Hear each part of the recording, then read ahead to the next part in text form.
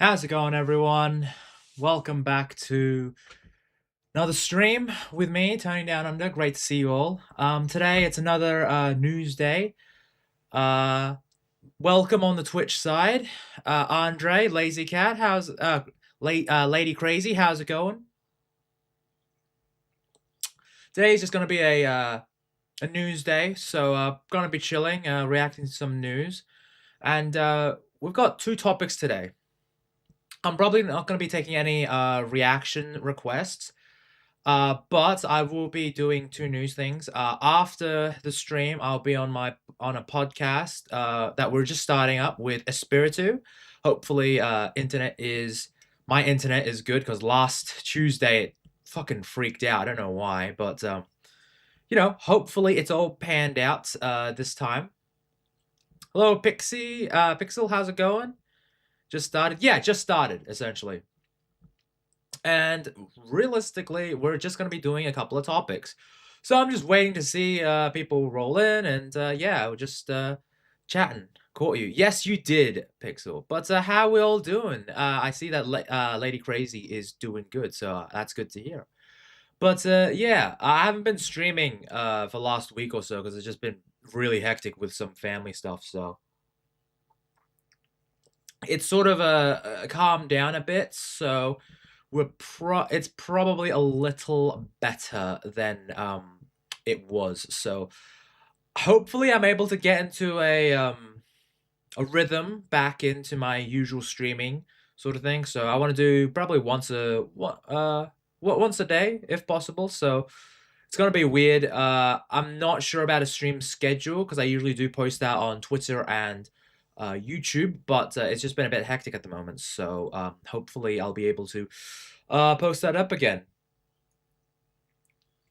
But we got two topics today. The first one is the main topic of today, which is the Lego situation. Now, I only have seen the first.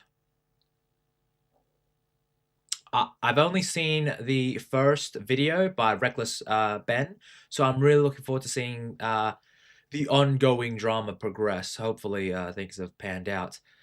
Yeah, you have to try best. Yeah, thank you very much, Pixel. I see a Monstera in the back. You mean my little birdie? He do be a little bit. But thank you very much, Miss Wax. But I hope everyone's doing.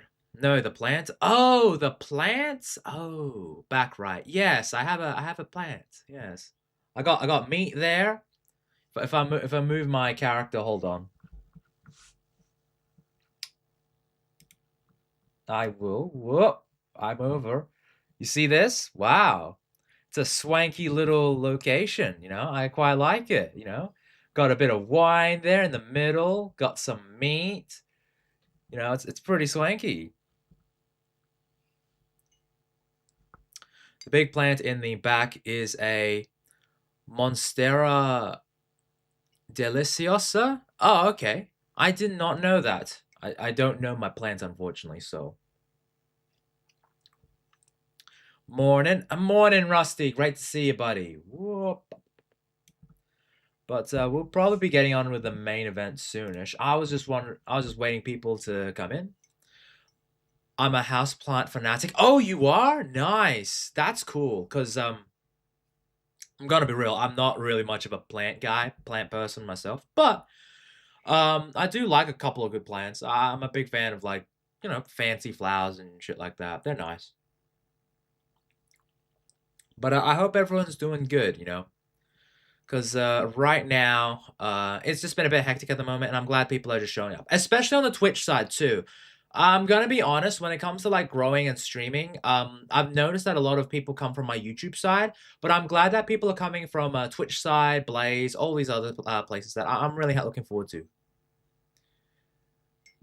You have a string of pearls and pothos on the top right corner. I do? Hold on. I'm gonna open my VTube thing up. Top right corner. Oh, okay. Right. Okay, because I'm not really much of a plant person, but thank you very much, Miss Wax. Um, I really appreciate it. But I hope everyone's doing well. Probably going to be starting the main event in about a couple more minutes. But yeah, I've been playing some. Actually, I lie. I haven't been playing much games. I have been mainly just been busy with some stuff. I did watch a movie. What was the movie? No, I did watch Smallville the other day with my friend. My friend came over and he was like, "Do you want to watch Smallville?" I was like, "Cool, yeah." So we watched Smallville. Pretty much, we almost got through season 1. That was a long one. We're up to like episode 20, if I remember correctly, which is, dude, TV shows back then, they were built different. They had like 20 episodes a season for 10 years. Fucking wow, that's a lot of content. Nix, Hale. Hale, Nix, how's it going? Great to see you, buddy. Great to see you. We've got another topic, another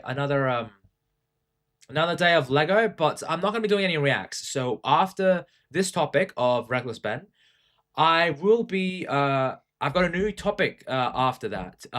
It's sort of on the, it's sort of pop culture related though. It is going to be about a little movie that is coming out. Ooh, probably tomorrow. Probably tomorrow. Um, it's a little movie called Supergirl, and a YouTuber is currently crashing out about it.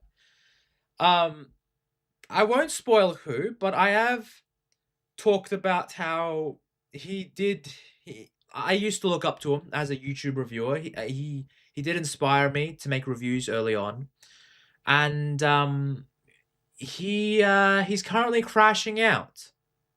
Supergirl, yes, Supergirl, Rusty. But this YouTuber, he's currently crashing out over it, which is a bit of a shame because I used to look up to the guy, and you know, now he's just crashing out on Twitter because of course he is. Go watch Supernational. You mean Supernatural? Yeah, I'll probably watch Supernatural. That's like 15 seasons though. It's fucking insane. I know that there's only like 5 good ones, but still, 15 seasons. That's nuts. Anyway, with that in mind, it is time. Let me change my background. Ba ba ba. Ba boom.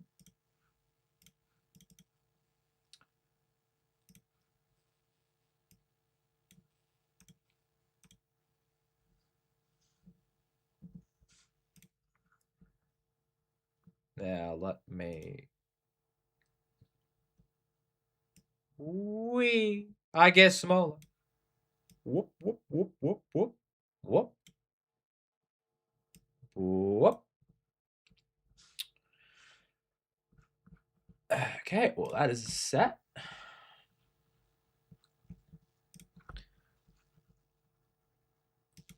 I mean, they need to go back to the good old days when actors don't say anything. Yeah, actors don't say anything. But you know, this isn't an actor. It is to do with a YouTuber who is crashing out over certain people and certain things that are being said in regards to the actress. Now, I actually like Millie Alcock. I liked her in House of the Dragon. I will say though that she sort of walked into a minefield with these interviews, and that's not to say that I disagree with what she's saying. Like what she's saying, like I think she should just talk about the movie and not personal politics or gender or sexual orientation or anything like that. You're there to promote a movie. Just promote the movie. Nix, thank you very much. You have subscribed for another 2 months, brother. I thank you so much. I really appreciate it, my dude. Talk about billion shows per season. Yeah, there are a billion shows per season. Hello, Hansi. How's it going? Yeah, it's good to be back streaming. And thank you very much for joining. Now I probably won't be getting to reacts to tonight because I got two topics I need to get to. Also, thank you very much for the follow. Dose of Joy. I really appreciate that on Twitch side. I forgot I am a mod here. Yes, you are a mod because it is your mod of shame. This is what happens for bullying me. No. In terms of like the schedule this week, I'm probably gonna be streaming again tomorrow. So if you want to get in some reacts, that's gonna be on the agenda tomorrow. Today, I'm going to be streaming. I'm going to be doing 2 topics for today, and then after that, I'm going to be on the podcast with my buddy Espiritu at 12 a.m. Australian Standard ACST. And then we'll probably be doing that for about 2-3 hours or so. I will still bully you. I know, Hunty, but this time you got the shield of shame. But you know, it's great. It's great to have you all here, especially on like all the other platforms. Like I love you guys on YouTube, but I will admit it's good to see like my growth over like other platforms, because YouTube is a bit screwy when it comes to certain things now, and I do get a bit worried about how things are. So it is just I love you guys on YouTube. You guys are you guys are my little babies, but I also love my babies on Twitch, Rumble, and all that, and I'm glad to see them growing. Huh, YouTube ate my comment about my puppet. What about your puppet? Also, hello, Karnat Cat. Welcome, buddy. Great to see you on the YouTube side. Oh, dude, when are you streaming next? I want to catch you. I want to catch one of your streams, dude. One of these days. It'll be good to see. But I'll be streaming with Espiritu later tonight at 12 a.m. ACST time. So, and with that, it's time to get into the topic of the event. It's been about 15 minutes since I started the stream.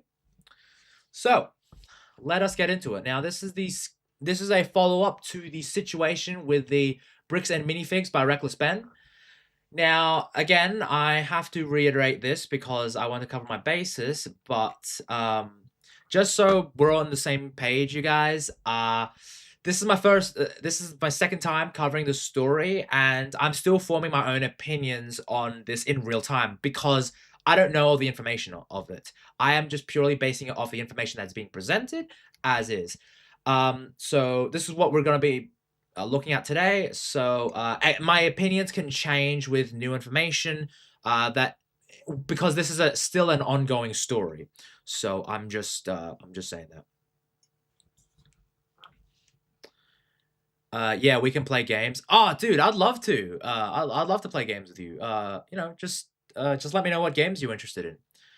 I am 9:30 a.m. to 1:30 a.m. AEST for your information. Oh, you mean 9:30 p.m. to 1:30 a.m.? That'd be cool. I'd love to catch one of your streams one of these days. That'd be cool. Because I caught you that one time, and I was like, oh, dude, I want to catch more of your streams, dude. All platforms are up and running, except Kick has a new confirmation mode.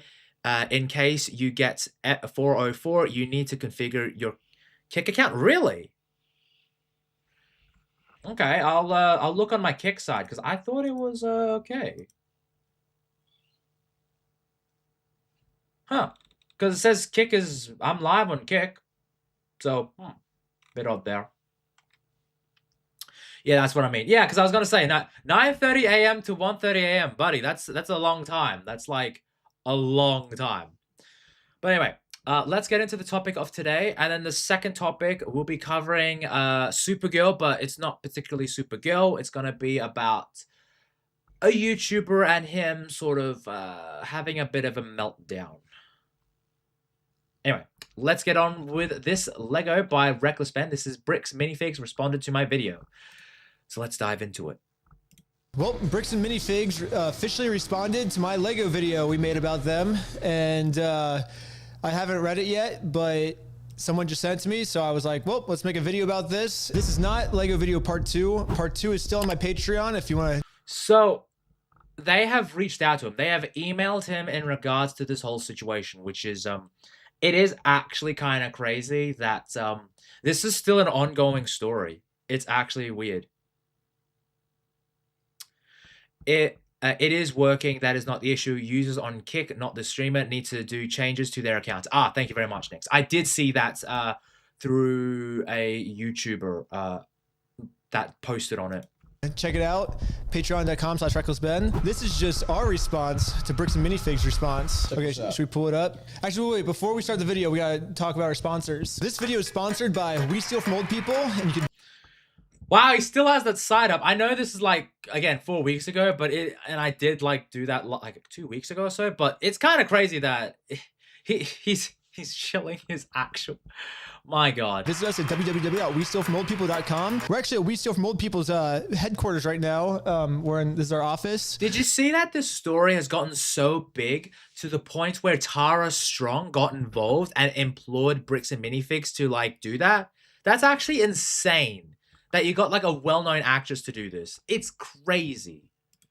And we've been taking phone calls all day. Give us a call. We would love to steal from old people for you if you want. Yeah. But we can't take credit for our business model. We're literally just stealing from Bricks and Minifigs. They're the ones that thought of this genius business model, so they get all the credit for this. They posted this on their website. Let's see what they said. Over the past several months... Okay. So this is like him actually... this is actually Bricks and Minifigs. Okay. This is kind of nuts. And like, I'm gonna be honest, this whole situation just really feels icky. It's so weird. But like, the more information that's being presented, the more you got to wonder, it's like, what is going on? What is crazy, Bricks and Minifigs got a temporary restrained order that forces him to not be able to post videos. Yeah, but it's temporary. So clearly, that temporary restraining order probably is going to be coming up. Many in our community have seen posts and videos regarding a dispute involving the former Bricks and Minifigs location in Salem, Oregon. We understand the frustration and passion behind these discussions. Do they understand? I don't think they fully understand. Yeah, they clearly do not. Because when I went to ask him about this was his response. What's going on? So you guys are holding some of our Legos? No, we're not. You're not? No. Bricks and Minifigs is built on a community of collectors and families who care deeply about fairness, and that is a value we share. Maybe Bricks and Minifigs just shows their care in a completely different way than most. I mean, that's not exactly with the information that we saw with that documentary. No, it won't. Not till he legal court battle Tony. I mean, fair enough, but like the fact that part 3 of the video is like incoming, like it is on its way to being released. It's kind of nuts. Most people do, and they show that care by stealing from people. To be absolutely clear, Bricks and Minifigs does not condone, tolerate, or participate in the exploitation of anyone, especially older adults or vulnerable members of our community. But with the information that has been presented through Reckless Ben's YouTube documentary, it does come across like that. You cannot deny that, even though this is PR speak and they have to like cover their base, which I totally get. But based on the information presented, it does come across like that. That's a legal freeze so that courts can analyze the evidence information up until the day of when the court case started. Fair enough. That stats is different when you get a protection order. He will go to jail if he breaks. Yeah, no. So he's unable to do that because he shouldn't be able. He should probably not cool it when it comes to that. But you know, maybe in the future, he will release part 3. We don't know. I fucking love that they just specifically put, especially older adults.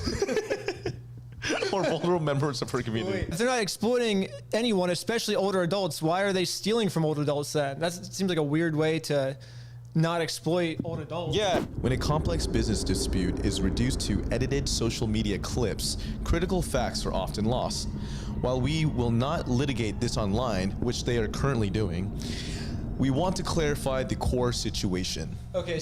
Right, but again, I will have to take the documentary on its face value because I haven't seen anything outside of that. I haven't seen um, CoffeeZilla's video on that. That is on the agenda. Um, let's break it down as is and go from here and not skip ahead.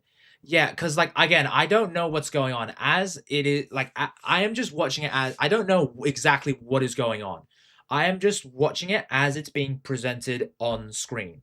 And right now, based off this, it does come across as though that they have been feeling. And then again, I just saw the documentary like 2 weeks ago. No, I'm pretty sure it was last week actually. So I only just saw the documentary, and based off the information presented, it does come across like that. Now, granted, I hope Bricks and Minifigs ends up like doing the right thing, but then again, it is up to the legal courts. So I see what they're saying. So right now they're saying this is all a big misunderstanding. Ben has edited these clips to make us look bad, but we're not really bad. Now, for the rest of this article, we're going to... He is kind of boned. I won't be shocked if he gets jail time. So the thing is, though, Rusty, is that from some of his behavior, I do not condone it. I think it's very good for a... It's funny for a YouTube video, but in terms of like legality, it is a morally gray area. And he did explain how he was able to do certain things through legal loopholes, which is what from based off the this, it does come across as both people trying to do legal loopholes. Share our side that Ben left out is what I'm assuming they're saying here, right? Sounds like it. Maybe we were wrong. Maybe Bricks and Minifigs is right, and we should give them a chance to share their side of the story. So let's see their side. I would love to hear their side of the story because I have no idea what it is, and if they are able to provide evidence against Reckless Ben that proves that they indeed pay for all the product and all that, then it should be an easy slam dunk. So it says the reality of the consignment claim. Much of the online narrative centers around a private consignment arrangement allegedly made by a former Salem store. It is vital to understand that Bricks and Minifigs Corporate was not a party to this alleged agreement, nor were subsequent franchises who took the ownership of the Salem location after the former owners were removed. So Bricks and Minifigs does have a point here. The previous owner, according to Bricks and Minifigs franchise agreement, they're not supposed to do consignments. They're supposed to buy the Legos and then sell them. So I think the old owner broke the rules. So they did not, but because it was $200,000 for the Lego. So, and they don't have that amount of money in cash, do they? So they'll probably just... I'll have to watch a bit more of this because I'm just like trying to figure out. It's like they should like if I was going to sell my Lego, I would make sure to be like, hey, listen, I will sell you it product by product, but at the same time, it's just like I cannot like give it to you until this is the case. However, this does not basically what this is called a whataboutism is what they call it in politics. Basically, Bricks and Minifigs is saying, well, to take the focus off the bad thing we did, look, the previous owner also did something bad too. So because she did something bad, that makes, I mean, it just makes both of them bad. It doesn't make... Yeah, when you say, oh, that person did something evil, that does not negate your wrongdoing. That is just basically showing that both parties are doing wrong. For example, if someone, if I stole something and then someone, and then I'm like, oh, well, I'm not that bad. That person over there murdered someone. It's like, well, we still committed a crime. But I'm not saying, but it's still both wrongdoing. I'm not saying that's what they did, but like what I'm just trying to say is both people saying they did something wrong does not equate to just because I'm doing something, just because they're doing something even worse does not make me doing it like get off with a light sentence or like I'm absolved of what I did. That's not right. This doesn't prove their innocence. But we'll keep reading. Maybe this is just the first. again, I do hope that Bricks and Minifigs are able to clear up and clarify uh, the situation, because I do think they're in some hot water. I mean, obviously, but I would like to see more of their side of the story, because we've only seen Reckless Ben and the people who were hurt by Bricks and Minifigs, not the actual company itself, because I would like to see what their situation is like at the moment. First paragraph. Corporate did not assign, approve, or authorize this arrangement, which is further proof of why they should not have the Legos in the store. If this is something that the brand doesn't do, if Bricks and Minifigs doesn't do consignment deals, then they should just give the Legos back, right? There's no reason for these Legos to be in their store. You are so far behind, lol. I mean, Rusty, the thing is, though, is that I only covered the documentary last week in its entirety, and that was about an hour and a half long. So that's what I did for the sequence. Now, I could have done more of it. However, the chat wanted me to do reacts, so that's why I did that. Currently, I am doing part 2, and I'm going to be doing it as it progresses.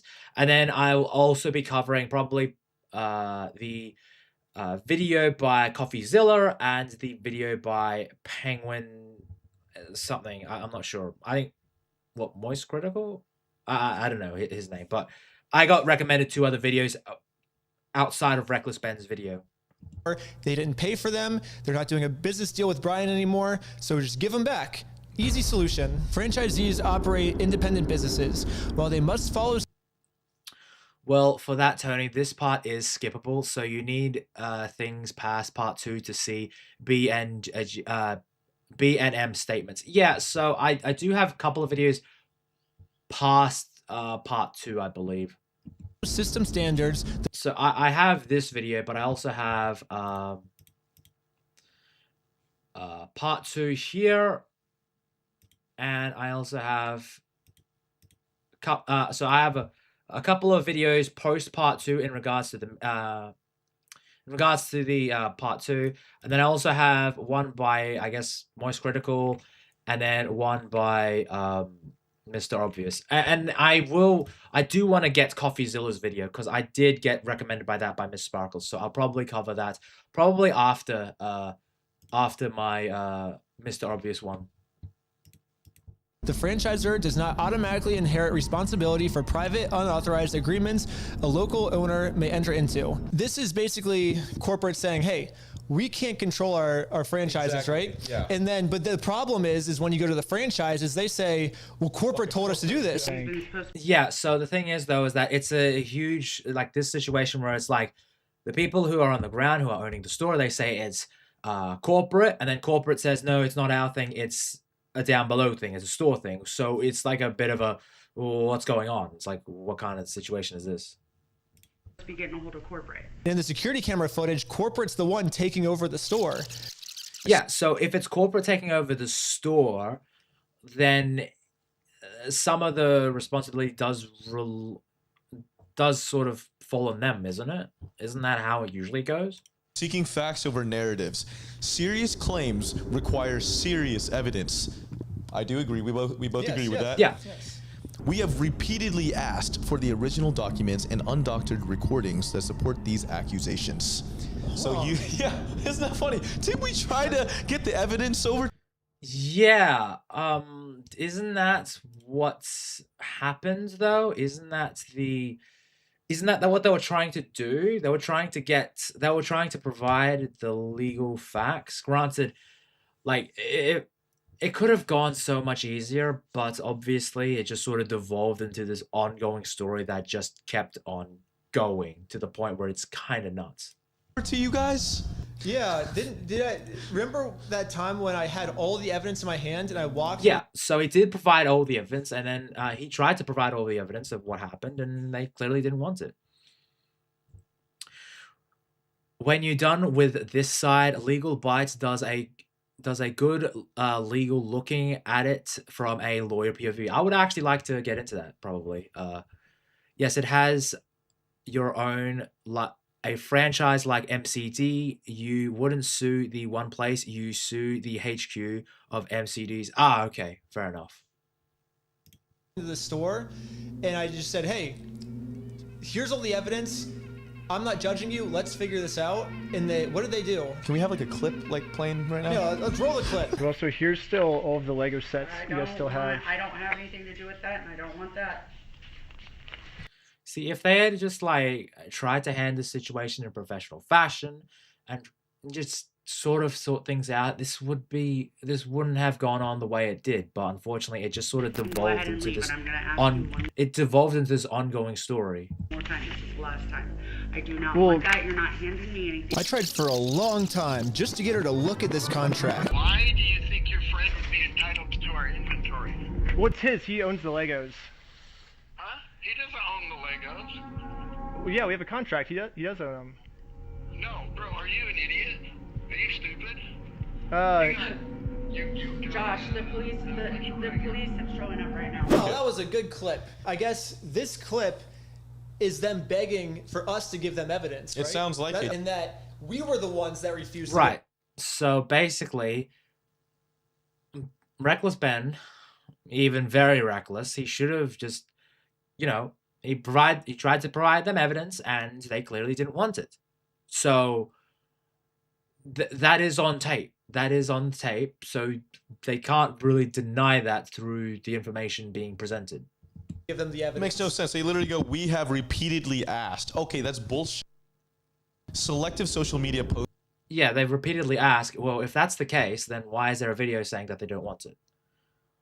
That's something that, they're clearly going through all of the statements that is being presented and really like breaking it down as to, because, they're making a public statement where it's like, hey, listen, this is what's going on.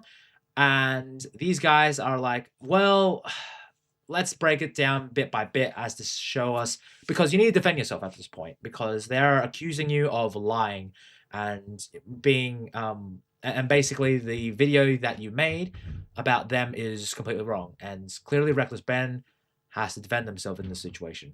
And investigative style videos are not a substitute for the complete records and legal agreements that govern the rights of all involved parties. Okay, let's put all the evidence right here. We got the consignment deal. We got the full inventory list that the Bricks and Minifig store made that shows which sets were sold, which sets are still in the store, and which sets Brian has not been paid for. So again, in this video, Reckless Ben is providing the information. So clearly, even though they said we have demanded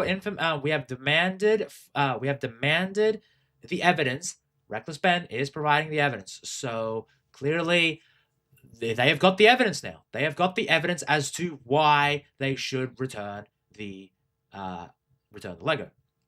Where's the evidence, such as contract and list of inventory? Oh, you have it. I'm not looking at it, therefore it doesn't exist. Exactly, Nix. This does come across like that, because even if they wanted the evidence, well, here it is. It is this video. This was an inventory list made by the store. Here's the security camera footage of corporate knowing there was a consignment deal. These are ones that he has not been paid his percentage yet. And if I don't have the tickets, I won't know how much I need to pay him. That's a business thing and not necessarily yours. He's taking on the business, he takes on all that consignment. So basically, that is evidence. This is all the evidence. All the metadata timestamped pictures of the sets that were still in the store when the owner got kicked out. I've printed all of this proof out and tried to give it to them, and this was their response. You could go ahead and leave now. Really? So you could go ahead and leave now, or I will call the police for harassment. Well, I'm not harassing you. No, you are. Wow, that was a really good clip. Yeah. It shows. And clearly, he is providing evidence to back up his claim that Reckless Ben and his group of people did try to reach out to Bricks and Minifigs to provide them with the evidence that was given to him by the party that was damaged in this situation. It does come across like that. So Bricks and Minifigs, you need to actually, come up with you need to respond to this, because clearly Reckless Ben has the evidence on his side to back him up. That's exactly what they wanted, which was obviously to talk to you. If a legitimate claim exists, there are established legal and dispute resolution processes to handle it fairly. Attempting to force a business outcome through public pressure, especially on unrelated stores and employees, is not a productive or fair path forward. Basically, what they're saying is, So I do feel bad for the employees, like the lower level employees, in regards to this situation. Like that poor girl, you know, she joined, like, she won this little competition that with the employee that won the competition, and then basically Reckless Ben and his group of people got information out of.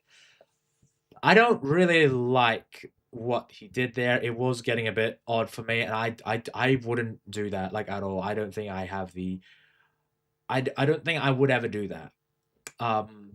But given the fact that Ben was out of options, I don't condone it.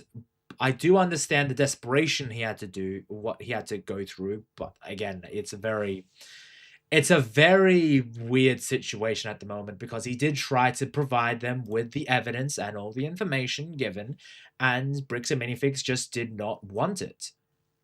let's figure this out the legal way. Well, we did what he said, actually. We did sue him, and we won.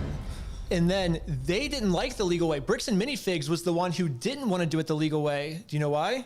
Why is that? Because this is what happened when we won. Dang it! They closed down their entire store because Bricks and Minifigs... Yeah, that's another thing, is that even though they won the legal case, they closed down the store, like, immediately. That's really weird. So take us through legal process, cause we don't acknowledge contracts that you may have which we refuse to look at. Sure. Yeah, exactly. The police corruption doesn't matter either. Yeah, it's doesn't help matters either. Yeah, it does. Like, again, I don't know if the police are corrupt in regards to this. It does come across like really weird behavior, and I'm just like, that is a bit strange. Ben was dumb. I don't know why he didn't have a lawyer, to be honest. Well, the thing is, though, Rusty, is that I don't think Ben is dumb. I think he's very reckless. And when you are right, you can get reckless with situations. Now, I don't know if he's like, when you have the evidence on your side to win a case, you can be a little reckless. And I think that's what happened in this situation. did not want to do the legal way. Okay. Bricks and Minifig Stores is a private business with the right to protect their premises. We will continue to support our owners in prohibiting disruptive conduct or harassment. This is not about silencing criticism. It is about, oh, they're not trying to silence criticism. I feel like Bricks and Minifigs is doing whatever they can to silence criticism. So, when it comes to the criticism, some creators have been hit for criticizing Bricks and Minifigs in this situation. It does come across like that, and like for legal reasons, I have to cover myself because I am just I have to cover myself because I don't know this situation very well, and I'm literally, I can't make pre-assumed judgments when it comes to this because I am just watching it as the information is being presented. I cannot go, right, Bricks and Minifigs are evil and bad, Reckless Ben is amazing and all that. I cannot say that, because I don't know the story. Allegedly, Bricks and Minifigs did steal $200,000 worth of Lego. That is the information, that is the story, and Reckless Ben is providing the information that is trying to support it. And if you don't believe me, watch part 2. Moving forward together, our position remains simple. Bricks and Minifigs Corporate was not a party to the unauthorized Salem Consignment Agreement. Wait. But they were a party in the theft of the Legos. Any legitimate claims should be resolved through the proper legal channels where facts can be evaluated fairly. And I do think that's the case. I think you should provide evidence to support the fact that it should come down to a legal court case now. It should come down to a legal court case. It shouldn't be relegated to YouTube videos and all that. I think it should come down to a legal court case. That being said, though, this is a very weird situation, and I am all for the coverage of it. already did that. Yep. So- Facts can be evaluated. We put all of the documents on the screen. We ask our fans and creators to consider the human impact of the content they share. Fairness is a two-way street. It requires looking at the full picture and respecting the rights of unrelated small business owners and their staff. I mean, I do agree with the staff thing again, because I do feel bad for the employees who are now out of a job because of this coverage, because of the situation that is going on. A couple of the employees that were working at Bricks and Minifigs are now out of a job. It sucks, but unfortunately, that is the sad situation that it is. This story has ballooned so much to the point where they have lost, people have lost their jobs over it, which it's sad to see. shouldn't they care about Moving people forward below together, them? This doesn't say how they're moving forward. Moving forward should be, let's give Brian his Legos back, right? Yeah. We love the Lego community and the creativity it That legal thing is hiring a lawyer and go to court and do it there, not to the people's homes. Yes, but considering the fact that, this is, he's clearly making a documentary and he's trying to do it without lawyers and all that. And then even though he is providing them with said evidence and the court documents, it is sort of like a rough situation. And even so, even if a lawyer did show up, I suspect that lawyer would have been turned away potentially. I don't know. It just comes across like a weird situation that you can't really explain properly. It's very odd. fosters. Well, they're making the Lego community look really bad. So until they give Brian his Legos back, they're just going to keep making the Lego community look terrible. We thank those who have waited for the facts before accepting rumors as truth. I think what they're trying to say by this line is that they have the facts and we have the rumors, right? Because Yeah, but the thing is, though, is that with even though Bricks and Minifig says, "Oh, we have the facts," I mean, based off the documentary, based off this video, does come across that Reckless Ben does have the information to support his claims. we're just trying to promote some narrative when they're the ones that have the facts. But if you look at the situation, it kind of seems like we're the ones that have the facts. I mean, we put all the facts up on the screens, and he now has a narrative with no evidence. Yeah, exactly. Literally So- just like 4 or 5 paragraphs with no evidence whatsoever. We thank those who have waited for the facts before accepting rumors as truth and who continue to support their local Bricks and Minifigs franchise stores. Okay, here we go. Because this matter involves active legal issues, we will provide further updates only when it's appropriate and legally permissible to do so. So basically what they're saying is like, we're not going to respond again. And they're saying it's because we can't legally do it.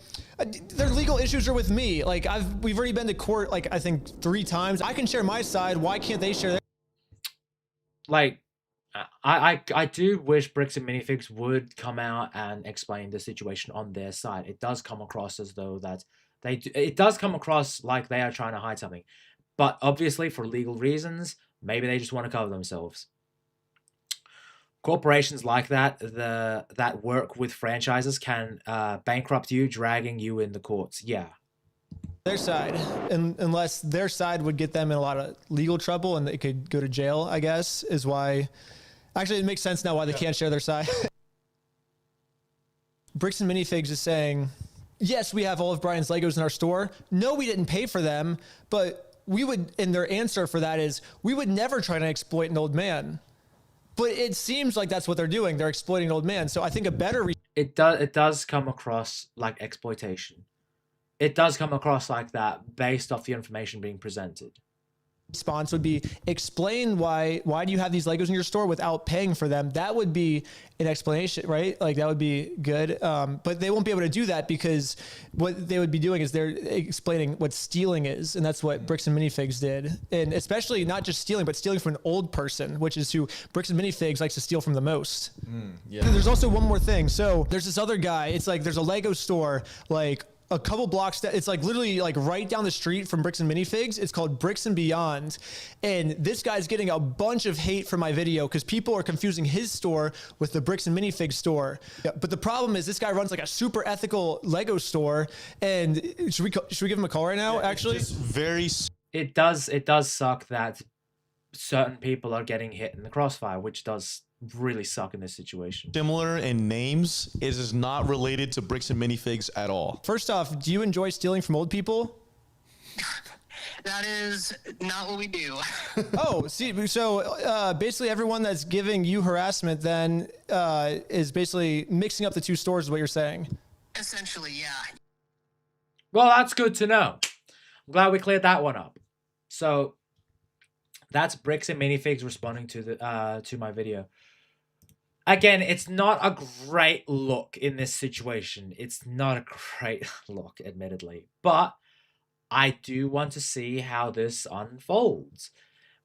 Because it does come across as a very weird situation. I ain't gonna lie about that one. Corporate Bricks and Minifigs sent out an email to all of their lower franchises, basically instructions on how to deal with our documentary we made about them. And we got a hold of this email. The email leaked online. And now we're just gonna. There is a leaked email by Bricks and Minifigs? How the hell did that manage to happen? You would think in this situation it'd be like fucking only like fucking deep down internally we are going to have this email with certain people, not have it be like a company-wide thing, because you know one person's gonna do it. But I guess clearly the news story is so big that someone wanted to post it because reasons. Read through this. I haven't seen this at all. So, dear franchisees, as most of you are aware, our network is currently facing a coordinated negative PR attack stemming from a former franchisee's consignment dispute in Salem, Oregon. A YouTuber, Reckless Ben, has released multiple videos amplifying this narrative, which has unfortunately led to harassment calls, review bombing, and store disruptions across our network. Now, that is a sad situation where, in this case, where one store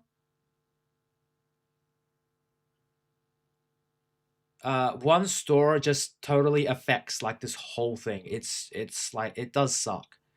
I'd avoid watching these short parts. The only only watch a part 2 and CoffeeZilla's video. Should I? I mean, I don't really like. I want to get like the full grasp of the situation, because I'm not gonna be really covering it. But you know, I will.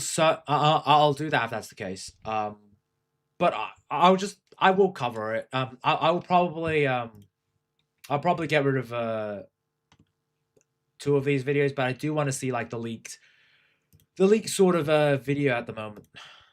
So right away, the leaked email at the moment. How they say it's coordinated. They're saying like, oh, all the big streamers are working together now, and like all these people that are talking about it, it's all a big conspiracy against us. So he goes to a franchise Lego store in Salem, Kaiser, Oregon. It's called Bricks and Minifigs. Them stealing. Yo, Philip is like, really? Damn.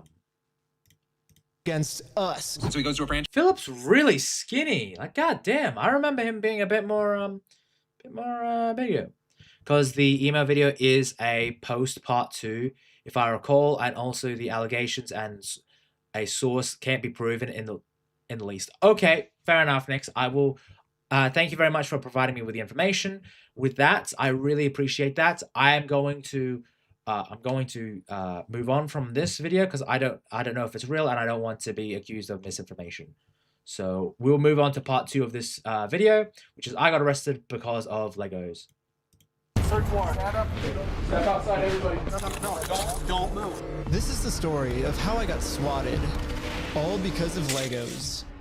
The whole thing That is actually kind of wild that he got swatted because of Legos. It's kind of nuts. Started with me investigating a Lego company called Bricks and Minifigs. The company sent 2 guys to steal the world's largest Star Wars Lego collection worth around $200,000, guys. Again, it's hard to reiterate that $200,000 that is a fuck ton of money. That is a lot of money. $200,000. And for some reason, the police are helping them get away with it.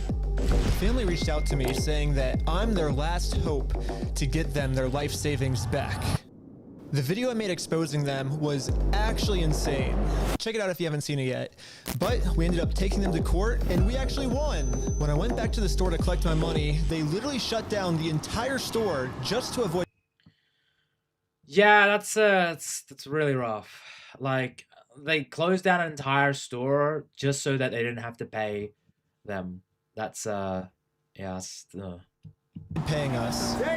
So I personally gave them an official closing ceremony, and it went extremely viral. And now, yeah, went a lot. It went viral to the max, like to the point where freaking Tara Strong, and I have to read it. Tara Strong, a voice actress, came out and was like, "Hey, listen, Bricks and Minifigs, maybe you should do that." the entire world has seen how corrupt this Bricks and Minifigs company is. We didn't get the Legos back, but I mean, we shut down an entire business. We still had to get the Legos back. Yeah. Yeah, at the end of the day, they may have won the battle in this situation, but they did not win the war in this situation. They're a bunch of caddies. I know what you're trying to say, Hunty. Why don't you say it? Why didn't you say it? Is YouTube trying to censor you? Yeah, I made a promise to this family that I was not going to stop on my journey until we get them their entire Lego collection back. Right now, the two owners, Joshua Johnson and Brandon Best, probably think that they're safe by closing out the store. But the reality is, I can literally just sue them all over again, but personally this time. So I started to file my lawsuit. But right after I filed this court case, it got rejected. And the reason was, I failed to demonstrate a good faith effort to resolve the dispute prior to filing. Basically, before this court case can get approved, I have to at least attempt to settle with Josh outside of court first. I tried calling Josh, but I'm blocked. I'm sorry. Oh, man. So my only option left is to travel to his house to have this conversation and... Okay. Time out. So you've been blocked through phone calls. Would that not be okay? Like, you probably should get a lawyer involved in this situation. But then again, you could always find a private investigator, maybe. I don't know. What are the proper legal channels you should go through when it comes to this? Because going to your house, going to a person's house is. Can you do that? In person. Basically, if Josh wants to save the day, I got him a trophy that says, Joshua Johnson saved the day. And he's also filing in small claims court too. Really? Okay. We'll give him this trophy, but he has to give the Legos back first. So we started driving to Josh's house to have this good faith conversation the court requires us to have. Do they have his home address though? We're in Josh's neighborhood. Oh my gosh. But when we showed up, Josh was already outside talking on the phone to someone. Oh my gosh, okay, Josh is outside on the phone. It's crazy. Wait, do I interrupt his phone call or do we just like wait? Interrupt his phone call? It's a bad idea. Yeah, I thought it'd be a bad idea. No, probably not. I thought it would be pretty rude to interrupt his phone call, so we parked around the corner and decided to wait for him to get off this call. I like how we just have this conversation outside. Right. He doesn't want to get his wife involved. He's hiding something. Everything's good, honey. What the heck? Jeez, what? This feels really weird. I don't think... Going to the home is a bad idea. Yeah, I thought so, Hunty. This is... Yeah, I wouldn't do this. I'm gonna be real. I wouldn't do this. I'm pretty sure Josh is on the phone with corporate Bricks and Minifigs. And the reason I think that is we were actually just there right before this. Okay, pulling up to Bricks and Minifigs headquarters. The plan was to give them one more chance to do the right thing before suing them again. While we were there, one of the corporate employees answered the door and told us he would get the CEO to come talk to us. Okay. Get the CEO to talk to you, and then security comes out. No, they said they're getting some guy to talk to us. We're just waiting. I can already tell you right now, no one's coming out to talk to you guys. Really? But they told us that they were. I know. Since Josh only lives like 15 minutes away. Really? Okay. Yeah, that's like great.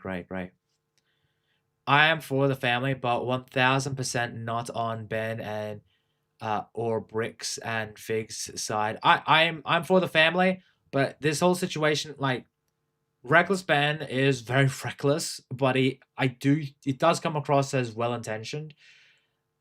Again, I'm basing it just off, like, he went through all the efforts for the family, and I think the family should get their $200,000 because they did sell it. Well, I mean, it's technically theirs still. Informed them that we're in the area because a few minutes later, this happened. Dude, the police just showed up. What the heck? Why are the police at his house? Oh, there's another one, dude. 2 cop cars. 3 cop cars? Oh my gosh. So why are the police involved now? That's very suspicious. Cop cars. Why is there 3 cop cars at his house? We didn't even walk up to his house yet.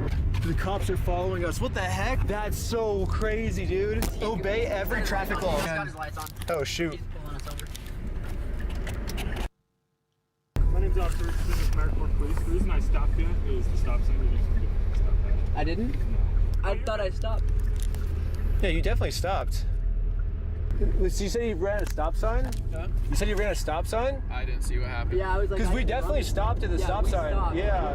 I was so sure that we stopped at the stop sign that I actually requested all the police footage of this. And as you can see, we didn't even do a rolling stop. We fully stopped at the stop sign. So this is an illegal traffic stop.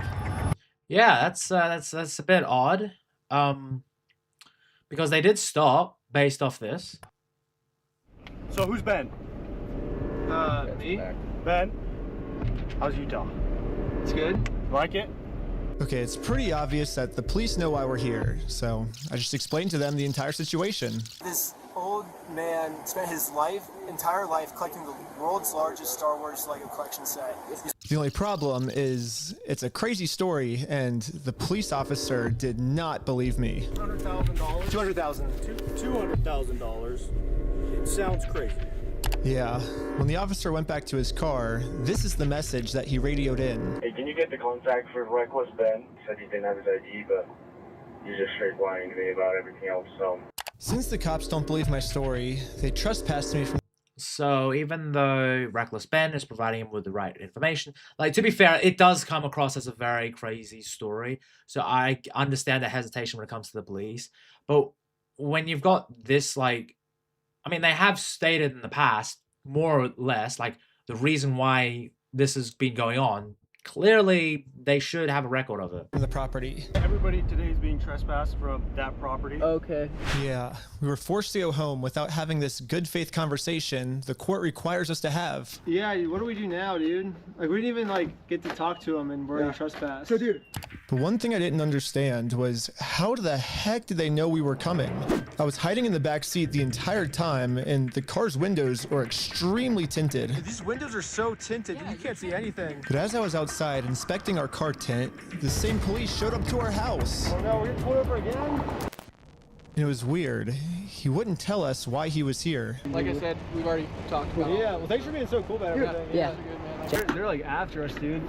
Anyways, since Josh clearly doesn't want to have this good faith conversation with me, I took his trophy and destroyed it. Wait, guys, let's throw it off that. No. Damn it. He couldn't get his trophy. Such a damn shame. That thing. Just like in the previous video, I tried to give Josh Don't do that at home, kids. Just don't. the benefit of the doubt, the easy way. But again, Josh does not want to do the easy way. The only option left is to go the hard way. But before going the hard way, I actually remembered that there's another owner of the store named Brandon Best. Brandon is the guy in the security camera footage that illegally kicked the first owner out of the store so he could steal all their Legos. I tried calling him, but I am also blocked. I'm sorry. The only option left is to show up to his house. Okay, this is like again, don't go to someone's home. Make sure to get a lawyer involved in this sort of situation. Do you think a lawyer is... This is why you pay a lawyer in this situation. Hello. Hey, how's it going? Hello? Hey, well, I was wondering if you'd be down to pay us for the lawsuit that we won.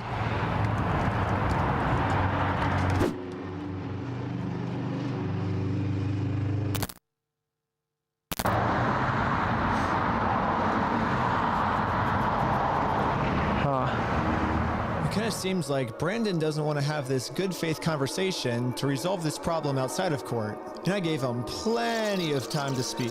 I guess if you don't want to talk, I'll just talk. So you guys told us to take you to court. We went to court and we won. We know you closed down the store to avoid paying us, so we could just sue you guys personally and do the whole thing again. We would obviously win again, but then the police showed up, and again, for some reason, they are really trying to protect these criminals. He didn't steal anything. He inherited the store from somebody else. No, he stole $200,000 How worth do of... you know this? Because I've been spending the last 3 months in the case, and I won in court. He inherited the store. Uh-huh. He's being blamed for everything that the previous owner did. Yeah, but they still haven't earned the money. They didn't get the money, so you know they're trying to own it. So seriously, like they should pay it. Like Tad is, if they inherited the store, they should pay it. So thank you very much, Nix, for posting my links across all platforms. Really appreciate that, brother. Did, and he's trying. Well, that's a lie. So we. Okay, hold on. I'm still okay, I'm sorry. He's still trying to clean up the mess from the previous owner, and now he's catching blame for it. And he's just trying to clean up the mess from the previous owner. No, him saying that it's the previous owner, that's a lie, and we already proved this in court. Okay. If you come back and step foot on this property, you're gonna go to jail. The police gave me a formal trespass notice, which I took a picture. Okay. Fair enough. So go through legal channels when it comes to this. Of it and sent it to the court as proof I tried to have this good faith conversation, but Brandon didn't want to have it with me. And turns out this was good enough.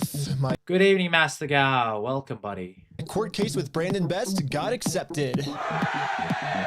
But my court case with Josh is still going to be rejected. Okay. Clearly, Josh's is probably under another investigation of some sort or something like that. I don't know. It just, why would one be accepted and one not? Until I find a way to have this good faith conversation with him. So I decided to see if I could find Josh online, to see if I could look up any more information about him. Hey guys. Yeah, what? Okay, you should probably not do this again. Legal way, guys. You should probably go through legal ways.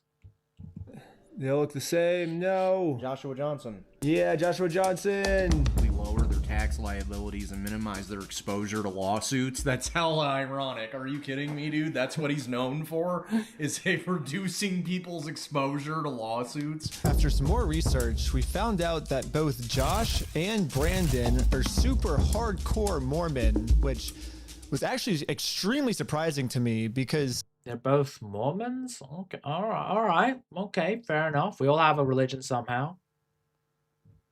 If Josh and Brandon are truly Mormons, they believe that stealing is wrong, and if they steal...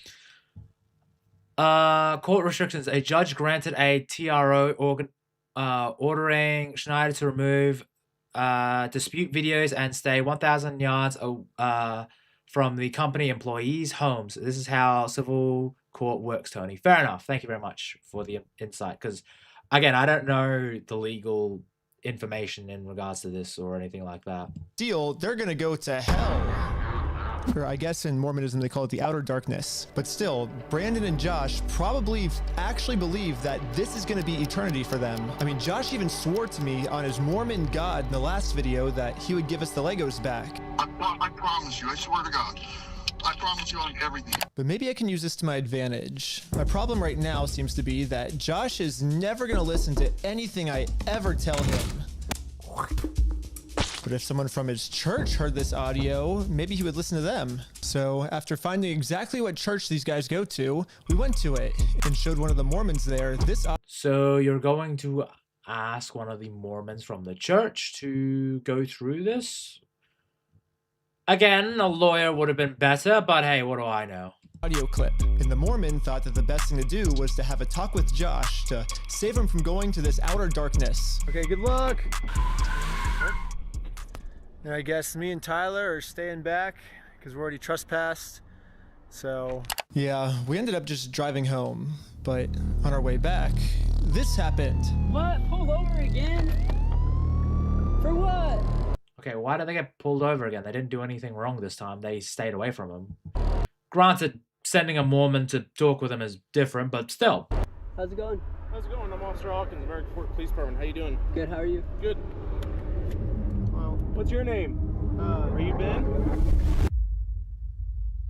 Another Ben. Hanging out down here. At this point, we realized what's going on. Yesterday, I told Brandon that our plan is to now sue them personally. We could just sue you guys personally and do the whole thing again. We would obviously win again. It seems like they're getting so desperate that they're going to resort back to the same strategy. Yeah, they should have probably not stated the whole thing. They should have just said, hey, listen, we came in with good intention, but clearly that's not the case. The problem that not enough people are talking about is the judges that grant these search warrants. I don't know about that, Master Gowa. Strategy they used in the last video. You know what's really funny is after you left, I got a call from my boss, and it was like, how do we get them arrested? How do we Dang. get them arrested? Yeah, Josh and Brandon think that if they can somehow get us arrested and thrown in jail, then we won't be able to sue them. I don't know what they told the police we did this time, but they caught us too late. The Mormon kid was already on his way to Josh's house to save him from this outer darkness and bring him back to God. What's going on, sir? You're gonna sit on down here for me first. Sir. What brings you here? I'm just here trying to talk to Brother Johnson. Okay. I'm in the Harvard Second Ward. There's been an audio going around with the young men group. Okay. What's the audio that you wanted to play? Here's the audio. I'm not gonna screw you. You have my word. That's not who I am. I promise you. I swear to God. Who's that? So I guess that's him. No, I know that. I could tell that from the voice, but I was just gonna ask him, like, is he willing to give up everything like he said? Because he swore on everything. He swore on God. This might be a crazy ask, but could you take a selfie with me? But anyways, back to us. The police Okay, the Mormon asked for a selfie. Fair enough. apparently got a call that we had heroin on us. this officer is going to conduct the search of your person because there are illegal substances in the vehicle. Really? So he's going to do that. I'm going to put this away, and then we'll be right. Don't reach in your pockets for me. Okay? Sounds good. Thank you. Like this, the vehicle will be searched. Okay? I'm going to have you stick by with my sergeant.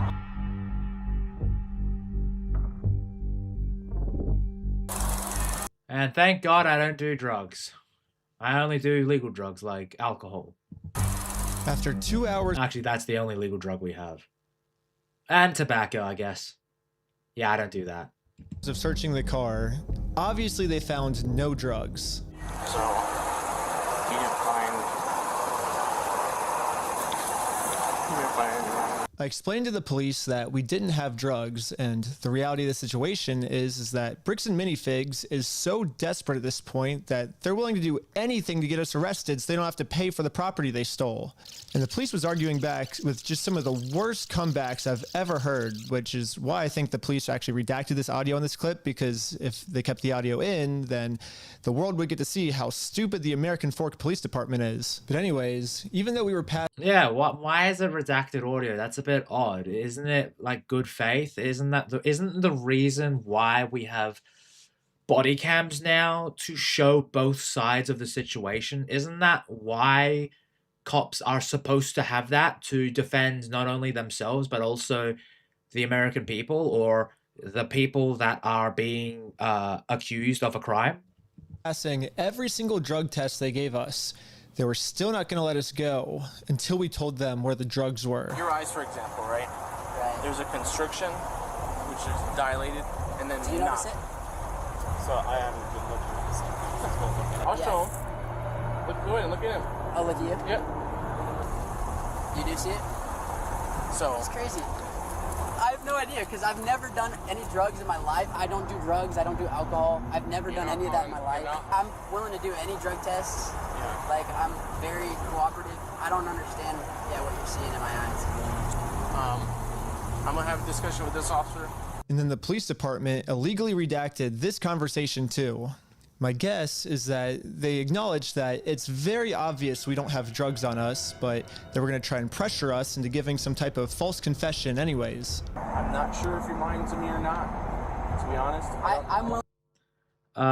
So the random cop recognized a poor audio quality audio voice Audio reduction is to quote unquote protect the victims. So if the police are the victims, okay.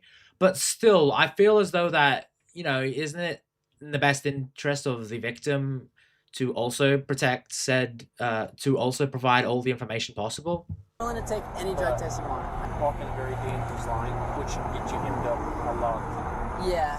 You could end up in jail in Utah when you're from Cali. Okay. Not worth it, right? Yeah. We play differently here. Does that make sense? Yeah. I'm willing to cooperate with you guys and do anything you want me to because I'm not hiding anything. I can promise you that. I promise. We weren't giving the police a false confession like they wanted, so eventually I guess they just got tired and let us go. We'll let you guys go now, but you're walking a thin line. Just be mindful of that. Be mindful of not doing drugs. So are the cops inadvertently saying you should do drugs so we can arrest you? Is that what they're trying to say? Because they're not doing drugs. They haven't done it. They did a search of the car, and if they're willing to do a drug and alcohol test, drug test in order to provide their innocence, then it should be fine. Problem solved. Easy peasy. Does that make sense? Okay. At this point, I've documented everything I've been through to the court, that I've tried to have this good faith conversation with Josh. He just doesn't want to have it with me. And because of everything I went through, my court case finally got approved. Well, silver linings, I guess. And attached to this email are court papers to serve Josh. The only problem is Josh is not going to open this door for anyone. He wouldn't even talk to another Mormon. Instead, he just called the police on him. In order to get Josh to come outside, I'm really going to have to get creative. So, yeah, hire a lawyer. I made this poster that says, "I stole a dying man's life savings," and printed.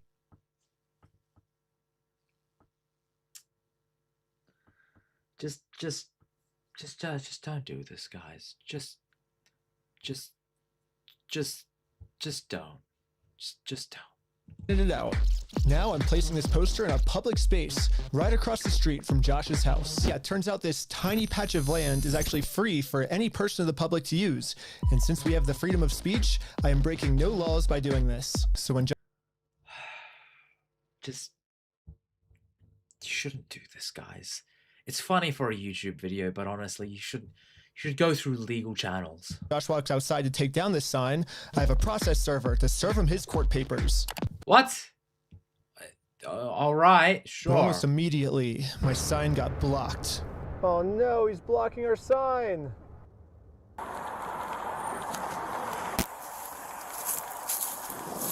And the cops. What are you guys doing here? So we are in a court case with them and we have to serve them legal papers. So I explained to the cops the entire situation. I'm not going on his property. Right, no, that's fine. Yeah. That's fine. The police realized that we're not breaking any laws, and they've been called here for a false reason, so they decided to leave. Awesome, thank you. Well, that's good, I guess. This is going so much better than yesterday. So now it's time to serve Josh these court papers. And then we got the police called on us again. Hello. This man stole basically his family's life savings. So we're just here to serve him his court papers. Again, I explained to this police officer the entire situation. I wish we could just send him an email or a phone call, but yeah, the court requires us to come in person for some reason, so. Again, the cops realized that we are doing nothing illegal and decided to leave. Now it's time to serve Josh his court papers. But we got the police called on us again. Hello. So a third time with the cops, okay. Like, what? Yep, can I see those papers? Yeah.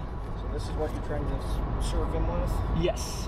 That's required by the court. Again, the police agree that we are not breaking the law. They've been called out here for a false reason. This guy told me that he could even just serve the papers for me. You okay if I give these papers to him? Yeah, for sure. Okay, just give me 1 minute. Okay, thank you. Sadly, we can't see the police officer serve Josh because the police department redacted all of it. But the only thing that really matters is that Josh is getting served. He does not want the paper. So He's not want the papers? Okay, so he's been served the papers and now they're not allowed to? Okay, that's a bit odd. Is that back for you? Okay. Yeah, the police told me that they can't serve the papers for me because I'm lying to them, and these aren't even real court papers. Not sure what this is. I've never seen something like that. To be honest with you. These are court papers. Okay. It doesn't have a judge's name or anything like that on it? Because it hasn't gotten to the judge yet. So this is serving him, and then we'll go to the court, and then the judge will be there. So the judge doesn't get involved until we're in court. Why is he saying that you guys went on the property? Because he wants us arrested, so he doesn't have to go to court. It doesn't look good when you've been trespassed. Yeah. Trying to serve papers. Well, I think it looks exactly how we're supposed to do it legally. This is the legal way to do it. Well, we have 2 or 3 incidents. Yeah. Well, first, so. Yeah, honestly, 2 or 3 incidents probably shouldn't. Just saying. They're incidents because he's convenient redacted. Yeah, like it is a bit odd. Shouldn't you be able to like provide the information as to this? Like it would have been easy. He's lying to you guys. So, like, to just show it so it's full transparency. Incidents. We came to do a good faith conversation, which is required by the courts before you can get a court case approved. So we did that.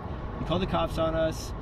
He lied to you guys saying that we had heroin on us, and we did a 3-hour search of the car yesterday. We found no heroin in the car. He's going to make up any lie he can to get us arrested. We are doing things the legal way, the correct way. The reason he's hiding in his house is because he's the criminal. If something doesn't look good, it doesn't look good for him, not for us. Go the legal process, find an actual process server. She is an actual process server. And what is your guys' relationship? I just met her today. Well, maybe just have someone not affiliated with you. That's her. Yeah, she's. Yeah, so he just met her today. So we have no relationship. That's why she's here. Yeah, that's why she's here. We have no relationship, and that is who she is. The exact person that you were describing. I always thought that the police were supposed to remain unbiased, and if they were going to take a side, they definitely shouldn't take the side of the criminal. But I guess I was wrong. Yeah, it does come across a bit odd this way. It's like the cops are supposed to be objective. They're supposed to, but like again, Ben is like also harassing in this case, and it's like, dude, maybe cool it with the YouTube antics, but I kind of get it at the same time. It's like, dude, I just should get a lawyer involved, like an actual lawyer involved. However, I'm not doing anything illegal. I'm literally just Steven, how's it going, buddy? Great to see you, dude. Following the instructions of the court, so the police can't stop me. Okay, have a good rest of your day. Okay, see ya.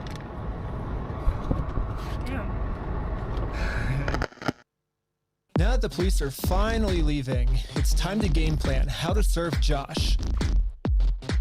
But then, you guessed it, we got the police called on us again. What are the chances of the cops coming over a 4th time? That's, huh. Oh, sure. The For paper? what? The serving paper? Yeah. Here you go. Well. Do they think it's a false case? What the heck? Thank you for holding.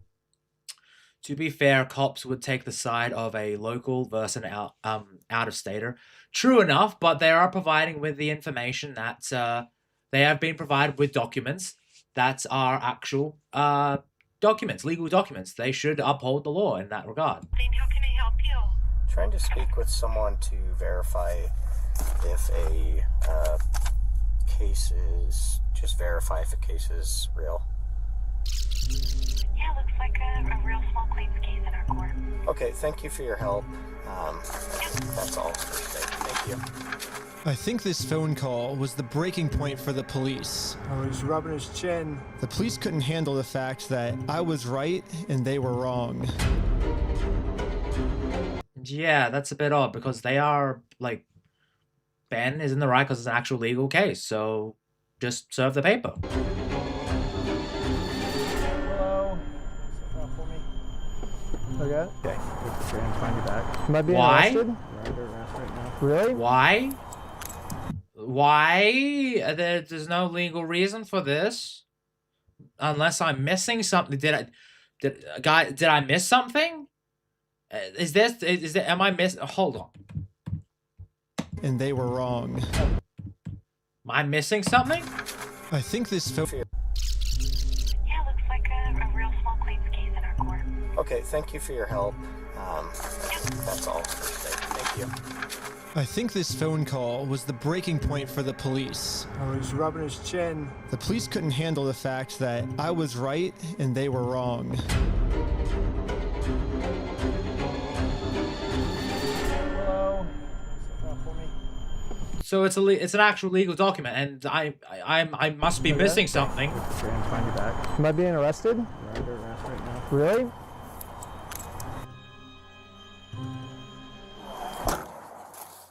Ben got arrested.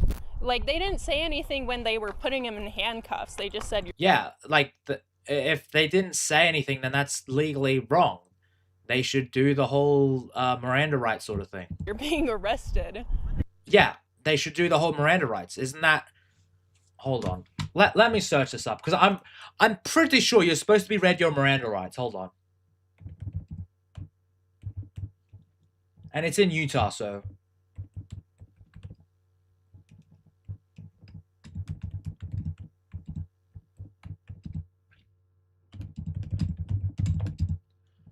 To be read your Miranda rights.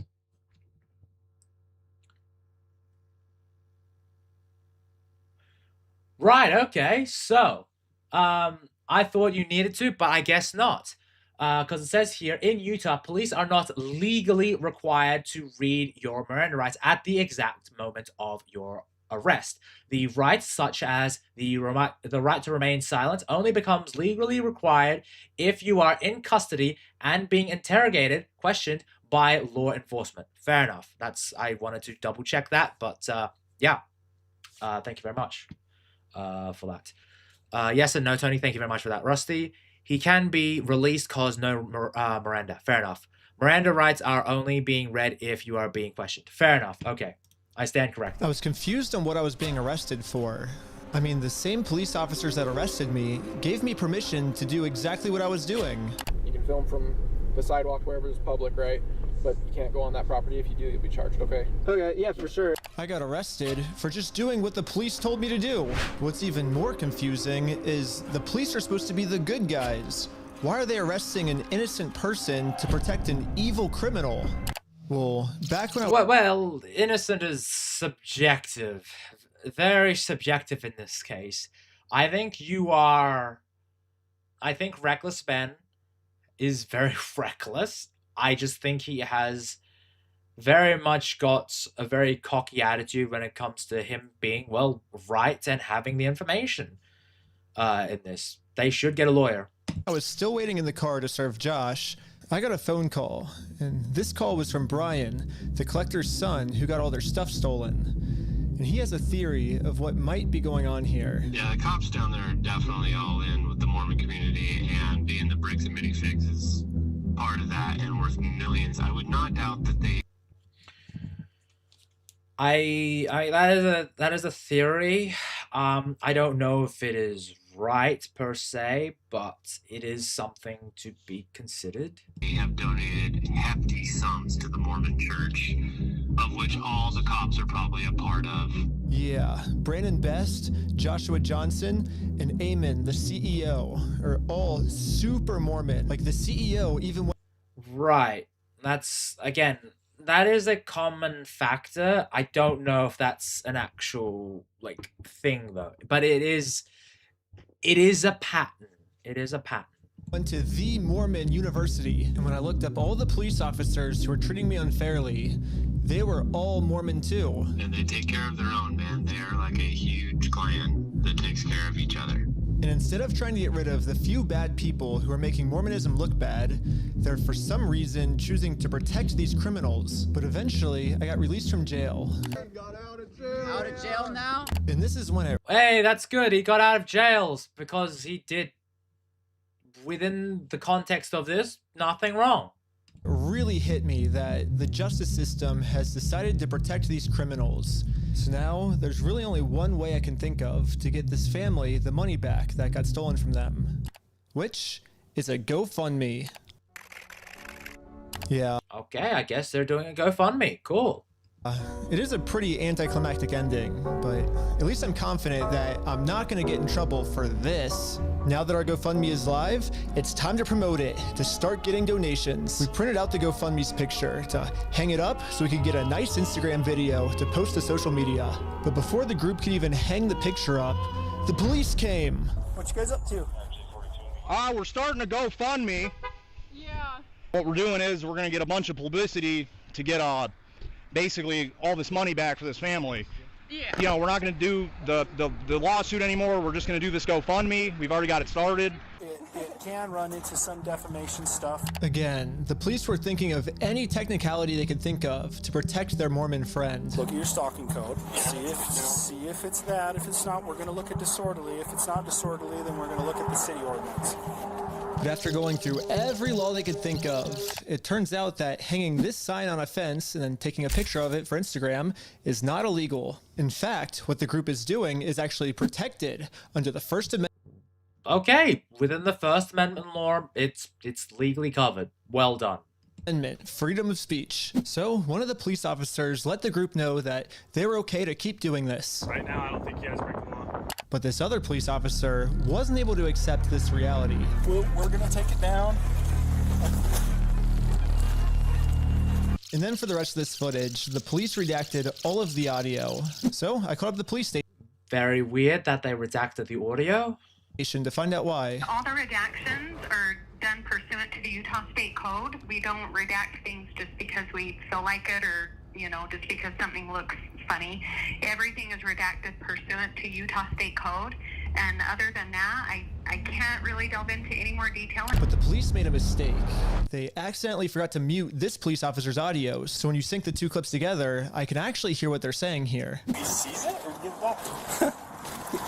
Is it an occasional crime? Is it disorderly conduct? Why? Is he upset about it? I mean, I guess, but that's not. Yeah, this police officer is right. Just because this might make Josh upset does not make this poster illegal. So I decided to let the police department know that some of the redactions they made aren't exactly what they're claiming they are. I think you guys might have accidentally forgot to redact another clip that was at the same time. And when I synced the two clips together, I was able to see what they were saying, like what the redaction was. And he was talking about how what we're doing actually isn't illegal and how the police officer might be. That's a bit of a slip up. Jeez. I mean, if I was the CEO spot, I would have charged Ben and just paid the family and move on. Yeah, exactly, Rusty. I probably would have done that, but the thing is, though, is that it's $200,000. Be wrong. And so it wasn't about protecting a victim. It wasn't any personal information. And so I was wondering, it seems like there might be a lot of stuff like that got redacted, maybe to protect the police officers, not to protect the victims, if that makes sense. And so... Yeah, we don't do that. So like I said, anything that's redacted is pursuant to Utah State Code. I can tell because when I sync the two clips together, I'm actually able to see that that's what the redaction was. Okay, well, that didn't happen. That definitely didn't happen? No, I don't do that, Ben. I follow the Utah State Code, like I just said. Okay. Well, I don't know. It seems like the police department redacted this entire conversation because right here the police are actually admitting to themselves that none of this is illegal, but they're still going to try to arrest us anyways. It seems like the only reason they're getting rid of this audio is to protect the police officers from getting fired. I don't know what the police officers are saying in this next clip, but I'm pretty sure they're scheming up a way to get the group arrested because this is what happens. Oh god, we got a Twitch bot. Damn it. Wasn't the GoFundMe CEO came out with a reply? Did he? Huh. Okay. I'm not sure about that, Next. Let me go to Twitch. Gotta nuke the bot.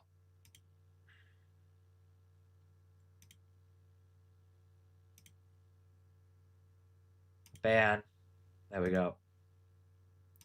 Gotcha. Next. And Lieutenant Adamson can correct me if I'm wrong, but we're going to seize your phone right now. Don't. Do not do that. You understand me? Right now you're attempting to destroy evidence.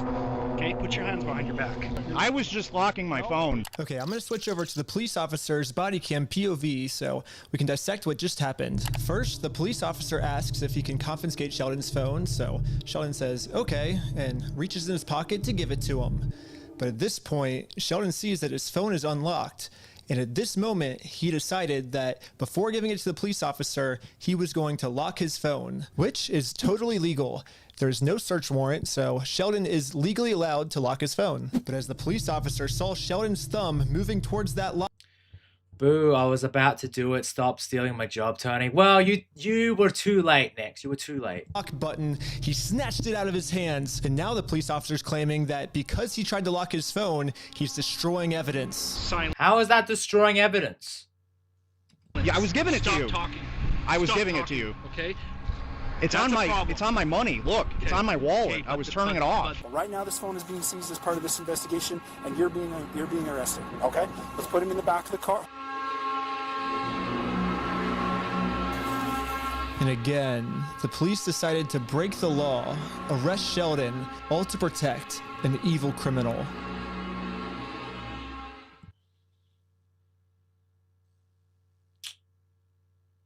Man, this just does not make the police look good. It just does not. Like,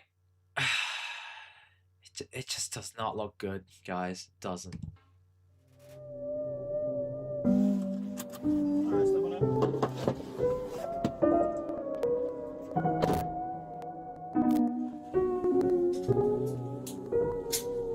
Okay. My name's Detective Nikosha. I work here at the police department. I did willingly hand over my phone, but when I handed him my phone, my wallet popped up. So I said, hold up, let me hit my power button. And I have it recorded as well. That's all I went and did. That's not obstruction of evidence. And then I let him have the phone. I wasn't trying to delete anything. In fact, it is actually impossible to delete something from an iPhone from a locked screen by hitting the power button. So in no context could I have been trying to erase something by hitting one button on my phone. Now I'm sure you have a phone as well. When you hit the power button, that doesn't delete anything, does it? I imagine it wouldn't, yeah. Yeah, so that's all I did. So I don't know how that's obstruction of evidence, but that is what it is. Now that Sheldon is in jail, just for promoting our GoFundMe, we started doubting if we'll ever even be able to get Brian his money back for his dad's Lego collection. It's crazy that out of all the powerful organizations I've gone up against... Wait, he's being interrogated, Miranda rights? Yeah, he didn't get read his Miranda rights, even though he was interrogated. Now, maybe maybe that detective did read his Miranda rights, but based off the video from the police officers who arrested him, that he didn't get read his Miranda rights. Again, I am taking this video on face value. I don't know, how it, if it is real. Again, they could be missing something, but this is all videos that the police, this is just evidence, that is being presented. The one company I'm not able to beat is a Lego company. I literally couldn't have imagined a worse ending for this video. But I had no clue that it was about to get way worse.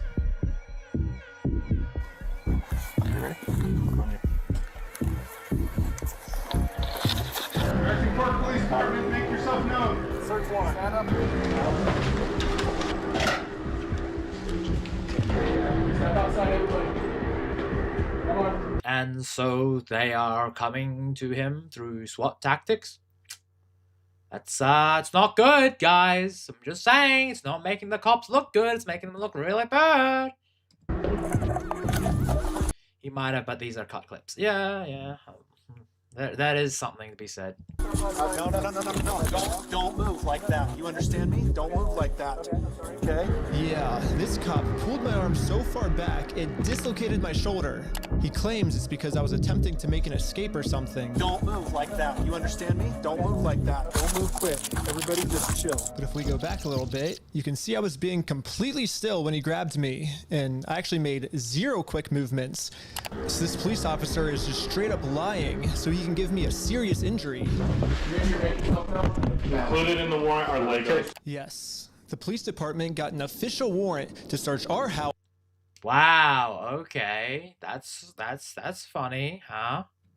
for stolen Legos. I should have seen this coming.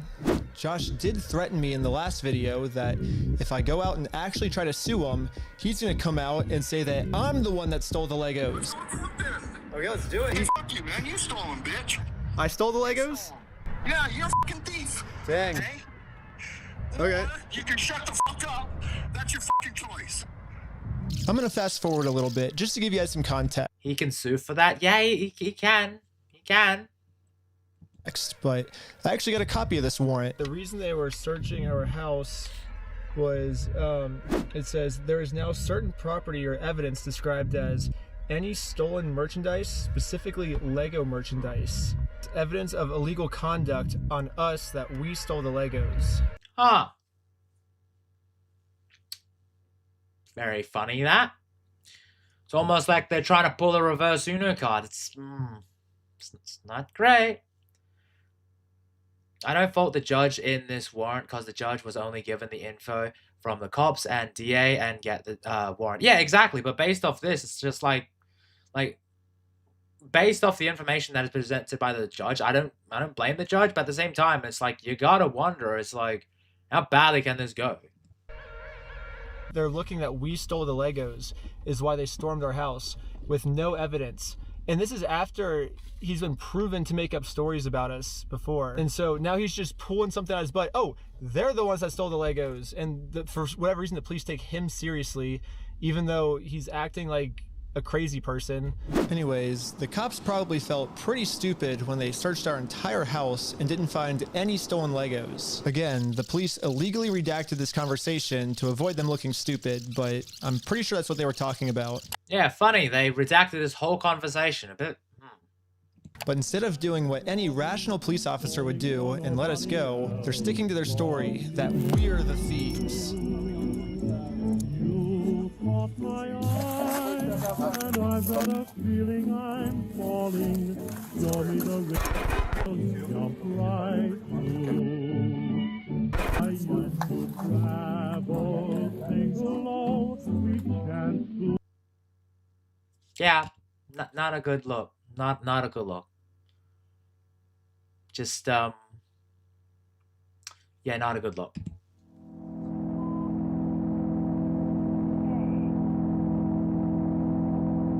Right?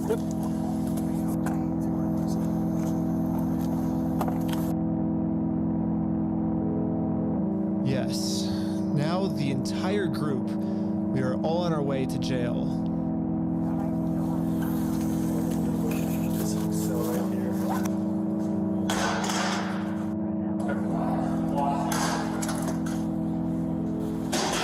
Except for me. I got taken to an interrogation room so they could find some reason to... Did they read him his Miranda rights? I'm assuming so, but then again, it's been muted conversation, so I don't know.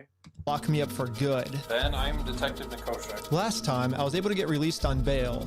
But this time, they're requesting that I be held in jail a month until my court date.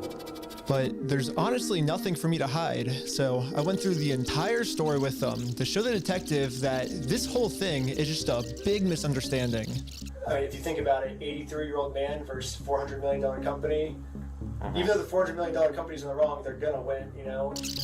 I wish we could just send him an email, like show up to court this day. That would be so easy for us, but this is how the law works. Like, that's not my fault. Like, I don't make the law. If I made the law, send him an email, and they're like, he doesn't want your papers, you just have to figure out civilly. And I'm like, this is the civil method, you know? Like, to do it civilly, you have to serve. They're like, well, then just sue him then. And I'm like, that's what we're doing. Like, you see how this is a circle?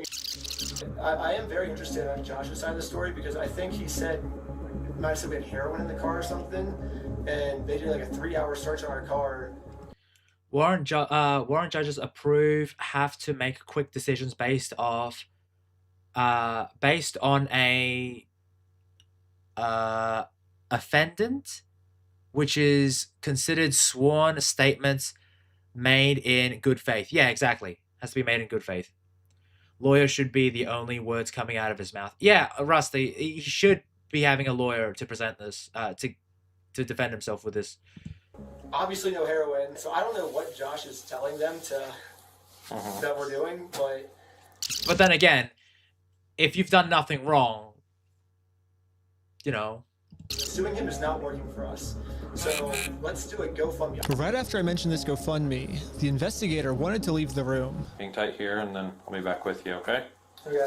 Okay. Something about me mentioning this GoFundMe really caught his attention. Alright. Good. Yeah, and realistically, he shouldn't have mentioned anything. He should be getting a lawyer involved in this situation. Well, I'd just like to know more about this, like, GoFundMe. Like I said, I have no idea what's going on. Yeah, we were just trying to get, so basically what ended up happening is Ben got arrested, which we were pretty blown away he got arrested, but I'm like, all right, I'll take over now. Like, I don't want you to get in any more trouble. And he's like, yeah, I can't get in any more trouble. Like if you take over, like that, you know, that was my decision. Yeah. No, when the cops take you and question you, lawyer, you never talk to the cops. So that is kind of 50-50 on that one, Rusty, because I know of someone, at least in Australia side, where this person had to talk with the police because he was accused of stealing something. Now, the cops came over to their place, and they questioned him. His family was in their rooms just so that they can have some privacy, and then the police then took that man and took him to took him back to the police. Not in the States. Yeah, Rusty, no, fair enough. It's different in the States. But then again, it's like if you've done nothing wrong, then you should have no swear. So, I mean, I don't know. What other questions do you, like, I guess, have? Because there's not really... But then again, I don't know how it works in the States. I'm just viewing it based off Australia, how it was in Australia, okay? That's all I'm going to say. I guess much else to say in the city. Because this is just based off this. It's like, this is how it is. But doesn't small claim courts handle lawyerless under a predefined amount cases? So if you act on that alone, wouldn't involving a lawyer destroy your case? Potentially. I'm glad the police let you off, Tony. Who said it was me? Who said it was me? I didn't say it was me. I didn't say it was me. Situation, to be honest, that's just the whole thing that just happened. I mean, I'm honestly, like, kind of shocked to be arrested at this point. So what did you do, Tony? Confess. I didn't say anything. I didn't say anyone. But I will say I knew this person. I know this person, and I'm not gonna name any names, but he was accused by another family member. He was accused by a family member from taking advantage of his step grandma. And it was something that hit home, and he has a lot of trust issues now because of this issue. And you know, that's why whenever the thing is though is that, so this man, he was really wonderful man, but he's got trust issues now, and unfortunately that's affected him a lot. No, I know this guy. But essentially he had a fair amount of trust issues. He has a lot of trust issues now. But essentially what happened was, okay, I will tell you I'll tell you the story, but I'll omit names and all that. But essentially, about around 10 or so years ago, maybe close to 15 years ago now, this man was helping his step grandma, because the step grandma's actual biological family was interstate. They were interstate, and they didn't want to look after the step grandma and all that. So he stepped up and he looked after them. And what happened was he was just helping out. Now the step grandma was very much a person who was very giving. She would give a lot of things to the person, to this man and his family. And he didn't want anything. He didn't accept anything. However, because they are family, even if it's through step, you know, it is what it is. You know, and they were very trusting, and the family, the family member Ah, we got a bot on the kick side. Sorry, let me grab that.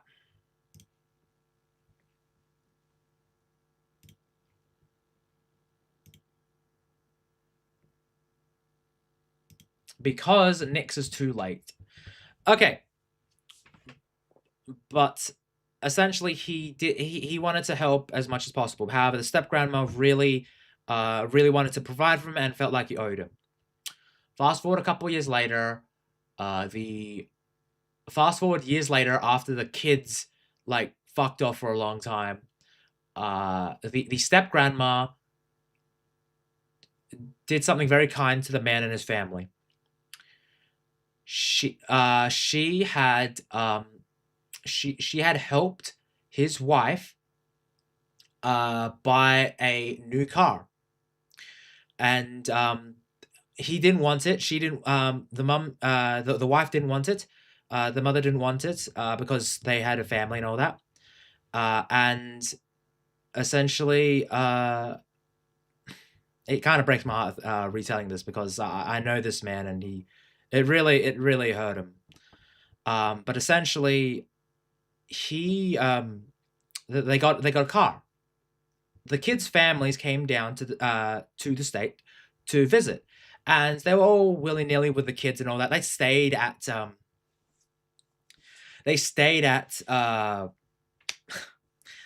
their house you know. They played with their kids, and they were very much family members. And then all of a sudden, about a couple weeks after they came by, they rang up this person and essentially accused him of stealing money out of the step-grandma. And then he told me he was very upset and mad about this. And this part always really hurts, but he was telling me that on the weekend, he was with his family. He was about to take the kids to see a movie. It was going to be a day out for that whole thing. Two detectives came over. The detectives came over and they said they wanted to talk to this man, and he decided to he was like, okay, I'll give you the whole information. So what they did was they set up in the living room and they essentially talked. Now the wife, the mother, took their kids and said, go to your rooms and just play about, do whatever you want, just don't come out whatsoever, just let them be. The man said this whole information. He basically talked about what happened in regards to this, and then he was put in handcuffs and taken to jail. He was then released about a couple of hours later, but the man had a lot of PTSD after that. He still has a lot of trust issues. And I love this man. He's such a kind person. He's I consider him a good friend. But when that happened, it did break him a lot. And it did suck because he would say that he doesn't trust his kids anymore. He doesn't trust his kids. He doesn't trust his wife anymore because that absolutely broke him. Because he loves that step grandma like his own like his own grandma. Because he was never close with his grandma, and he was there with his grandpa and grandma, step grandma, and he really trusted her. And this sort of broke him. It's unfortunate, but he's got a lot of trauma now because of that, and it does suck. But that's how I knew of, like, but he didn't do anything wrong, and it's kind of it's kind of funny because they were actually going to go to court. He did tell me this. So they were going to go to court, and he, his wife, and the lawyer were going to the courtroom. They were going to the courtroom. And as soon as they got there, the lawyer was told that they threw out the case because they didn't have any leg to stand on. And the step grandma, they never spoke ever again. They never talked about it ever again. They were just separated. And I think only, like, I think 2 years ago, the step grandma died, and the woman and the woman's children, not the grandma, but the kids that were accusing him, they rang up. They rang up that person's family, like his father, to say that, oh, their mom's gone, which is this person's stepsister. And you know, that person, that person, like, you know, pretty much ruined this person's life, gave him mental issues, essentially PTSD from that whole situation. And essentially, like, their kids are ringing up to say, hey, listen, this person died, sorry, we just will let you know. And the person, like my friend, he was like, he was just like, yeah, I don't care, it's no loss of my conscience, because what they put him through, like, honestly, I don't blame him for not feeling anything at all when it comes to that. And that's a family member too, by the way, technically. But, like, he's just like, whatever, I don't care. You know, she can, like, I don't care that she's gone, whatever. And it sucks. Even the person's father, and that's his stepsister, you know, they grew up together for a long time, and he's like, yeah, well, you know, I don't care. Did that to my son. And yeah.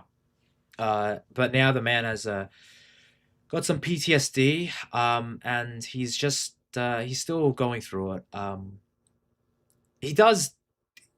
There are sparks of him where he's getting there, but where he's just overcoming it, but he doesn't have that same sort of trust in people as he used to.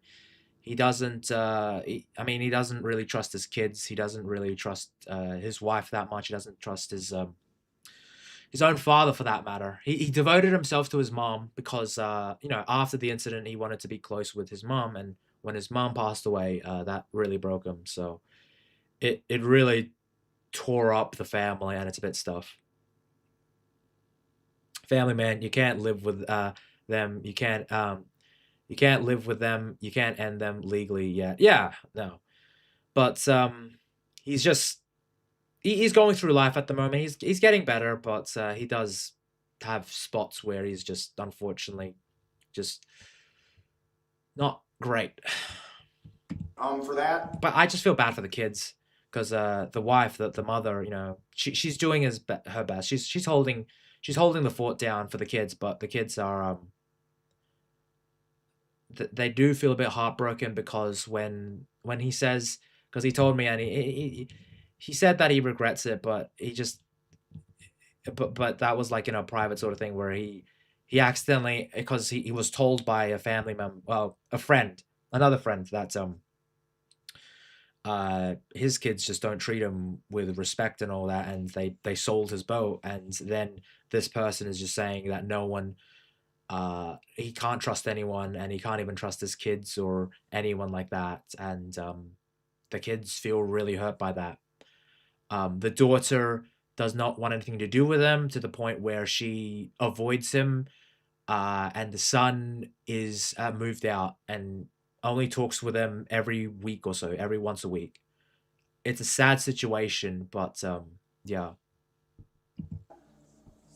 Yeah, this is definitely a very strange thing to be getting interrogated about, especially considering from my angle and the evidence I've seen, the overwhelming evidence that they just blatantly stole from this guy. It's like us trying to then do a GoFundMe to get him his money back, and I'm the one, getting put in cuffs. It's crazy. I guess the detective didn't get what he was looking for, so he decided to interview the rest of the group.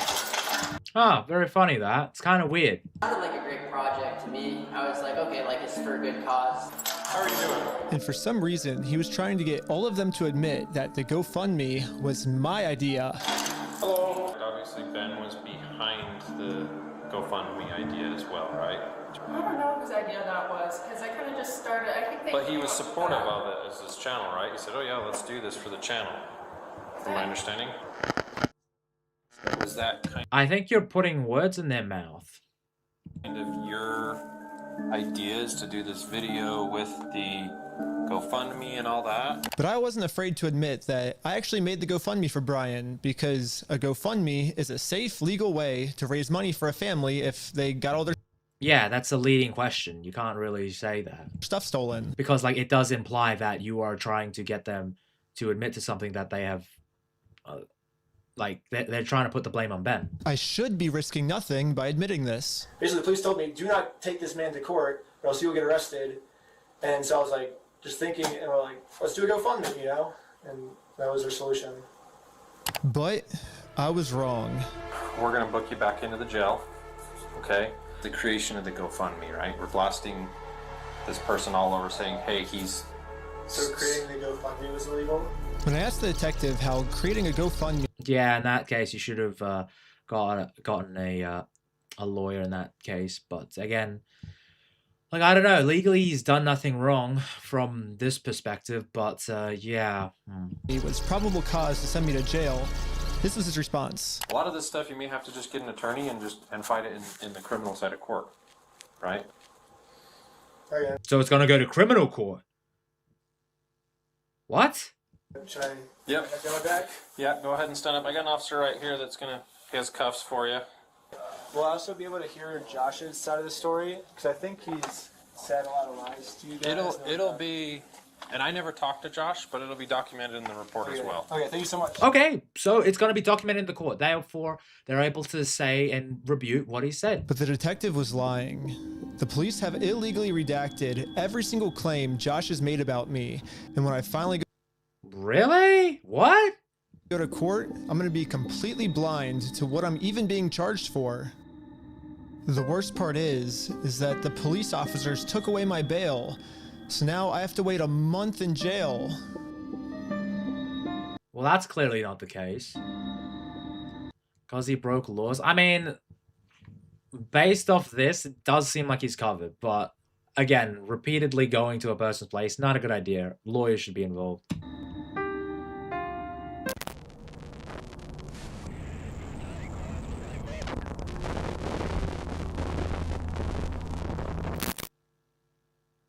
However, I ended up getting extremely lucky. When a judge ended up reviewing this arrest, they thought the whole thing was so stupid and ended up releasing me on bail. Well, that's good. That's amazing. Great job. Hey, a judge actually read the report and threw it out. Awesome. So now, at least I'm a free man until my court case. Let's go, man, baby. The illegal act that I committed was mentioning that Josh stole the Legos in our GoFundMe. So if you say who the thief is, then that is illegal for us to do that. He stalked and other stuff by going to their homes. He shouldn't have gone to their homes. That being said, he did try to provide legal documents. Now, I just have to wait for court. And honestly, I'm not excited. My entire life, I was taught if you steal from people, you get in trouble. And if you help people, you get rewarded. But I guess I was just taught a lie. By me trying to help and do the right thing, all I did was just screw everything up. They gave him bail. Yeah, they gave him bail. You know, that's great. And get all of my friends in trouble. I couldn't fix anything. And now with all the charges I got in this video, I'm looking at least 5 years in jail. But I finally accept my fate. I failed. And now it's time to go home. It's not tossed out. It's just bail. Yeah, that's what I meant. Sorry, my mistake. He's out of prison. That's I correct myself. I correct myself. He's out of jail for a month because otherwise he would have been there. He's out on bail. My mistake.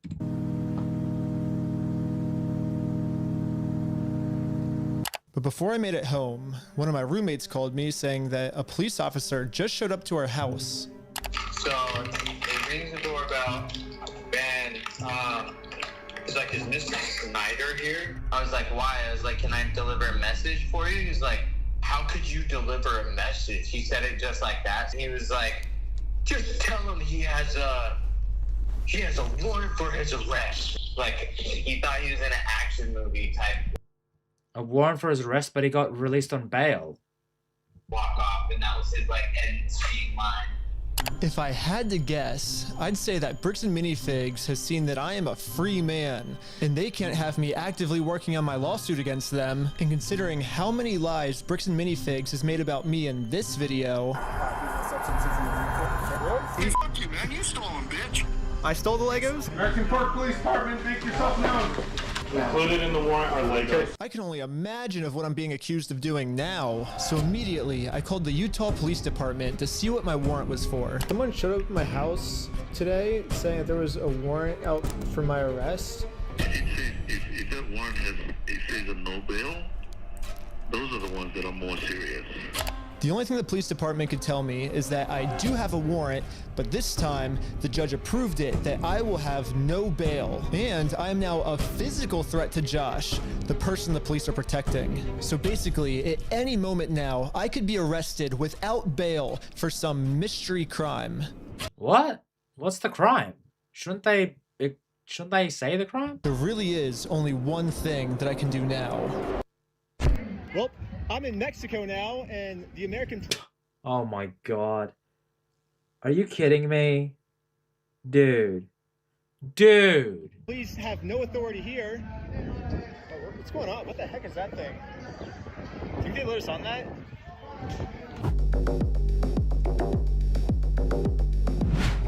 But at this moment, I realized what I had to do. Bricks and Minifigs thinks they can just bully anyone. Well, I mean, I hear Mexico is quite lovely this time of year. Who tries to stop them in committing their crimes. And what's the only way to stop a bully? To stand up to them. If me posting this picture online once got the city this upset where they had to arrest me, just think about how upset they'd be if thousands of people started wearing it. Which is why the picture that got me arrested, I'm putting that picture on a shirt. And you can buy this merch at WeStealFromOldPeople.com. So go right now. It's gonna be sick. And yeah, all of the law enforcement that's protecting Bricks and Minifigs is gonna be pissed. But there's nothing they can do because I'm in Mexico. Anyways, part 3 is now live on my Patreon at patreon.com/RecklessBen. Also on Patreon, you'll find tons of behind-the-scenes content, plus the movie I made that all the streaming services rejected once they saw how gnarly it was. And all of the money I make goes directly towards trying to fight Bricks and Minifigs so they stop doing bad things to people. Also, make sure to donate to the GoFundMe we set up for Brian. I'm not really sure if I'm allowed to promote this. I mean, I got arrested just for creating this thing, but I'm gonna do it anyways. Everyone donate to this GoFundMe. I'm in Mexico now. The police can't... How much is it? Holy shit! Alright. It's a fair amount of money. Part 3 was live for seconds. Nobody has it. Fair enough. Can't do anything to me here. Sure, yeah. Well, that's,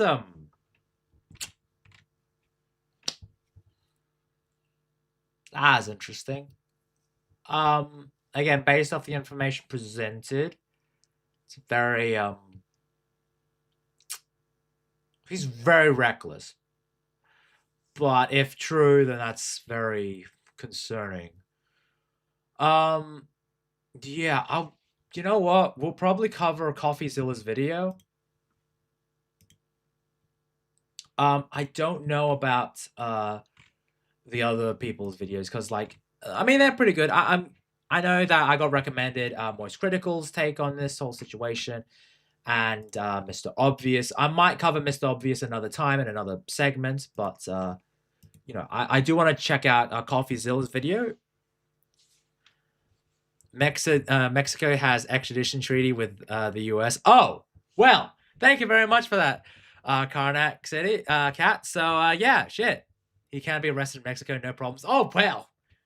Well, I guess he's screwed then in that case. Good to know. Good to know.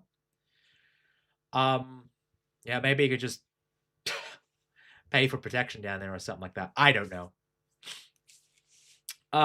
That's this story is just fucking wild, dude. It is a wow. As of right now, the GoFundMe is at 550K USD.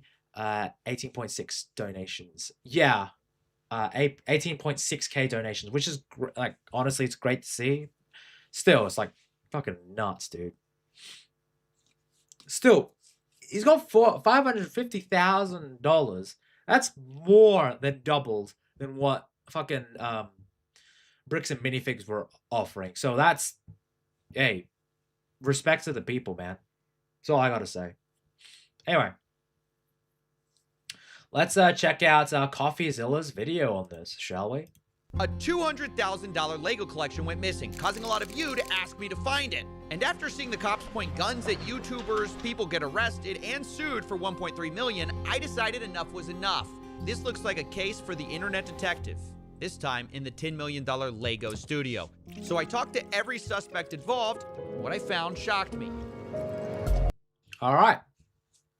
Let's see how this goes. Because I am very curious to see how it pans out. Because I think that I've seen a bit of CoffeeZilla's coverage on a certain YouTuber. Many of you know.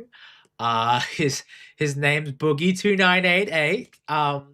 That was funny. We got some pretty good memes out of it. Some pretty keynote memes out of it. I haven't really seen CoffeeZilla's stuff, but except for that, which was pretty funny. So I'm looking forward to seeing this and diving into actually CoffeeZilla stuff.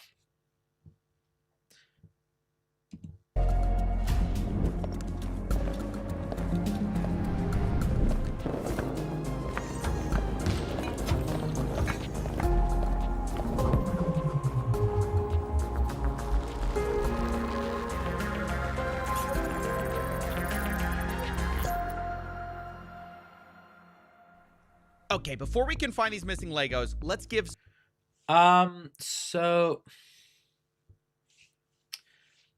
Nick says, after CoffeeZilla video, you need specific order of YouTube lawyer breakdowns because the case keeps changing by the week, so it keeps being reassessed. Yeah, I might do that.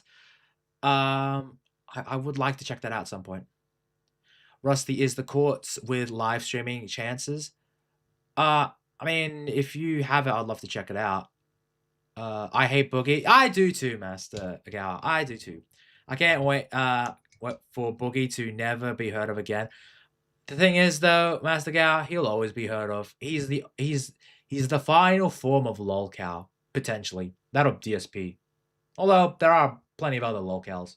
Some background. A massive Star Wars collection was put on consignment at a Lego store called Bricks and Minifigs in Salem, Oregon. Consignment just means the owner, Brian Mansell, gave it to a store to sell, and he was supposed to get a cut when it sold. The entire time, he maintained ownership of the collection, and a social media post estimated it to be worth about $200,000. But then... Yeah, so... I do like how he's just laying the groundwork of it. So before he gets into like the main topic, so that's good.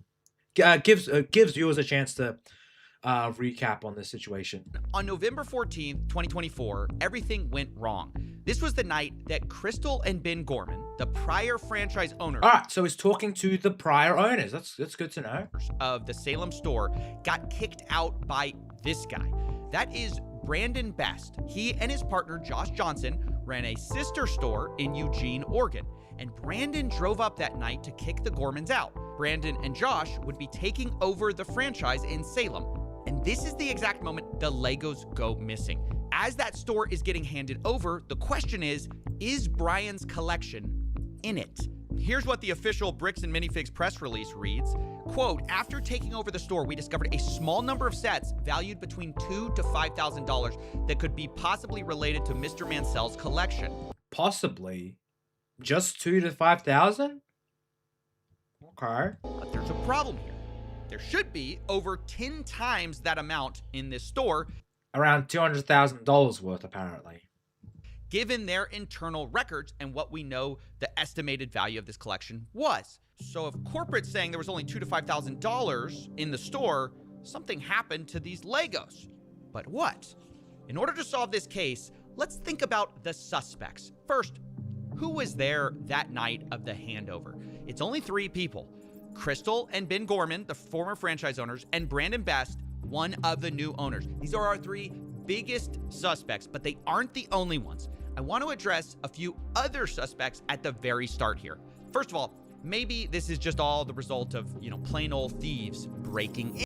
It is potentially, like, there is something to be said that. And, I do try and look for the best in this sort of thing. Like, best in people, but it is a bit of a curious case. What about that possibility? Hi, I am Chris. I was the previous franchise owner who signed the collection agreement with Brian Mansell. And I'm Benjamin Gorman. I am the silent partner who's really bad at being silent.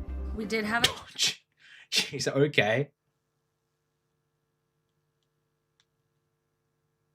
All right. I guess he's just very open about it. couple of break-ins at the store. None of Brian's collections were in the police report or stolen during those. Okay, so the Gormans say emphatically it wasn't thieves, but if that's the case, what about the guy who was arrested? I mentioned at the beginning of this video, Reckless Ben. This is the YouTuber who started it all. With a documentary, I tracked down the thief who stole $200,000 of Lego.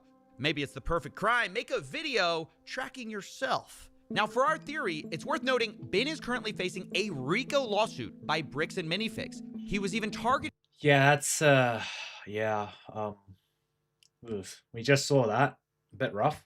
With a search warrant for stolen Legos. Included in the warrant are Legos. The owner reported overhearing conversations about possible stolen Legos. And on top of that, Reckless Ben was even accused of stealing the Legos by the current franchise owner. I stole the Legos? What do you think of the theory that it was Reckless Ben? He stole the Legos.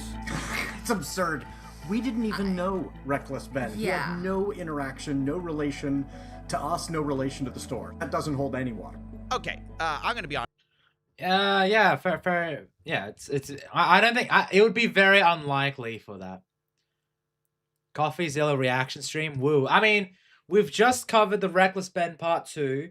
We are now covering the CoffeeZilla portion of this. Also, welcome, Meeping Tom. Honest, apologies to the genius cops in Utah who play different. We play differently here. But I don't believe that Reckless Ben stole the Lego, mostly because he couldn't. He just wasn't there that night, and I don't even think he knew about these Legos. But who does Ben suspect is holding the Legos since he did this whole documentary series? The guy who runs the entire company.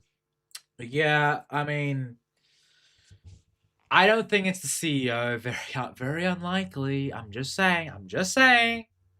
I found the phone number, extension, and connection passwords for the upcoming cases. You did, Nix? Interesting. Ammon McNeff. He personally came out to talk to us. So what's going on? So you guys are holding some of our Legos? No, we're not. You're not? No. Is that a lie? No. That's a lie. You did take the Legos. No. So we have our attorneys have visited. Like again. So who's like Brian Mansell. Okay, and who is that? He's a guy who had he had like $200,000 worth of Legos in your guys' store. Nope. Never happened. My name is Ammon McNeff. I am. Okay, I'm glad that CoffeeZilla is providing both sides of the story. So we've got the CEO talking to CoffeeZilla. This is great. Okay, this is what I wanted. I want both sides of the argument. Okay, I'm so glad that Coffee Zilla is able to like get in contact with this guy and like actually talk with him, having probably the most honest conversation you probably can have with a guy. I'm the CEO of the Bricks and Minifigs brand. So my name's Matt McNeff. I'm the COO of Bricks and Minifigs. The people you just saw are the McNeff brothers. They agreed to speak with me to try to clear their name. I asked them, do they have the Legos? What I can tell you is that we don't have it. We've never had access to them. It seems to kind of go missing. Parts of it seem to go missing on November 14th. Well, and I guess no, not at all. I'm gonna say, you know, like that is not accurate at all, because so you think what? Also, hello, Kickbots. I'm gonna have to nuke you. Gonna have to get you, you little bastard. Oh, it's gone. Yeah. Trying to load it up in my chat thing. But it's not there. Interesting. Yeah, well. Think that the collection was in the store at the time or elsewhere? Elsewhere. When you look at Mansell's own words that he reiterated to a podcast last year, he explicitly stated to another podcaster, the sets were moved off-site for security. The collection will not be stored on site after hours for security reasons, and after Sunday, the sets will be available for purchase but stored elsewhere. Now, one thing that's been a big subject of the... Okay, fair enough. So, where did it go? Hello, friend. I see you are a very good streamer. Add me on Discord for major views. I know, Karnak Cat. I know. I will add you on Discord, my friend. I will add you on Discord. No, I'm in your Discord, so don't worry. If you do want to find me, you can find me in a Spiritus or your own Discord, because I did join your Discord. I am there. Bricks and Minifigs kind of story is, hey, there are these off-site locations. Can you address what that is? Is that true? So the off-site location in the letter that they are that corporate. Oh, come on, the Kickbot is back. Fuck's sake. These aggressive little bastards. Alright, I gotcha. Bam. Boom. Gotcha. I got the fucker. Corporate is referring to. You know what happened, Karnak? You know what happened, Karnak Cat? You summoned that fucker. You were like, oh, yeah. Yeah, I'm just gonna do this. And then all of a sudden, boom, the AI just like activated. It's like, no, I gotta target this guy. Is the original press release that we released when we were launching the collection. In that press release, because we had previous break-ins, I specifically included the location. If you want to make me a mod, I can get them. Are you on Kick? Karnak Cat, are you on Kick? I would add you as a Kick mod there. If you are on there, but bots are there, but me, a streamer, viewer, can't. Thanks, Kick. Oh, I'm sorry, Nix. I would mod you again there, but you know, I'm sorry. That after this weekend, those Legos would be stored off-site to deter any future thefts. They were briefly stored off-site after that launch weekend, while I bought safes for the back room, and then they were moved back into the store. Okay, so for most of the time, the sets were in the store after y'all got the safes in. Yeah. Exactly. Yeah. Okay, so Ammon McNeff suspects that a lot of the Legos weren't there that night. And then on the other hand, we just heard from Crystal and Ben Gorman explaining the... All right. I see you, buddy. I see you. Thank you very much on the Kick side. Hold on.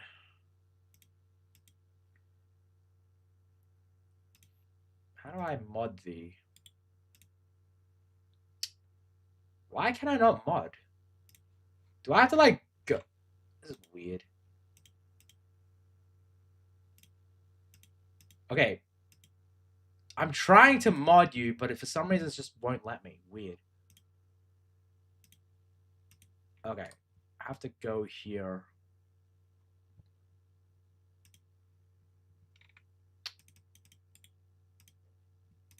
Damn it. Open mod. Ah, okay. Thank you very much for that. Because I tried adding you. I guess I'm just not used to like kick sort of things. So thank you very much for that.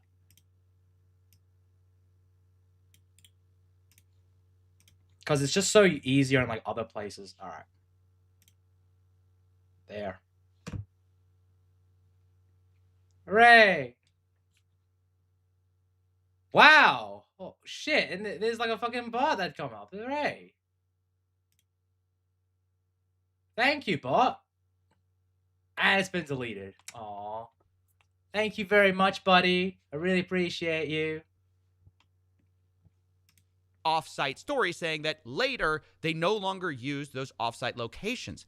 But what do we really know about the Gormans? They are the former franchise owners after all. I mean, shouldn't we be suspicious of everyone? They're one of our key suspects. Yeah, I mean, you should not leave out anyone. You should follow where the evidence is following. They were there the night we lost Brian's collection. They were the creators of the consignment deal after all. And one group in particular is pointing their finger at them very hard. It's the McNeffs who say they were behind on payments. We started getting calls from the landlord letting us know that Crystal was behind on the lease payments at the location. We had also gotten a couple of notices from some of our vendor partners that bills had not been paid by the store. And so we felt pretty strongly that there was going to be a risk of her just, like attempting to file bankruptcy, doing some of these other types of things, which we've had franchisees do in the past, and that's problematic. So that's why we sent him up there to take some video footage. So we needed to just be prepared if we needed to do a hostile takeover, which, can happen in franchising where a franchise owner just, kind of tries to steal inventory and do some different things that way. Okay, so Bricks and Minifig's story is that they were worried about the Gormans skipping town, so they sent Brandon Best as a secret shopper on October 24th, 2024. This is weeks before the takeover. Brandon takes a video of the store condition in preparation for this handover, but at this point, Brandon does not announce himself to Crystal Gorman. Later, though, on November 14th, once again, the same concern about the Gorman stealing or theft was expressed by the McNeffs. Brandon was trying to make sure that they weren't taking things from the store, and so he was kind of trying to make sure that he wasn't putting things, like hiding things in the back, and that and while he was watching that, was trying to make sure Ben wasn't grabbing stuff from the store and moving it or doing anything along those lines, because he just got a... Tony, put yourself in CoffeeZilla's shoes. He is ignoring everything, part 1 and 2, and doing from zero investigation. So he's basically just doing it from scratch, which I appreciate that if he's like just forming his own conclusion just based off this. A weird feeling about the whole transition. She took at least... He's not taking reckless as Ben's word, which I do appreciate. One, if not more than one, cartfuls of things out to her car with her coat draped over it. So yeah, the McNeffs say, look, they don't trust the Gormans, and they explained it, even further. They said, hey, there's some issues in her past. She apparently has a retail theft and other criminal arrests on her record. She has theft? Whoa! We were not aware. When was that? I don't know. This has been brought out by several people online now. Now look, that's a huge accusation. Yeah, a huge accusation. Whoa! That is insane. Yeah, from scratch. And asking Bricks and Minifig's previous management who agreed to talk to them. Yeah, that, I appreciate that CoffeeZilla is just ignoring parts 1 and 2 and just takes it as value. He's not taking Ben's word for it. He's just doing completely by scratch, and I do appreciate it. But that is a huge accusation. Holy shit. To bring up, and so obviously I wanted to talk to the Gormans about it. They're like, she has a history of some type of burglary, theft. Oh my god. Wow. Yeah, that's what they're wow. saying. Yeah. Oh. Nope. Well, yes. Well, you know about this. Explain. Yeah, when I was 19 years old. How long ago is that? I am 45 now. Yeah, that's something. That is something that will get you, because I think a family member. No, was it a family member? It was a family member, or close family friend. Um, they stole like a bike, like I don't know, 18 or something. He got arrested, and then he was worried. Like years later, he was worried about going interstate, going to a different country. Even though he had served in the army, he was still very worried. Uh, and he got no problems. But like that is something to be worried. Like when you're past 18, you're an adult. You take responsibility on yourself. So this was in 1999. This, something that happened 25 years ago, has no reflection and no bearing on what happened in the last 2 years, my management of the store, what happened the night corporate seized the store. It is another deflection, and it infuriates me. You're gonna try to publicly embarrass and shame me for somebody that was manipulated by local police departments when she was pregnant and 19 years old. Fuck you. That's my response. God damn. Okay, all right. Shit. Oh my god. Like this whole situation, man. It's such a clusterfuck to the point where I'm just like, what is this? Well, what are we doing here? But wait, there's more? Come on, Nix, there can't be any more than this. This is insane. To that.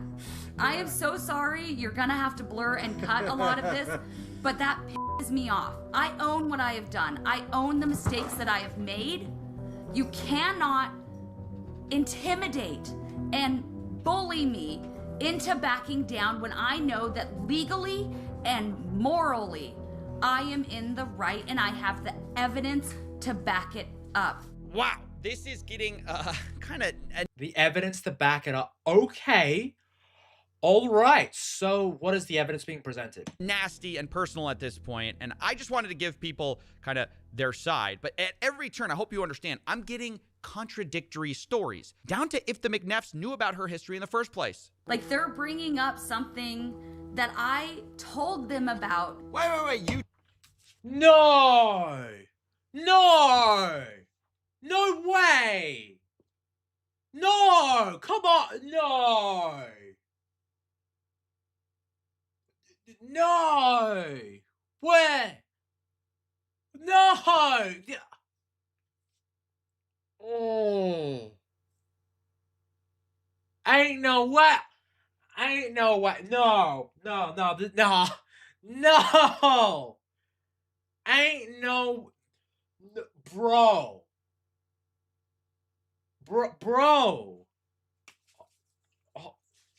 Bro, fuck. I need like the triangle thing. Hold on. Shit. Oh my god. No. Fucking. God. Oh my god. Oh my. Hold on.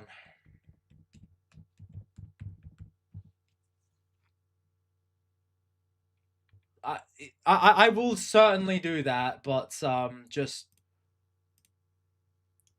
this is a whole like whoa buddy situation when it comes to like fucking I need to like process this because like this is actually insane. This is nuts. Like getting contradictory stories, down to if the McNeffs knew about her history in the first place. Like they're bringing up something that I told them about. Wait, you told them? Told them. They asked me. They said they had no idea. They said if we knew, we would have never hired her. Because we would not have hired her had we known this. I told.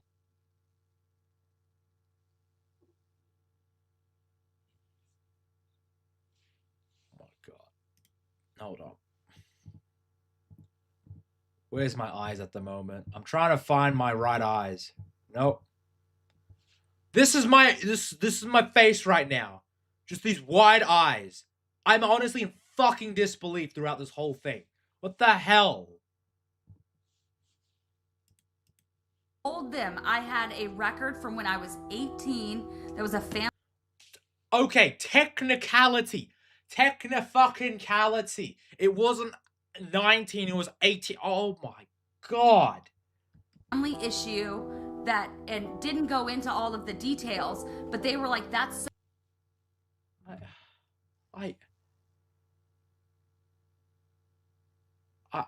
I'm in fucking awe, guys. I'm in fucking awe. so long ago. We're gonna hire you based on who you are now. But it's right there. They've still hired her.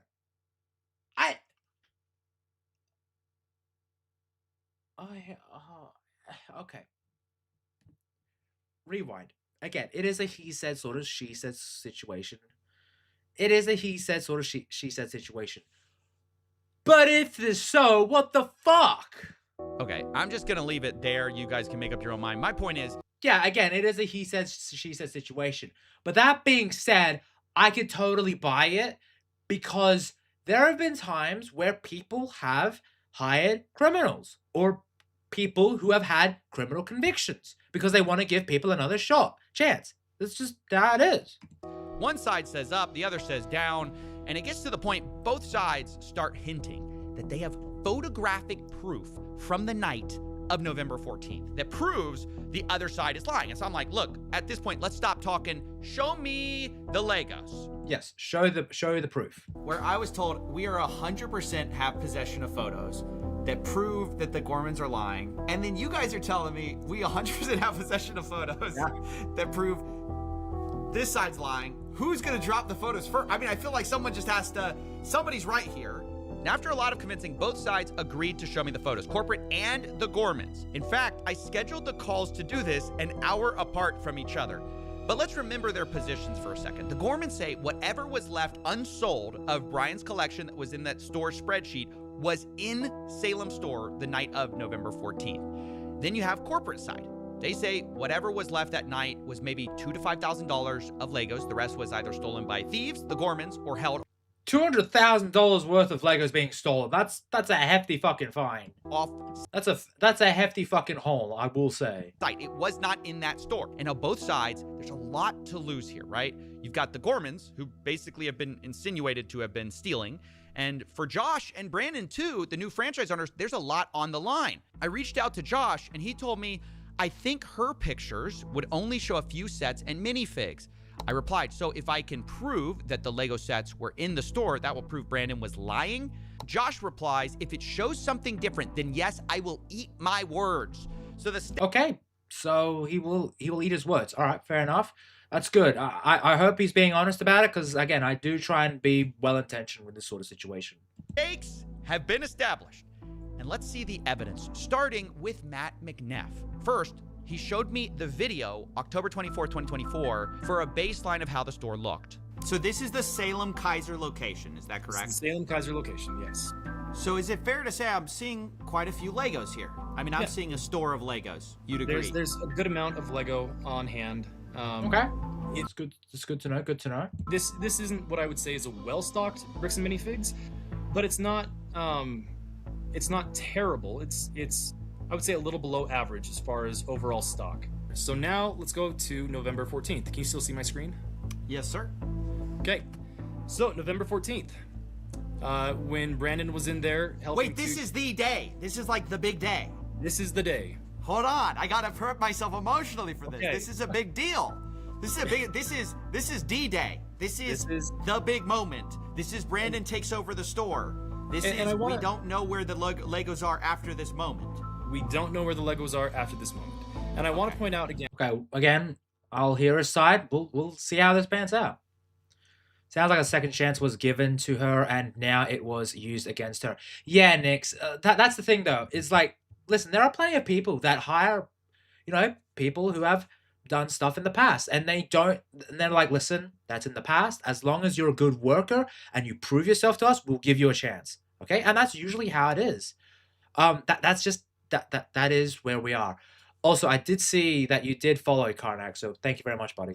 I really appreciate that. But I do think that they usually do give a chance.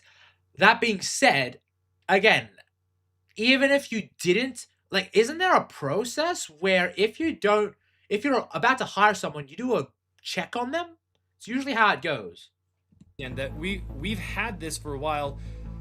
We haven't this is the first time we've shown this publicly. We've been waiting for our attorneys to give us the approval to say, hey, this is okay now to share. Yes, I do agree, Rusty. It was a bit weird when she said she was going to move to a different country. That's a bit odd, but I cannot insinuate if she's fleeing the country or not. In this capacity. So we'll go through these pictures. This is what Josh saw, or not Josh, sorry, Brandon saw. He took pictures of everything in the store, all the inventory in the store.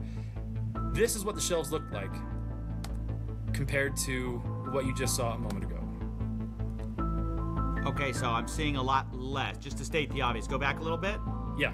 I'm seeing like way less. So yeah, the pictures I was being shown on November 14th, those shelves looked emptier than they did on the day of October 24th. But to be fair to the Gormans, okay, all right, they addressed the empty shelves themselves. As we get to the very end of this video in particular, right here, you'll see that empty space right here. So this is the retired and certified set section that we have to keep separate from the new in box current sets being sold by Lego. All those empty spaces up there were the sets that we had on display during the day from Brian's collection that every night when the store closed, we pulled off and put back into the safe and then put back out in the morning. So when they say, see, there's empty space on the shelves, yeah, because we put them in safes at night to keep them safe. Because we have giant windows. Yeah, it's an explanation that kind of makes sense given. Yeah, I mean, I'm gonna be honest. It does. I do buy that. I do buy that explanation.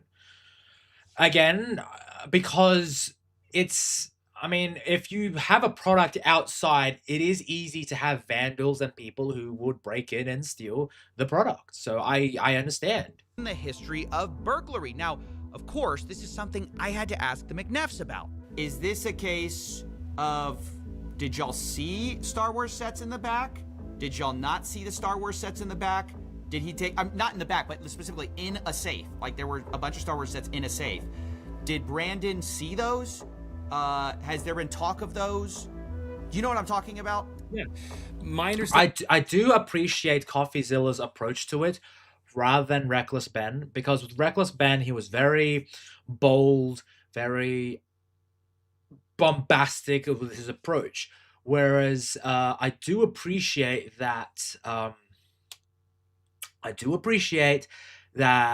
CoffeeZilla is going in a more professional route. He's doing a proper, thorough investigation from scratch, and is not just blurting it out, like making a high-energy, entertaining video.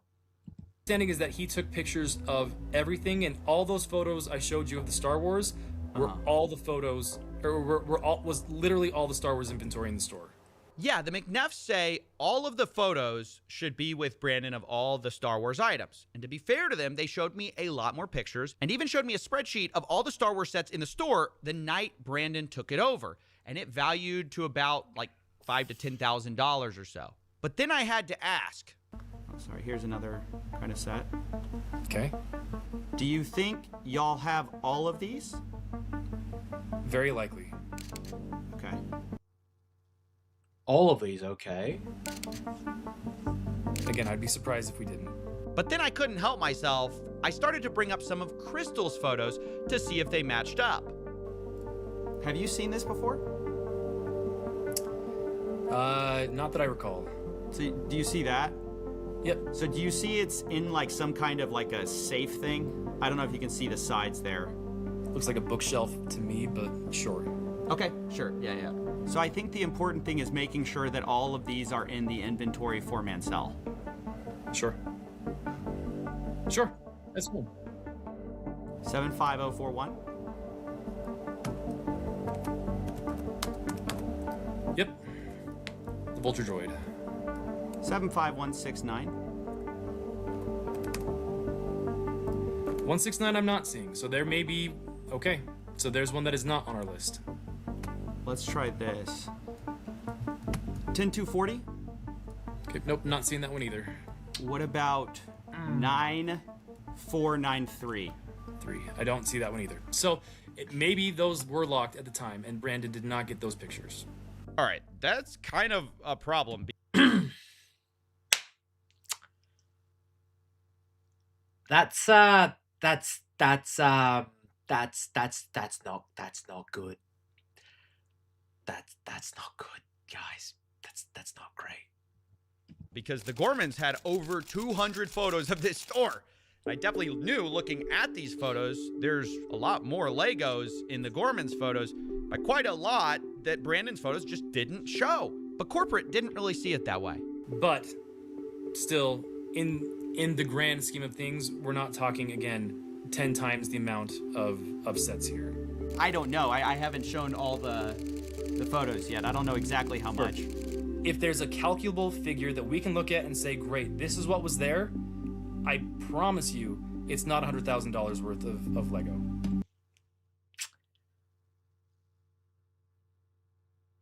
Yeah, but that's not really painting a great issue, is it? If you have acknowledged that there are a couple of Legos that are missing, that are not on your inventory and photos and everything, and who's to say that there is more? I'm just saying.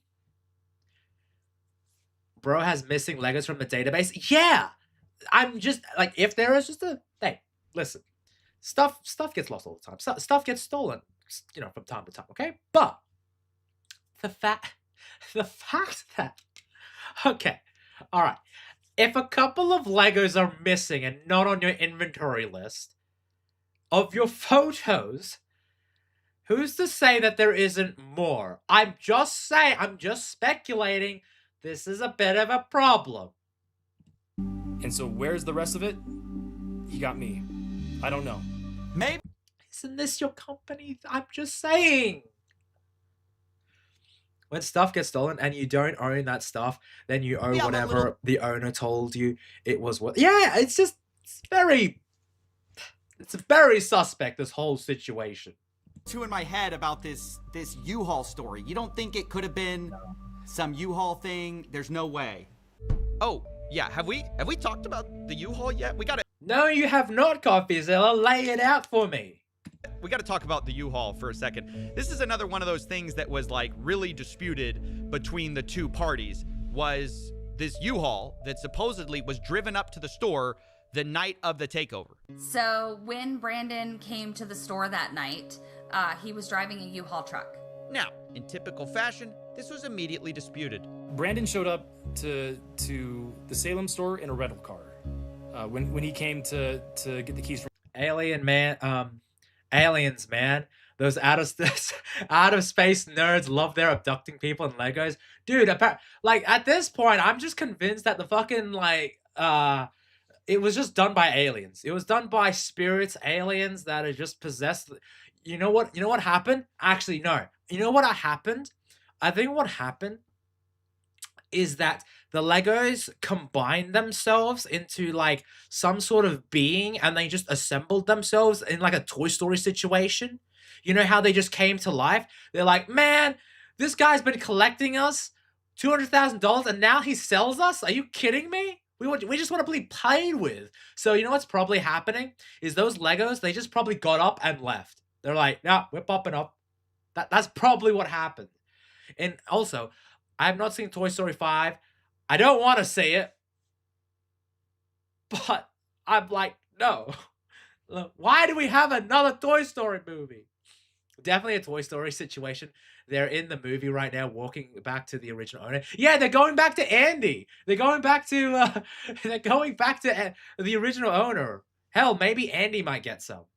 From Crystal. He was there in a rental car, not in a U-Haul. It wasn't until after he told me he was taking the keys and locking me out that I really kind of paid attention to the fact that he had a large, not Night at the Museum 3, the Bricks and Minifigs edition. Fucking hell.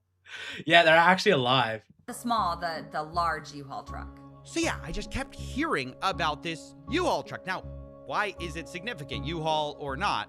Well, one, a U-Haul truck can fit a lot of Legos, but the big reason it mattered to me was because I was actually called by an ex-employee of the Bricks and Minifig store in Eugene, Oregon. Okay. Huge thing to just drop, but are they a credible person? Like, is the person got some credibility? Remember, that's the one that Brandon and Josh owned, and he told me something very interesting. I'm a former employee, started in 2024, and I was working under the old manager Brian, and he sold the store to Brandon, Best, and Josh. What? Okay, so it appears that this guy potentially is credible. What store was this? Bricks and Minifigs where? Okay, now what did you see that made you want to talk to me? I saw Reckless Ben's YouTube video about the Salem store closing down because when I was talking to my co-workers about the situation about Salem, and we were told through other employees that it was just a bad area to work in. It was like haunted, if you will, is what was going around. But after seeing the video of Reckless Ben, he exposed them, and it makes a lot more sense with what we dealt with Brandon and Josh. Like, oh, Crystal stole Lego sets and bolted out of the country. Okay, so they do address that. It's like, oh, this woman stole the Legos and bolted, but like, okay, I'm gonna need a bit more to it than that. I'll have to take, like, that's what Brandon and Josh said? Who says that? Brandon, okay. When he was dropping off all the Lego sets to us that night. He used Legos. He dropped off all the Lego sets to you guys? A bunch of used Lego sets. Sets that were like saran wrap. They had Star Wars CD. They had just a lot of stuff. It was like in a medium-sized U-Haul truck. Wait, they brought a U-Haul truck. Huh? Yeah, from Salem to Eugene. And to Eugene, and it had a bunch of Star Wars sets on it? Yeah, Star Wars sets, like everything. A bunch of used stuff too. Wait, when and was this when they took over the store from Crystal? I believe so, yes. What? Also, have a good night, Rusty. Thank you very much for joining, and I really appreciate you, brother. And welcome back to the chat, too. Yes, because he said that Crystal stole Legos and left the country. While he has a U-Haul of Legos? Yeah. Interesting. Weird. And he said, we're just going to hold on to this stuff until corporate tells us where we have to distribute it. And we're like, oh, well, it'd make more sense if we could take it because we're kind of struggling with, the product to put on the shelves. Oh my gosh. We really got to find out. Was there a U-Haul that night or not? Because everybody's disagreeing about it. This Eugene, Oregon guy says, yeah, this is kind of like crazy. They throw in a fucking U-Haul truck in here. It's like fucking hell. It's like Nick's throwing in a bus in the chat for no reason. Oh yeah, a U-Haul showed up. And Nix, don't you dare do that. I know you're gonna fucking do it. With Star Wars sets in it. Brandon was talking about the Salem store. You've got Matt McNeff saying there was no U-Haul there. It was a rental car. You've got Crystal saying, yeah, I thought it was really weird. There was a U-Haul truck there. So I told the McNeffs, I really got to find out what the truth is here. If you know anything about it, let me know, because that's just something I heard. I do, and it has nothing to do with the Salem store. Well, at least not the Salem store in the way that it is there. You bastard! You're throwing fucking buses at me on all platforms, but you can't do it on Kick, buddy. You can't do it on Kick. So, ha! I got you. Brandon showed up to the Salem store in a rental car. When he came to get the keys from Crystal, he was there in a rental car, not in a U-Haul. But not Kick. Gotcha, Nix. So when there was the handoff, there wasn't a U-Haul, it was a rental car. Correct. He was there in a rental car. Got it. Yeah. Okay. Fuck Kick. Okay, Nix. You clearly have some choice words when it comes to Kick. And I think any of the, like, if you were to look at the footage, the ring cameras, all that stuff, you won't see a U-Haul sitting anywhere in the parking lot. So after hearing all of this, I realized, look, I just got to find the evidence. So I start sifting through these photos I have, right? I realize I have a parking lot photo. I check it. No U-Haul, just a red truck out there. I check another photo where you can see the window, but the problem is it's night outside, so you can't see. And so I'm looking at everything I can, and there's just nothing, you know? And I have this alternate angle. I'm looking at that, and then, wait a minute. Zoom in on that photo. There is a U-Haul truck right there. What the hell? Huh? There's one right there. Huh? What? So there is a U-Haul truck. Huh? Huh? Up the brightness of this photo a little bit, and my gosh, there's a U-Haul. Some of these are rare sets that aren't in production, so some Lego nuts with too much money would gladly pay 10 times the value. Yeah, exactly, Master Gal. That is something.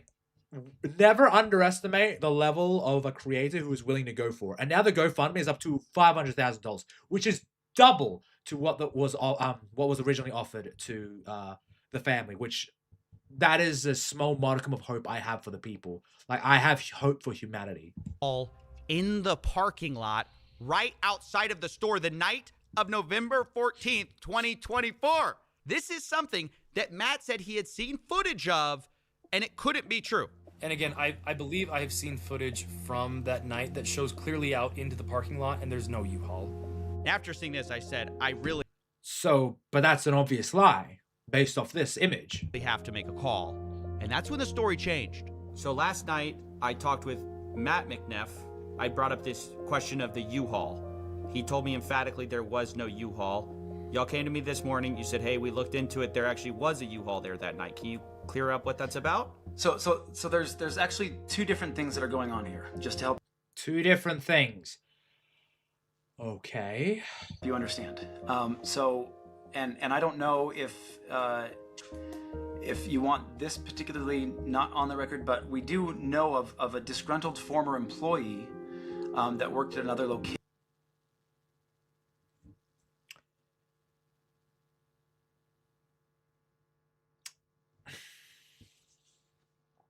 Really? Really? A disgruntled employee? Huh. That's it's very interesting that you're bringing that up now. Very, very interesting. I wish you would have offered this up earlier, but okay. It seems like you have a lot of them. A disgruntled employee, you apparently hire a person who hid their criminal record, apparently. It's very odd. I'm just saying. That back on the 24th of October, there was a U-Haul that went to a storage unit in Salem for another previous franchisee, like for a different situation that we had just gone through some things, and he had a previously, like, hey, I have some inventory that I didn't turn over that I was supposed to. It's at this storage location. Okay, is it possible that some of this material may be Star Wars Lego? You guys can come pick it up. And so Brandon was sent on that day to pick up with a U-Haul inventory that then he moved down, but that was October 24th. So when we're talking about this ex-employee, you're saying they are conflating the October 24th event of the U-Haul coming up to Eugene with Legos with some time after November 14th, after the store takeover. Is that correct? Am I understanding that? Yes. So this is now kind of a strange story. Corporate... Yeah, it does. It's a very strange story. The U-Haul truck only proves the CEO lies. It is a very, it's right there. And then after they're coming forward with it, they then give an updated story, which I'm like, I need to know more about this. I need to know more. So no U-Haul in November. October, but not November. Huh. is saying there was a U-Haul at the Eugene store dropping off Lego, but that was from a different night, different collection. But wait, there's no, come on, Nix. Ain't no way. CEO says Brandon showed up to Salem on October 24th for his secret shopper job with Crystal. And separately, he also was getting a different collection of Legos that also included Star Wars. And that's what he brought to the Eugene store, and the former employee is remembering. Then, weeks later, on November 14th, Brandon supposedly shows up again with a U-Haul, but the reason isn't for hauling Legos. Brandon. Okay, so what's the reason then? Flew in to Eugene that night. At midnight. So flew from Utah on the 13th, but landed in Oregon on like midnight of the 14th. Went and got a rental truck, and then went and stayed at a trailer that had previously been moved up there in anticipation, meaning a camper trailer, in anticipation of the potential hostile takeover previously.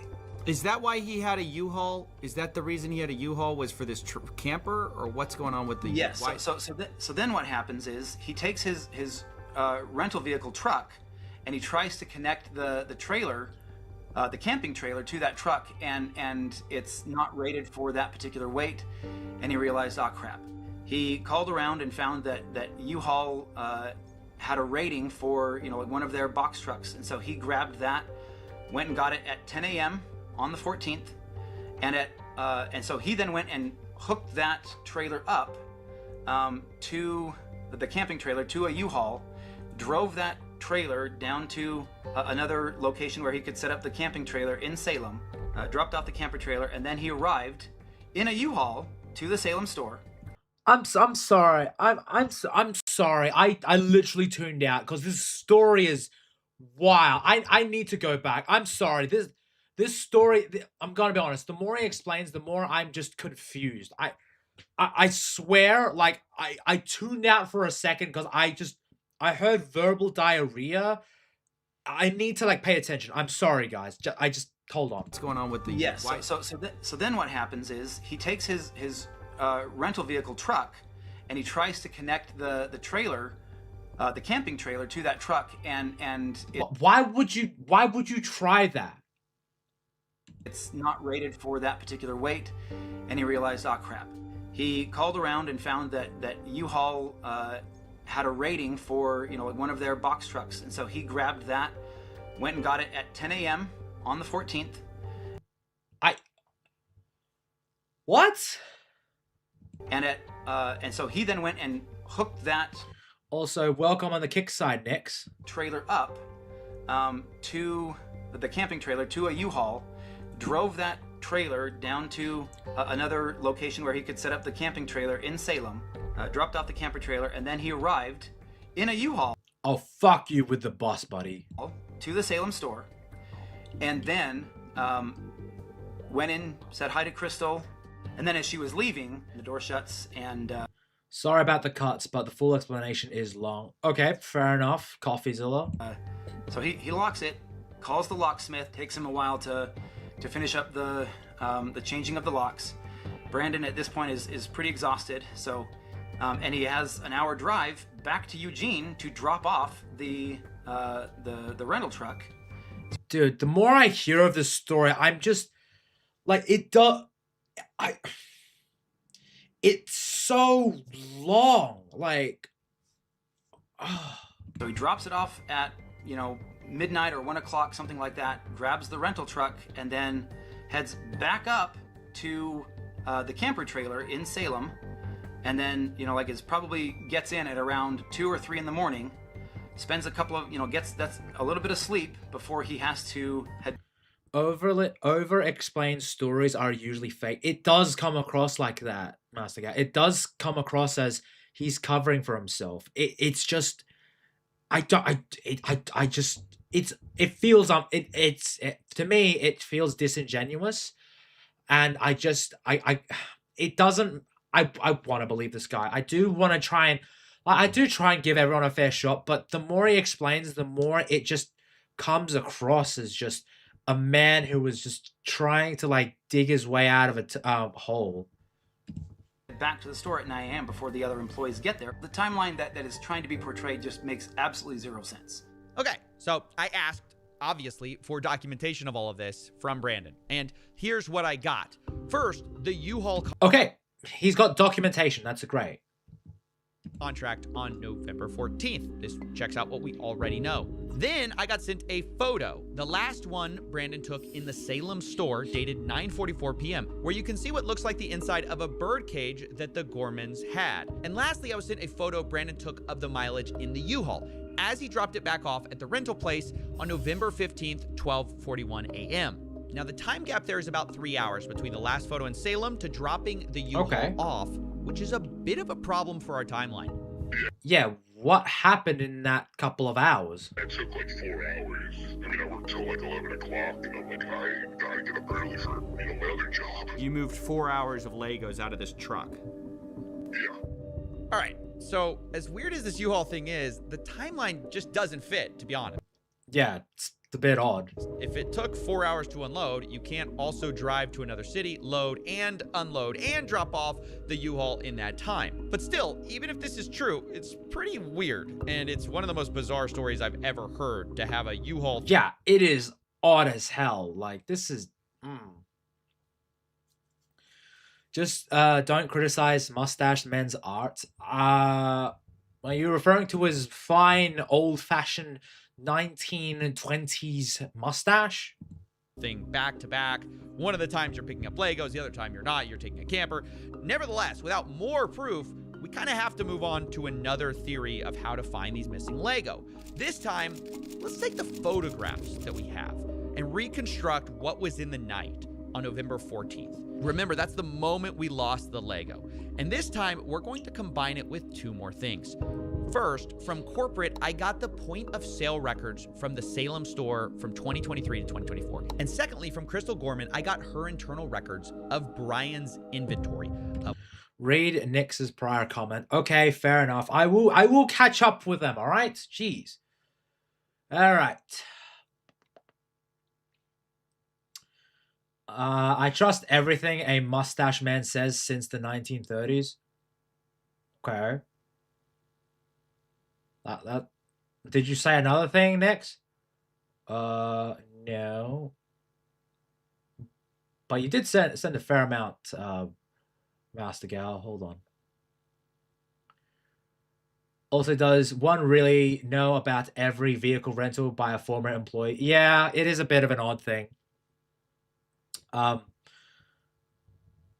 in terms of your comment about a man's mustache, Nix, it's a very unique mustache. Of what was sold or not in order to pay him and keep track of prices. Now, before we piece things together, I need to address something. At the beginning... Hey, short ass. Fuck you, Demon Carol. But welcome, buddy. Beginning of this story, you saw the social post saying this collection was worth $200,000. Right there, $200,000. That's what everyone knows this story as, the $200,000 Lego collection. But sadly, that post was entirely wrong. Okay, I stand corrected.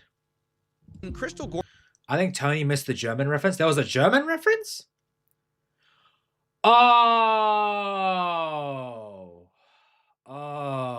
I think I got it now, Master Gal.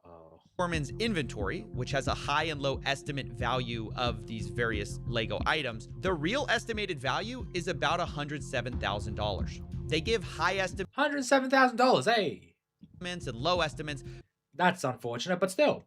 But that's right there in the middle, and for simplicity, I'll just be using averages and estimates here, but understand that, these numbers are not firm, given that they're unsold Legos. It's just rough possibilities. But the point is, it's worth nowhere near $200,000. And Reckless Ben, the one who made the original video covering this, said that surprised him. Yeah, this entire time, literally every single person's been telling me there were $200,000. Like, that's how much, you could sell all these sets for. My original assessment of about $200,000 was going up to his father's house and looking in 3 different rooms with all the sets. It was before I'd actually gone through and had set numbers and done an actual evaluation. So it's not properly assessed then, eh? So it was just a quick estimation of the $200,000, but it was actually less than that. Okay, fair enough. Well, he was Austrian, not German. Yeah, exactly, Austrian, not German. Come on, guys. Valuation. I looked at it and went based on as things progressed and as I started to delve more into the actual inventory and evaluating it, that number changed. But we put out the press release well in advance of the event itself, so that press release went out before I had those full numbers. So we went, this is a nice even number that will grab attention and bring people into the store, so we went with that. And still, I mean, to believe that is accurate at the high end. Like, it was one of those things where when she was looking through and going, well, it says this and it says this, like, you don't think even at the high end? You haven't actually seen the spreadsheet. No, I haven't. You might want to cut that part out because he hasn't actually seen the inventory sheet. That's going in the video, and it is. The spreadsheet says about from between 85,000 to 120 something thousand. In the midpoint, about 10. So the 200K was marketing. Yeah, I mean, it's better than 200K, you know, instead of like 150K. But like when you tell 120 or 80K, it's good publicity. 7 or something like that of what was inventory. Does that sound right to you? Yeah. Yeah, so this has been a really big point of misinformation to clear up, because if we're ever going to find the missing Lego, we need to start with the right number, the right value. It's about $107,000. Now, between... I believe she is also suing the CEO. Bro, are you kidding me? God damn. 2023 and 2024, the Gormans record sales of about $24,000 of Brian's collection in their inventory tracking list. And of those sales, Brian was entitled to about 65 to 70% of it. He was paid $17,000, which roughly tracks with that. Which means on November 14th, the big night, the remaining amount of Brian's collection that should have been in there is about $82K, all right. $1,000. Now, it doesn't take a genius to realize this is a very different number than... Yeah, which is 2 to 5,000, which is what happened to the rest of that, buddy? Corporate provided, who found only $2,000 to $5,000 of it linked to Brian. And later they said they only found $13,000 to $15,000 in total Lego Star Wars. So you're talking maybe $11,000 to $15,000 total Star Wars, and that's all Star Wars inventory in the whole store. So that's corporate side of the story, but I didn't want to take their word for it. So yeah, again, you need to have both sides of the story. I went through Crystal's photos myself, which she shared with me, and hired people to go through and hand tag the Star Wars Legos that were in these photos. We looked through over 200 plus photos, multiple videos, and matched what we saw with Brian's collection. In the end, I ended up with about $21,000 of Legos, matching $21,000 there. Brian's collection that can be proven to be in the store on the night of November 14th. Now, to state the obvious, that's about 3 to 5 times what corporate estimated, at least on their press release. Now, yes, there are inherent errors in these, but still, that's more than the initial sort of thing. Well, thank you very much, Fresh, for the following, but I don't want to chat on Discord. Estimates, maybe we picked up some Lego that matched Brian's collection, but wasn't Brian's. But even though this is a bigger number than corporate said, I have to admit, even with pretty generous assumptions being made, there's still a huge gap of about $61,000 here that I just couldn't find. Yeah, where's the $61,000 worth of Lego? It's a bit odd. Then I learned Brian had made... hey, thank you very much for redeeming 100 your message, buddy. Hey. A special side deal with M&R Productions, who had recently purchased some... Vroom indeed. Vroom vroom. Some Legos from him, and this is where it starts to get messy. So these are the pictures that M&R Productions sent me, looking at the Lego that Brian sold him. This was stuff reportedly in storage, and it's interesting because of an early inventory list, which had a column called Location that Crystal used. And it listed a lot of the Star Wars items as being located in what they called storage. I'm getting iPad Air when my mom saves her money, Tony. Oh, nice. Well, that sounds like a cool thing, Steven. You know, that's pretty cool. Now, previously, I was told that I actually like, I have no idea what happened, but like, okay, so I did something stupid before before stuff happened with my job. I bought a Switch, Nintendo Switch 2, and I completely forgot about it from like one of my local stores. And then I ended up fucking like getting an email. I was like, are you picking it up? I'm like, fuck, okay, I guess I got a Switch. So I have a Nintendo Switch 2. I completely forgot about it, but hey, that's when I was having money. But hey, I got a Switch 2. I'm happy about that, I guess. Hooray. all of the stuff in storage was put back in the store, but there's a bunch that's on this list that I can't find in the store that seem to appear in these pictures. So I can play PUBG and COD Mobile easily, Tony. That's awesome, dude. Actually, I remember playing COD Mobile. That's actually a lot of fun. I remember playing back in the day. I had so much fun with it, but then I sort of stopped because I just sort of dipped out of that. Now, I've been assured, by the way, that most of these Legos were not part of the inventory spreadsheet. They were never given to Bricks and Minifigs. This is a separate part of the collection, but I did a check, and 100% of the items that match the Brian collection. Oh no, Tony's Nintendo drone, time to unsubscribe. Listen, I'm not a Nintendo drone. It just sort of happened. The only thing I'm gonna do is I want to get Ocarina of Time, fucking the new Fire Emblem game, and like Xenoblade, and that's about it. Maybe I'm also gonna like, I want to get like the expansion thing so I can like play with my friends, because GoldenEye, you know. I would only get a Switch 2 to play Amber Isle. I would actually check that out. Also, Dempsey, thank you very much for the follow, and you can share my fucking stream if you want, but like, I don't want the Discord thing. Sorry, buddy. I would steal Nintendo Switch 2 to install Linux on it. Can I install Linux on it? You're gonna have to tell me about it. Didn't they shut COD Mobile down? No, I don't think they have. I think that's still up. Hold on. Let me check that up. COD Mobile. Yeah, it's still up. It's still up because it's at Season 5 at the moment. But I remember when it like first got access, dude. I was playing that shit, and it was so easy. It was so easy because you know why? It was bots. And then the fucking Americans got a hold of it, and it fucking ruined it. Fucking Americans ruined it because then we actually got to play with players. So XP was like harder. Fuck you, Americans. I'm kidding. Inventory just so happened to be listed with a location of storage. So this starts to make things incredible. Tony, the official answer to that is no. You don't want Nintendo coming after you. Oh, of course. I got a few legendaries, Tony. Nice, Steven. That's good to hear, bro.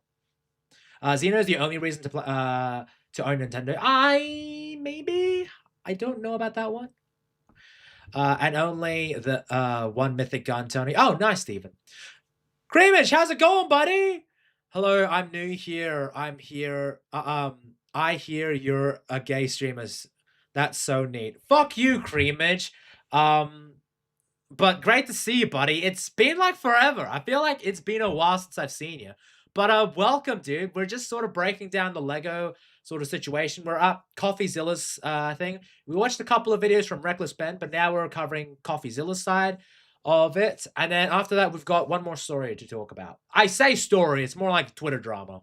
Incredibly fuzzy, and I'm inclined to believe that a lot of these are part of that same inventory list. But also, guys, just want to say, all of you on the YouTube side, you know, Creamage, he's the guy who sort of helped me with my model thing. You know, he's the one who designed my guy, essentially. Originally I was doing like a generic sort of statue guy, a suit guy with kangaroo ears, but you know, he sort of designed my character and he helped me with it. Creamage is usually good busy with Cine. Oh yeah, I agree with that. But you know, Creamage, honestly, he's the reason for this V2 model. He provided the blueprint for it, and I'm forever grateful to this guy. Love this guy. And I'm about to get other mythic Tony. Oh, nice, Steven. Good to hear, bro. Now, if we take that value of the side deal, that's about 10 to 20. Welcome to the uncloseted Antoinette stream. Fuck you, Nix. $20,000 that's not actually missing. Now, it was at this point I started looking more at the point of sales records. I realized maybe we could find some of this missing Lego there too. So this is from the Salem internal store records. Like, I guess this is what is entered when someone does a sale, and it's everything from September 2023 to November 2024 of Star Wars anything. And by the way, before we continue, yes, this was all a lot of work. If you want to 3 bots down, give me more kick.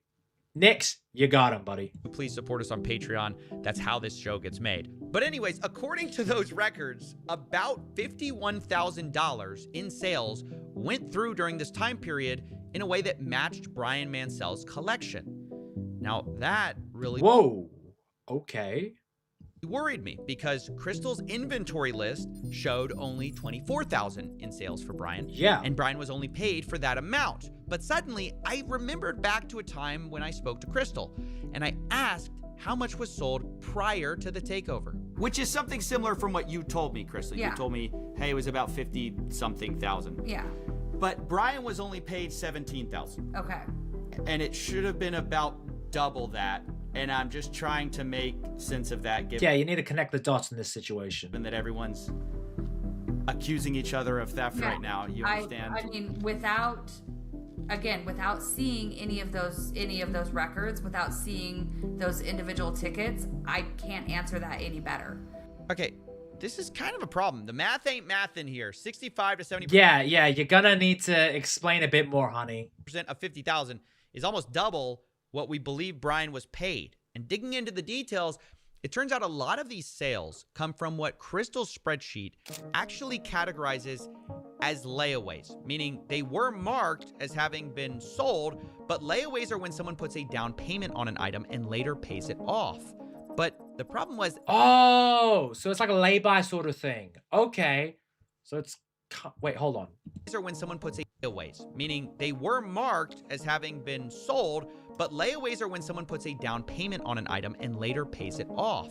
Okay, so it's sort of like what I did with the Nintendo. Like what I did was I put it on lay-by, and then I paid it, and I was like, I'll pick it up at another time, and then I eventually forgot about it, and I fucking picked it up. But the problem was there were a lot of these, worth about $20,000 in $20,000 worth of layaway. That's a lot. Layaway.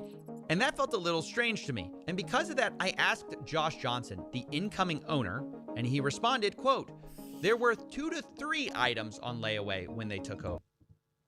2 to 3? But what? So on the list of on the inventory list, do you know about how many layaways I haven't gone through and done a count, but I know it was vastly more. Geez, I haven't heard layaways in ages. They stopped doing that where I live. Yeah, so in Australia, some places do lay-by, which is sort of like that sort of thing. But yeah, now with pay it in 4 and that sort of thing, they do a bit more. It's a different way of doing it. They do different sort of ways of sort of pay it later schemes. Then 2 to 3. It was about 98. That makes sense. So there were about 15,000 to 25,000 $1,000 worth of sets on layaway. Okay. That's just the part that's surprising. That's the part that I can't get my head around. I go, how could, let me just be really honest. I don't believe there was that much layaway. I don't know. I don't know how that's possible. How could there be that much layaway? I don't know. It's like I don't believe, because I was talking to some people about bricks and minifigs. They go, yeah, there's some layaway. There's not that much layaway. I talked to people who were neutral, kind of on corporate side, but also people who were just normal bricks and minifigs people. They say there's not that much layaway. Help me. Yeah, that's insane. Understand why there's $20,000 worth of layaway here. Oh yeah, that's absolutely. If you talk to other Bricks and Minifigs locations, layaway is extremely rare. I think outside of the Brian's collection, I don't. Okay, good. I'm not crazy here. So then, why was there so much layaway there? No, absolutely not. Outside of Brian's collection, I think at the time we maybe had 2 used sets on layaway outside of his collection. Okay. It was not a common thing traditionally. I don't know that we'd ever done layaway before the collection came in. With Brian's collection, it was a little bit different because so much of this collection were new in box, all in one place, reasonably priced, and a lot of the harder to find items. And so Right. It's okay. Growing up, I always associated the word scheme with with being a bad thing. Then I found out it's actually normal. Yeah, because like when people say the word scheme, it's like, oh, they're scheming something. It's like doing something behind something's back. But now it's just sort of like an average everyday word. So customers would come in and put, I'm gonna guess probably half of those layaway items were not gonna be sold to the person who took them on layaway, because we had several that would put them on layaway and then change their mind. So this was something like, you know, somebody would come in and want 10 different sets but only be able to buy 1. Can I put the rest of those on layaway so you don't sell them? I'll pay $10 to put these sets on layaway. Traditionally with layaway, we would ask for 10% down. They'd have 30. Yeah, usually you would ask. Oh, so I know that some places that like for example, pre-orders, when you go to a store, for example, you guys have GameSpot in America, GameStop in America, in Canada, in Australia, we have EB Games. So pre-ordering, it's sort of like a lay-by, but it's like you put in like $10 minimum for like for like a $100 game. But you know, if you do like a collector's edition, it's like $50 you put down, and then if you want to pay more over time, you can slowly do that. With stores like JB Hi-Fi in Australia, you can only put down the $10, or you can put down like $50 or whatever. But once that's put down, you can't pay any more until like the day of, which is a bit annoying. But yeah. Chat is scheming against Tony as we speak. Oh, I know, Mascow. I know. And guess one of my snipers have legendary from buy with COD points, Tony. Oh, nice, nice. Oh, they're piercings. Cringe. Yeah, I know. Those are like little devil horn piercings, which is like, I don't know why. I don't like it. 30 days to make their next payment, or we'd refund the layaway amount and then put it back on the shelf. Because this collection was the collection it was, and I wanted to give these people the opportunity to, sorry, dogs, to get these sets, we were a lot more generous with how long and the amount of payments that people could make towards the layaway. So a lot of these, we had several of them. I think one of the Ewok villages, we put on layaway 4 different times, and then it came off of layaway and back on layaway and then off and then sold. So a lot of these would have gone on and off of layaway and then back out on the shelf, just depending on the person who was putting it on layaway. That was completely unique to this collection. So look, I'll be honest, I don't trust Josh Johnson, but something is weird here. Yeah, it does come across as a little odd. It does come across as a little odd. So a lot of these are, see, like, look at this, like, so like it says POS final sale price, but it's listed as a layaway, but it's sold for $5.99. Yeah. Because it matches with the store sale price. Okay. So were they on layaway? Were they accidentally marked layaway on the spreadsheet? What's going on there? I mean, without seeing the actual sales ticket and seeing what else, like what items were sold together, what else was sold with it, I can't actually see the sales ticket. We had several layaway items in which customers were putting multiple things on layaway, paying for most of one item, and then, or they were buying, you know, 8 different things together and then putting all of them on layaway and making payments on multiple items at the same time. Our Ewok Village was one of those cases. At some point, he had, I think, like 8 or 9 different items on layaway. So they'd come in and make a payment for a bulk payment, you know.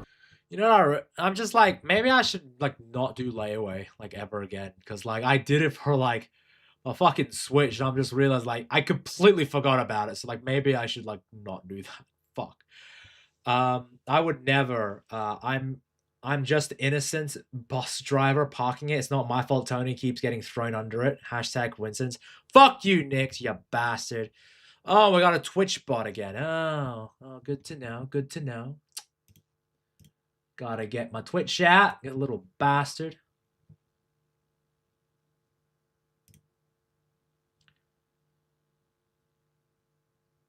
Bam. Gotcha. I've got 800 things on layaway. I'm gonna make $100 on my payment. Layaway, lay by. One customer in particular would do that, and then when he'd gotten up high enough to pay for one set, we'd pull that set out, mark it as sold. So without seeing the actual... I'm fucking good of sniping in COD Mobile, man. Oh, that's good to know, Steven. That's pretty cool. I am banning these bots because Tony did not read my highlighted message. What do you mean? Hold on. I thought I read your highlighted message. Jeez. I did. The freaking boss grooming. That's it, right? I did. You bastard.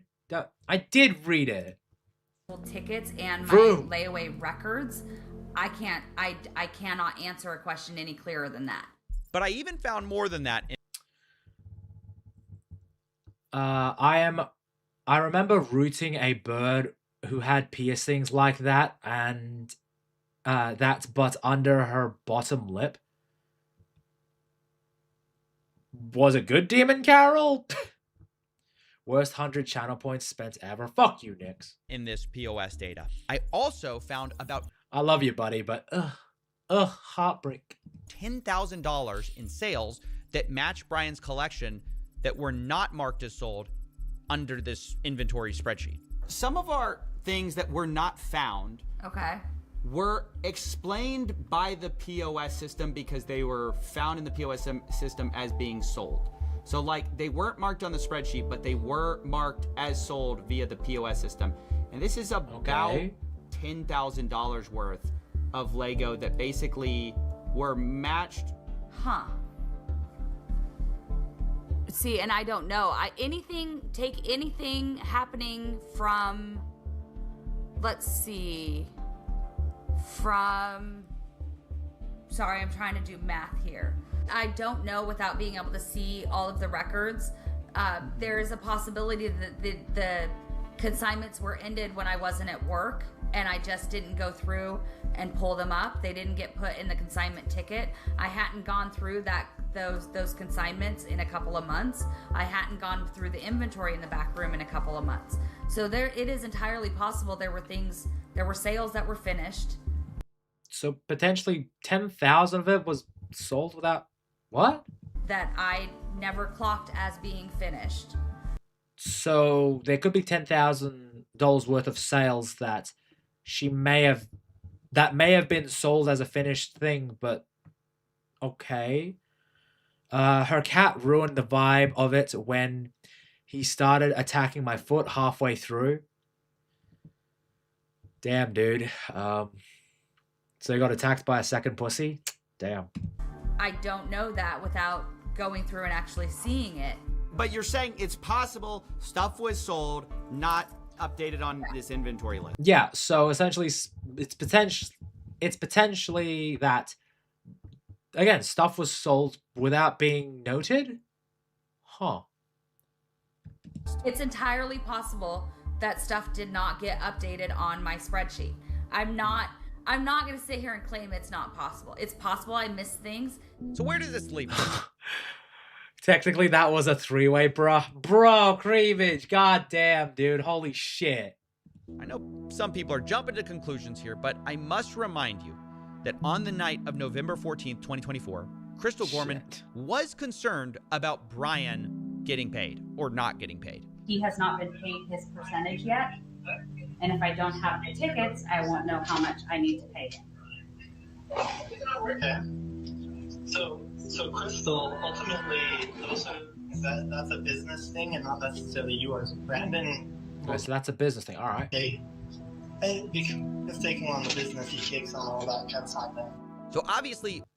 But bear in mind, Tony, she did try to check and was pushed out by hostile takeover, so she wasn't allowed to tally it out. Fair enough, Nex. Fair enough. One could see that. So it does come across as like a corporate thing. Say she was intending to reconcile with Brian. Maybe she hadn't gotten around to it. And of course, corporate will probably take a more cynical view of what she's doing by printing these receipts. But the point is, regardless of whose side you're on, I think we can all agree there's a lot of weird stuff here on all sides. Abnormal stuff. 100%. There's weird sides on every front. Sure. Maybe you can chalk some of this up to bad record keeping between the U-Haul, the layaways, the $20,000 in Lego sets that corporate called $2,000 to $5,000 that was there that night, the off-book deals. But even if we can't like fully know 100%, what these weird things were about, I think they tell a story of what actually happened to Brian's collection. In a way, multiple people, I think, are kind of right, kind of wrong. The Gormans were correct that more of that collection was there that night of the takeover than previously thought. But corporate also alleged that some of it was offsite, and that appears to be partly true, although some of that is disputed, and it looks like, way more of the collection was sold and layawayed than Brian was paid for. But all in all, there's a lot less missing than many people think, especially if your starting number is $200,000. Right. But still, that's it's a fair amount of money to be missing. I estimated, and I must emphasize, this part is stupid on Coffee's part. He is trying to reduce the numbers so he can claim to solve this. I mean, he is trying to the total value is $107,000 based off all the information that is being presented and all that. Estimate. Hey, buddy, how's it going? Oh gosh, Nagirdunal. Sorry, my brain is with your at. I'm just trying to get it. But great to see you, buddy. Welcome, dude. How you been? With bad records that there's only about $10,000 to $20,000 in Lego that isn't explained by one of these sources. This isn't to say Brian's been fully compensated. Much of this Brian wasn't paid for that I know of. So I estimate he's still out about. Nagy is fine. Okay, Nagy. Okay, and what? Nothing, Creamage. I say nothing. I did not say any illegal word or a bannable offense, YouTube or Twitch or Kick. Rumble, I should be fine. Blaze, I'm not so sure about. $80,000 to $83,000 for Lego he wasn't compensated for. And I think, honestly, that's something that Bricks and Minifigs obviously should handle and make right. Regardless of what a franchisee does, the new one, the old one, the company behind it must stand behind their product, their service, and I can't imagine a better example of a company doing the opposite. Been tired just getting up for work. It's 7 a.m. here. Oh, okay, fair enough, dude, because it's currently 8:30 p.m. here where I am. So it's coming to the night area. It's in the night area of mine. Mwahaha. Fortunately, Bricks and Minifigs has chosen to deflect and dodge responsibility at most opportunities and created a really awful customer experience that has snowballed into this crazy series of events. But instead of taking accountability for that, they've taken an aggressive legal strategy, which I told them personally. But I don't use the slide button in COD Mobile on phone, Tony. Oh, fair enough, Steven. Is that a kick bot? That is an awesome kick thing, but my god, I need to fucking nuke it. Hold on.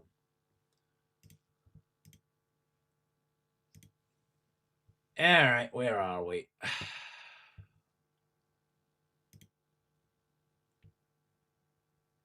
How do I ban him?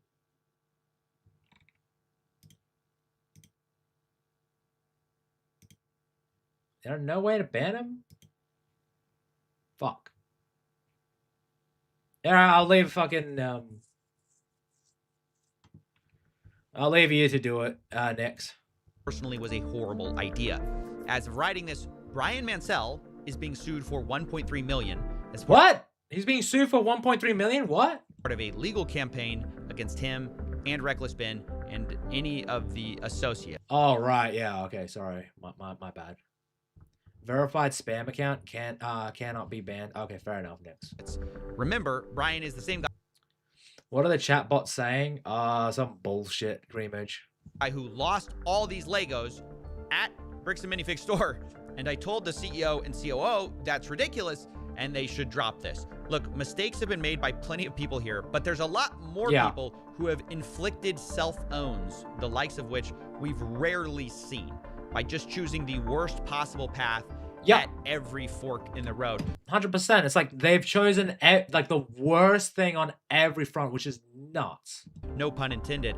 But the best path to making things right, in my view, like they could just fucking let it go. Just pay the guy what it's worth. Just let it go. Is by just making Brian whole and moving on. Drop the aggressive legal strategy. You are a Yeah, I mean, seriously, it's just gonna drive your company through the mud with this situation the longer it goes on. Lego store, at the end of the day, you are supposed to be about fun, not about a rerun of Suits. But anyways, that's my investigation. Those are my closing thoughts. And I knew I wanted to approach everyone involved in this whole story with my results and see what they thought to close things out. Does all that make sense to you? Because I'm showing everyone in this story and saying, hey, the thing are that any of these numbers blowing your mind, or is any of this crazy to you? No, it's not crazy. But what's crazy, again, like all the photo evidence that both sides have points to there being, sure, $20,000 worth of Lego in this of Star Wars Lego in the store that night, right? I don't know, man. I'm just like, can people understand maybe why there was some confusion and why there was some hesitation when somebody comes in and says, hey, you owe me $60,000 worth of product in Lego, and we go, we don't even know who you are. Like, yeah, Crystal mentioned something about consignment on her way out the door. And we go, sure, we'll get that figured out. But then the guy just walks in and demands $60,000 worth of Lego? Like, what am I supposed to do other than say, cool, show me, can you show me the proof? The problem is there's so much of a dispute on the timeline, and this is what's going to make this story so hard to tell. It's like, they say, you guys are unreasonable. They tried, and eventually they gave up. Shouldn't the conclusion of all of this be the dude gets the Lego back, done and dusted? Yeah, he should either get his Lego back or he should be paid what he's worth. But apparently, freaking he's slapped with $1.3 million with Reckless Ben. It's like fucking nuts. It's crazy. It's got like just drop it. Like just let it go. Give him back his Lego or give him his money. But they say they tried it. They were basically met with like unreasonable. But it just keeps going on, and the more it goes on, the more Bricks and Minifigs just their name is going through the mud to the point where I have to reiterate this. Fucking Tara Strong comes out and like speaks on this. It's nuts. Requests, things like that. So verification, documentation, is that unreasonable? Do you think? Well, I think they would say they provided the documentation, and you guys say you need more documentation. So I mean, that's kind of the right. A spread, like I understand, a spreadsheet and a contract are a good start. Yeah. Yeah, but we never got that. That was never sent to us at corporate, by the way. Y'all do have the spreadsheet though, yeah? Y'all have the spreadsheet. That was shared online, but months after we asked for it. It says it's. I'm so confused. It says I'm on the file right now. It says storage used. Oh, bro, he's tapping his foot. I'm not really an expert, but usually when I tap a foot, I'm usually nervous. I'm just saying. But again, I can't speak to the guy. Owned by BAM Franchising Inc. Owner Salem.or bricksandminifigs.com. What are you looking at? It says owner Salem.or at bricksandminifigs.com. That's you guys. It says owned by BAM Franchising Inc. It says created September 6, 2024. And when I look at it, this is the Mansell list, I believe. So this would have been created under like so we. Bro needs more. Like, you've got the spreadsheet, you've got all of this information, and he needs more. It's a bit wild, and like he provided with the fact that this was in September. We have the we But own y'all the- definitely have this. Y'all have access to this. Well, I had no idea. Like, so if this is the It's first right- that it's right here, anybody right has here. shown me that a spreadsheet was created using like Bricks and Minifigs Salem, like, and all of this stuff was archived. Bro's backed into a corner and just improvising what to say next to save face. Yeah, it does come across like that. He's trying to, I don't know, it's not looking good for him. This is the first I've seen that this spreadsheet was created by Crystal.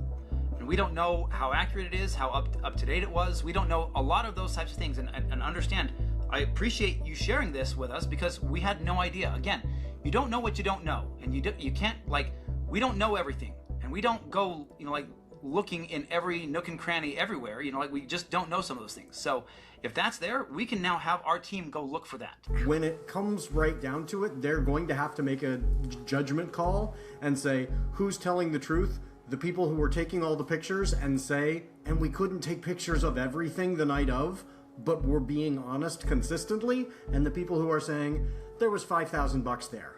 Really? Like, that makes no sense. We've got the evidence, and yes, there's a discrepancy. We acknowledge we did not take pictures of everything, but does that mean that the discrepancy is, oh, and therefore these missing, percentage, whatever that would be, 5%, is some magical other place? If Or it was sitting there in the store, and we... Yeah, it's just like, more information is presented, the more it looks like the company is just like, yeah, it's not looking good for the company, and it just makes Bricks and Minifigs just look even shadier, and it's not great look. Saying I don't know is actually the best defense. Any lawyer will tell you this. Lol, slimy. Yeah, it's the best defense. His pants are on fire. I mean, if the shoe fits. We didn't get pictures of it. If I That's if the I more messed reasonable up, explanation. if I messed up on my record keeping, I will take accountability for that. Mm-hmm. It's possible. If my staff didn't draw attention to the Sponsored by Mountain Dew. Is this a boogie video? consignments had left out, so I'd move them to the thing. Any of that, I will take accountability to that. I am more than willing to do that. I need BAM to show me those tickets. As they promised to do. I will sit down with Brian and talk this over and figure out Okay, she's willing to sit down and talk with Brian. what we missed and where it was missed and how it was missed and make that right with him. I mean, that's new information no one's ever found out, so that's like awesome. They're gonna lose hundreds of millions of dollars because of their own wrongdoing. They're literally gonna destroy their entire company because they're this stubborn over maybe $20,000 worth of Lego. Sure, I'll be keeping you in the loop with what Nice. I'm excited. This was good work. My other final thoughts is, dude, you solved it, dude. That's awesome. Yeah, no longer. Fair enough. Yeah, suing Brian Marshall and Reckless Ben for over $1 million in damages. Fucking hell. Just drop it, man. Your reputation's in the gutter now. It's like, regardless, it's A restraining order is in effect against Reckless Ben. Fair enough, to prevent him from speaking about Bricks and Minifigs. Yup, understandable. The Gormans are suing Bricks and Minifigs. The lawsuit claims Brian's collection had an original aggregate value of around $250,000. Holy shit.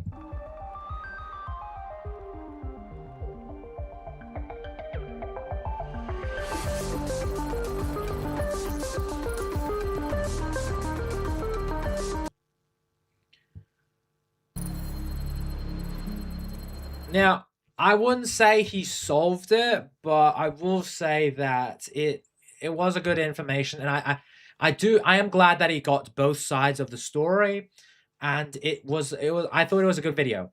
I would have preferred a bit more pushback on both sides, but all things considered, it's actually a good video, very well informative, and he gets both sides of the story, both sides of the parties. So I do appreciate that.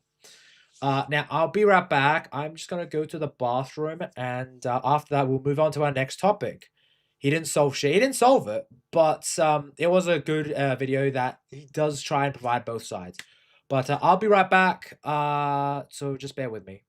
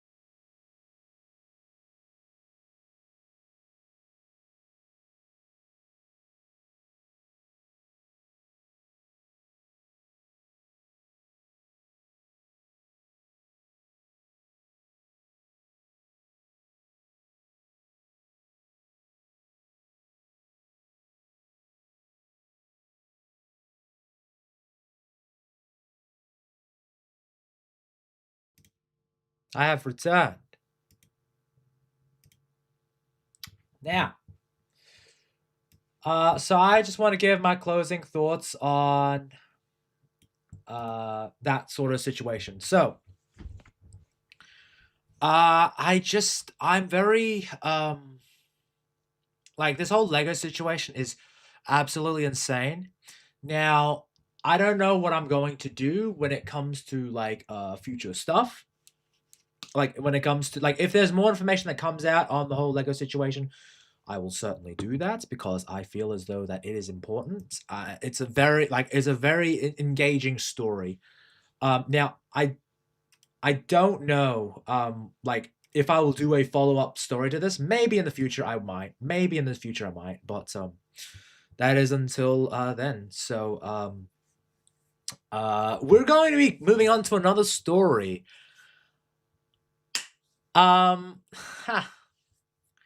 So, question, guys.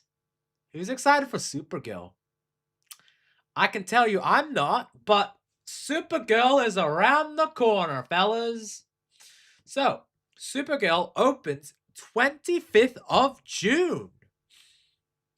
Now, right now, this is the latest chapter in the DC universe. The DCU, heralded by James Gunn. Oh my god, it's gonna be amazing. It's gonna make $1 billion according to John Campea. It's gonna outgrow Spider-Man, guys. Apparently some people have said it's gonna outgrow Spider-Man. It's gonna be absolutely amazing. Peak stuff. Well done. Well, some people don't think that. And they do not like the promotional material that has came out in regards to Supergirl. However, one person has ran defense for Supergirl. Now, you guys probably know him. I have talked about him on maybe every now and then a couple of my streams, but I've also talked about him on Cal's stream with Fight the Hype, and me and Cal reacted to a video covering this particular YouTuber. Now, we're not talking about Supergirl as a movie. It hasn't came out yet, so we're not going to be talking about that. But what we will be talking about is a YouTuber that I looked up to, and he sort of has become a game journalist and a bit of a lolcow on Twitter right now. We're talking about Angry Joe. Now, Angry Joe is a huge DC fan of Superman, and he is clearly running defense for Supergirl. He is going down hard on the Supergirl rabbit hole. And I'm just thinking, mate, I get it. You want this to be a great movie, as I do too. But, like, you're really gonna go down the political rabbit hole. We're really doing this. Okay. So, he quote tweeted this guy. Now, this guy has fucking 241 followers. And the initial thing is, Supergirl is in theaters now. It is your duty to see trash, leftist, counterculture, garbage moves so Hollywood commies can keep spewing more countercultural garbage while living the style. Now, I don't know. This guy, like, he's posted something. I don't think it is, like, I don't think Supergirl is going to be commie garbage. I just think it's just going to be normal trash, but that's just my opinion of it. And then Joe quote tweets this guy with, again, 241 followers compared to his 314.8 followers. Bot accounts and grifters on X that post nothing but right-wing political tweets are suddenly all posting about Supergirl, desperate to get their lemming followers to not go out and see it. It matters if the film is good or not, nah, as long as it distracts and riles up the bases. Hashtag here we go again. He's clearly running defense for her, and he's going against the right-wing politics people. Dude, you are a big, you have a big following. Why bother with this? But whatever. He goes down, and then he replies to this guy, Joe, you have enabled this kind of writing in Hollywood and gaming. He later says, I've never changed. You have. You might have fell into some kind of ecosystem that echo chambers crap. What are y'all upset about? If the film comes out and screams, men are bad, women are gay, kill all white people, then I'm totally with y'all. But fuck's sakes, don't buy into this shit. Fair enough. That is a fair statement. But at the same time, it's like, really? Really? And he keeps going on. Why are you replying to these people? He keeps replying to these people. Why reply to these people? I don't get it. You are a fucking YouTuber with a following. You don't need to reply to every dude. And it's just sad to see, because I'm like a big, I was a big QH Angry Joe fan at the day. I was like, damn, I loved his Rambo review. That shit was hilarious. I loved his Ride to Hell review. That shit was great. That Right to Hell review was made me an Angry Joe fan, for Christ's sake. But then he keeps going. He's fallen off in the last few years. Yeah, I agree, Demon Carol. I agree. It just sucks. If he's a feminist, he comes across like a feminist now. I was like, I don't get it. And then we got another tweet. And this is just what he's been doing. Disparu posted a video, which is how to kill Supergirl in one step. All right? So, Millie Alcock was approached by Queerly Radio. All right? And this is what she had to say. Discussion online about Kara's queerness in the comics. Was that something that you explored when you were preparing for the role? It wasn't, but in honor of Pride Month, as I'm getting all these questions, I don't know. I think that what makes this film so beautiful is that it's not centered around a man. It's not centered around love at all. Exactly. If anything. Yeah. But we'll see. I don't really know, but I don't know. I don't know. It's great. She'd probably go both ways. Question. Okay, so that is what she had to say. And I'm gonna be honest, I don't. When you are interviewed by Queerly Radio, I would not have said that. I would have been like, hey, listen, this isn't just, this is for everyone. Whether you be straight, gay, homosexual, trans, whatever it is, this is for everyone. This is a film that anyone from all walks of life can enjoy. That's what I would have said in this situation. But she clearly said that way. She said it that way, both sides. So I'm like, okay. And also, in honor of Pride Month, I don't get it. Like, why do we have to talk about Pride Month? Why can't we just talk about the movie itself? Just like, I don't get why we need to have this character just be a gay icon. Why can't she just be an icon? An icon that all walks of life, gay, trans, black, white, Asian, anyone can look up and aspire to. I love fucking Batman. Guess what? I'm not fucking white. I love Luke Cage. I'm not black. You know? Just why can't you just be an icon? Anyway. Sorry, I got a blocked nose now. I don't know why, but all right. Joe then later states, this is the most important stuff to this group of guys. What Millie says in passing to a gay interviewer on Pride Month. It really pisses them off. Yeah, but they're not really... It's not... Like, I don't get why you would do this, Joe. Like, why would you say this? Because, like, this is part of the marketing. Right? We're allowed to critique the marketing. Gets them to vote with their wallets. Not any important shit to vote against like war, high food and gas prices, the looting and shitification of our countries by the ultra wealthy. No, the stuff, that stuff is okay. What are you talking about? Dude, they support all of that, but just this stuff, unacceptable. Unacceptable. Boycott it. Dude, this is... You vote with your wallet. If this is not what it appeals to you, then just don't see it. Don't watch it. Don't spend your money on it. That's how it works.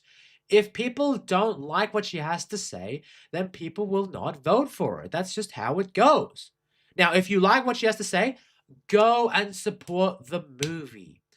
Go and support the movie. If you agree with what Millie Alcock has to say in this interview, go check it out. But if you don't, then it's up to you. You don't have to support the movie. Distract these masses with culture wars. A whole ecosystem of this is why nothing ever changes. Plus, she's super ugly. Look at these comments in the thread. Lol, geez. Good job, guys. Make sure all interviews actors give match your own political sensibilities. The actual film be damned. Good or not, these guys will claim it's shit to avoid looking bad or pissing off their followers. Ah, well, sigh. Dude, this is marketing, okay? Right? If you are showing reviews, if early reviews are part of the marketing. This interview is part of the marketing. If people don't like what she has to say, people are not going to watch the movie. Because guess what? She is the face of this movie. A lot of people didn't like Flash Gordon because he wasn't part of the marketing. Like, people didn't watch it because of the marketing.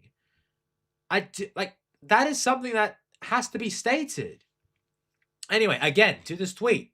He then furthers up, right? With Disbrew himself. He says, bad timing to be bringing up UK politics, who are not at war a few days after a rape gang reports. But yeah, that the place to talk about that is definitely in a video about Supergirl. You're right. Bro, weak deflection and bold-faced cherry-picking. You know we can see that, right? By the way, I'm a huge fan of some of your Star Trek reviews. Okay. Except the weird, excessive hate against women you exhibit randomly in your vids. Been meaning to talk to you about that. Why?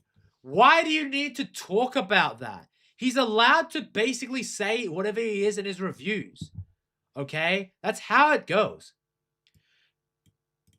Could make a supercut of all of it. What's going on there, my man? Dude, why would you devote yourself to making a fucking supercut in this guy's review?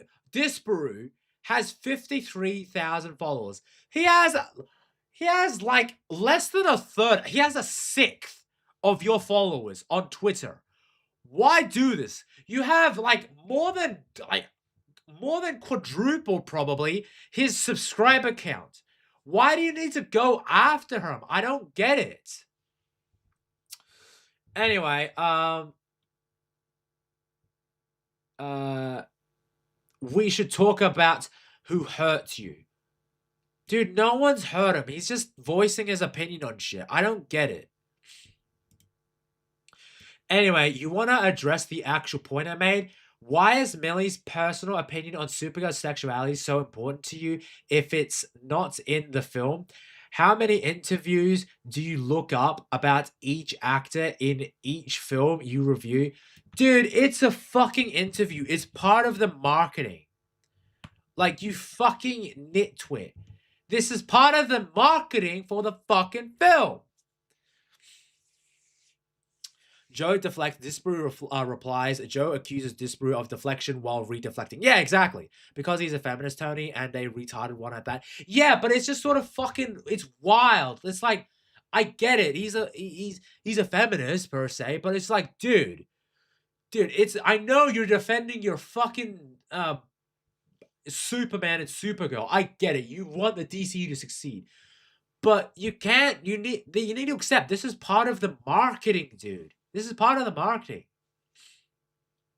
Ugh, this is literally just another form of why do you care about this when there's a genocide going on type of leftist rhetoric. Yeah, it is. It's like, oh, dude, why? It's like, bro, just, ugh. It's so stupid. Deport him to the sun already? Dude, I wouldn't deport anyone to the sun. It's just... Dude needs to he needs to check in. He needs to dude, this is marketing for a film. Regardless of anyone, this is marketing.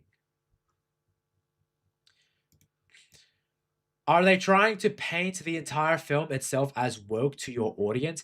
I think you're magnifying this instance because you know it'll get engagement. Yeah, it will get engagement, okay? But the thing is, though, is that he just posted it as an interview. Like, this is what she has stated. It's not about man, and this comes across as fucking Snow White levels of interviewing. I like Millie Alcock. I liked her in House of the Dragon, but I'm just saying this isn't a good look for your movie. Joe is using rationalizations. Bad. He's not using reasoning. Good. It's that simple. He's just coming out and spewing shit instead of actually talking about because I think it's important. He's attacking He's attacking people for like just voicing their concerns about a movie. Joe is a moron. I agree, Nix. I agree. Thank you very much for redeeming the message. But I think he does. He is a moron. Like, why not just, dude? I used to be a fan, but you go on this Twitter rampage against the right-wing people. It's just not a good look. Just don't go on. Personally, to me, it matters if it's in the film or not. Yeah, I agree, but it also should matter in terms of marketing. More importantly, if you enjoy aspects of the film or even the entire thing, would you even say so honestly at this point? He probably would. I'm gonna be honest, Joe. He probably would. Why would you? Also, Joe, you have like gone up and down when it comes to your review of Superman. It's really strange. Like, you started off with like a 7 out of 10, then all of a sudden you saw it again and it's like an 8 out of 10, an 8 out of 9 out of 10. If I remember correctly, Joe. Like, took multiple watches to watch it. Okay? He's like Mark Hamill. Dude, Mark Hamill is like another one where I'm like, bro, why? It sucks to see. It just sucks to see. Maybe he's starting with a conclusion and working backwards to justify it. It's such a bad mindset. It's such a bad mindset. And also I do agree, Nix. Even Mark would tell Joe to calm down. Even Mark is like, calm down. And he even moved to Blue Sky, but even, I think he got like moved, he got bullied back to Twitter, I believe. I don't know. Nah, he folded for his audience. Dude, he folded for his audience, and then he's just, like, selling out. Like, on Twitter, he's going through, like a rampage on the right-wingers, and then, like, on his fucking YouTube, he's, like, selling out. It sucks to see. Like, oh, dude. But, like, it just sucks, man. Considering the backlash you would receive from your own audience, I mean, do you see the type of replies you get? It's disgusting from some of them. LONO. I don't know what that is. Maybe you like and laugh at that shit. The discourse online about this film is insane, and none of this shit is actually in the film. Well, guess what, dude? Nerdrotic? Fucking a lot of people, they got pushback for liking Star Trek Picard Season 3 by their own audience. Okay? That their own audience pushed back on them saying, nah, it's just woke garbage. I'm not going to support fucking Star Trek Picard Season 3.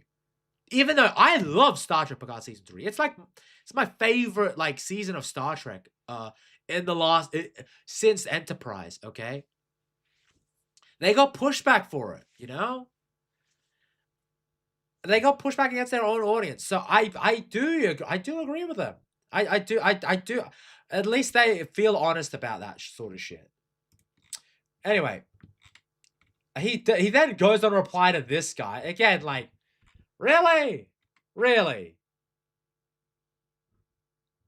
Like, why are you going up against, like, why are you replying to this guy? Again, 104 followers. Jesus, Angry Joe, fatter, stupider with every year that passes. Are kids still watching this 48-year-old chump? This is the best you got. Real cream of the crop here, guys. Internet badass. Look out. Let me guess. You're watching Critical Drinker Nerdrotic. Dude, why? Why? There's no point. Let it go. And again, he's replying to this. I don't get it. You've got so many followers. You don't need this shit. Superman, except Superman wasn't a bad movie.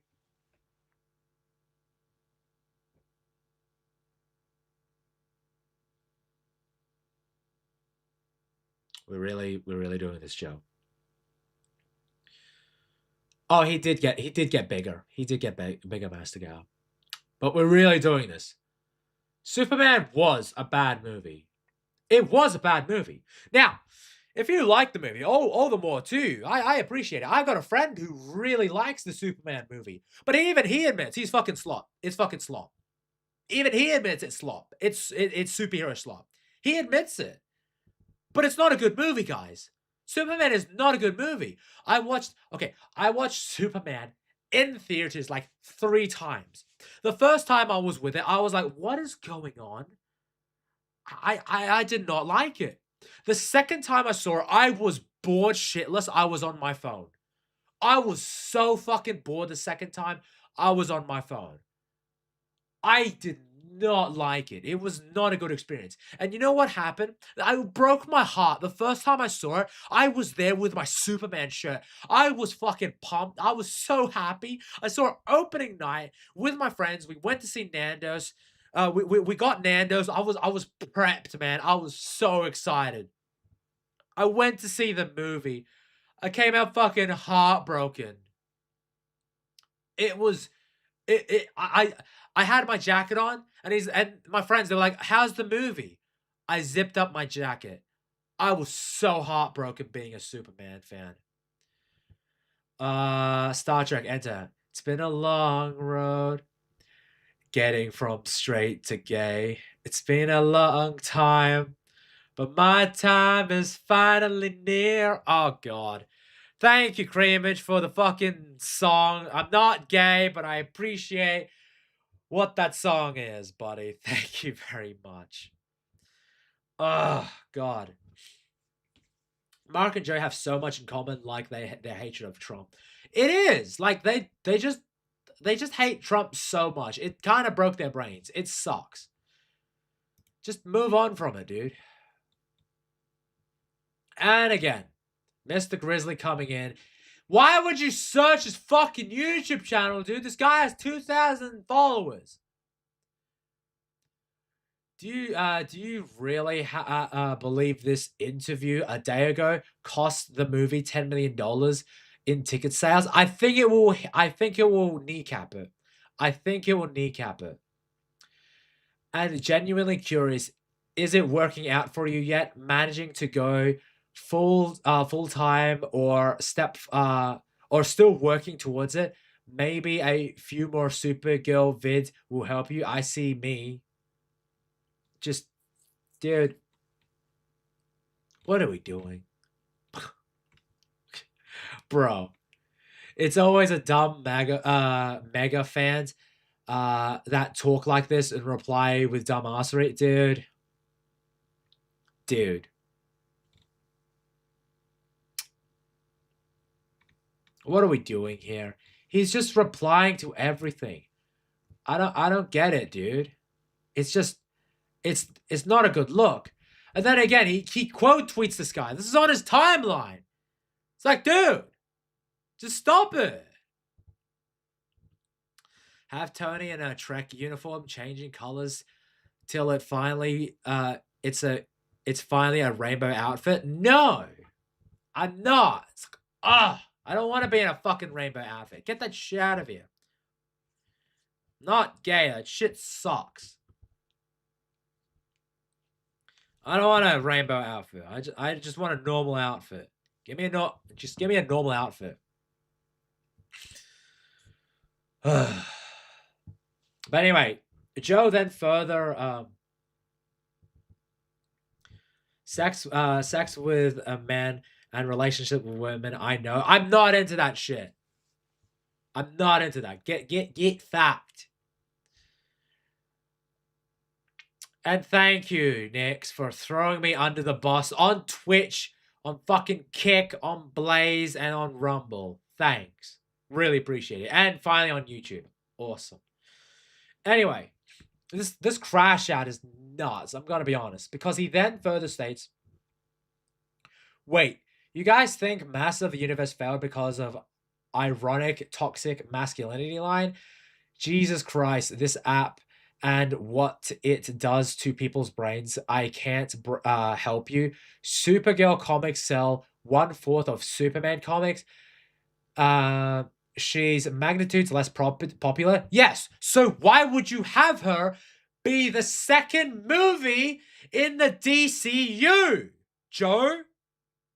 Why would you have that? Mama Cindy's word is gospel. Come on now. I'm gay for her. I'm very happy for her because I love Mama City. She's great. This film was never going to make the exact numbers any of your false idols set for it, even if she has heavily pro-masculinity and spoke like the manosphere. What matters is the film is good or not. Yeah, but it's not gonna make. Then you need to adjust the budget, Joe. It has like around what, nearly $200 million worth of fucking budget. That's not even including marketing. Joe, let's be fucking frank here. Should have had a budget of 50 million, maybe 100 million, if we're pushing it. But the fact that it was like 160 million, 200 million or so, dude. And you got people like John Campea, who is on your side, Joe, that thinks it's gonna be a $1 billion film.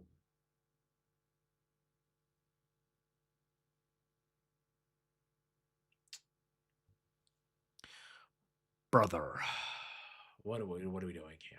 And again, you're quoting a guy with 138 followers.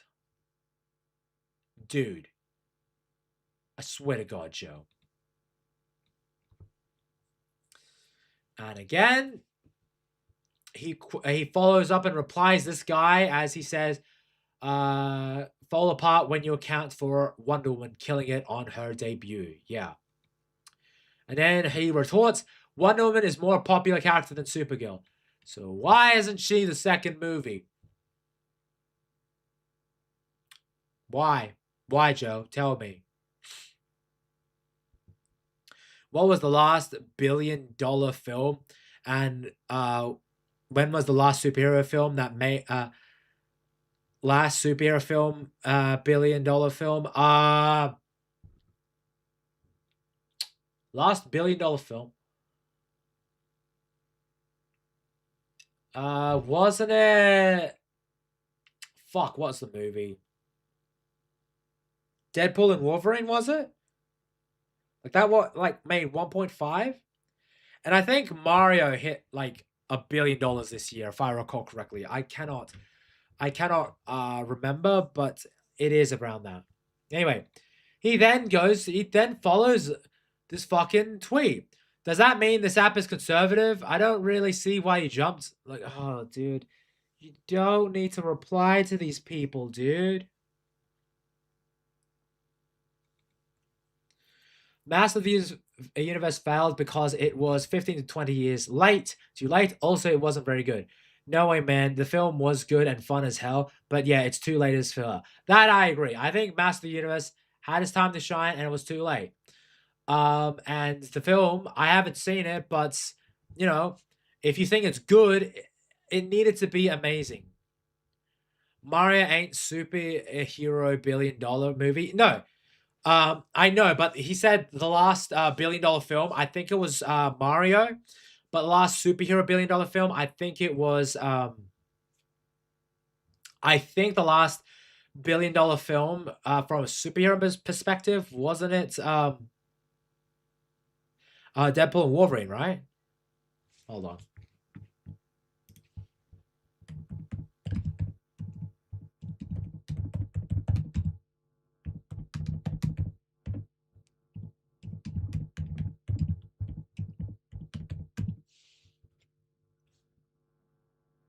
Yes, so the last $1 billion film was in 2024, and that was Deadpool and Wolverine. That is actually insane. It's been 2 years since that. Maybe Joe should go to Blue Sky. He probably should at this point. Probably should. The new Master of the Universe movie is trash. Oh, damn, because I've heard like mixed reviews on it, Nix. I know that Critical Drinker really liked it, from what I've been told, from what I've seen. I know that Northern English Bastard liked it, based off the thumbnail. I haven't seen his review on it. But, like, it's crazy to me. Kino sent me here. I'm old, bro. What does like? Why are you replying, dude? I don't get it. You belong with Hassan, with how you're acting. How does he act? Does he have the same opinion as Supergirl tickets? Dude, calling you a lefty. Jesus. Jesus, I mean, Dead and Wolverine was okay, but 1.3 billion. Yeah, I enjoyed Deadpool and Wolverine. But I'm not gonna say I don't get why it needs to be. I don't get why it should have made 1.3 billion dollars. That's insane. Anyway, he then quote tweets this guy again. This guy has 1.2 thousand followers. Okay.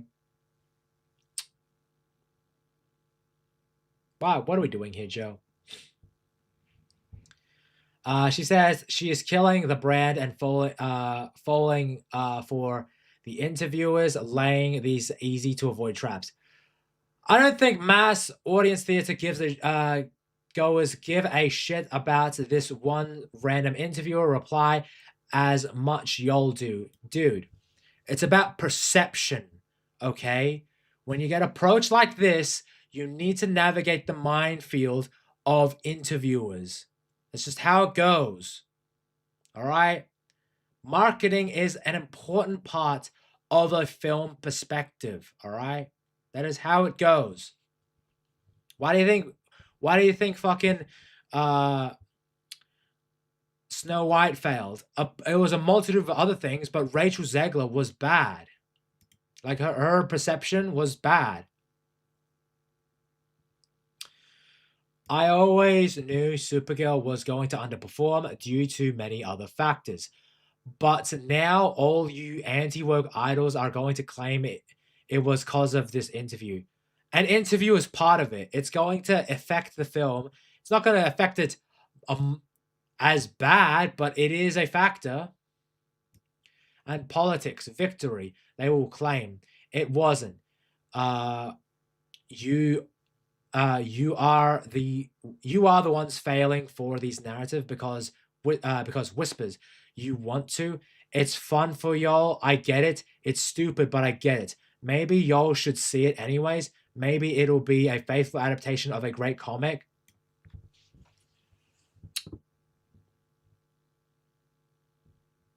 A great comic.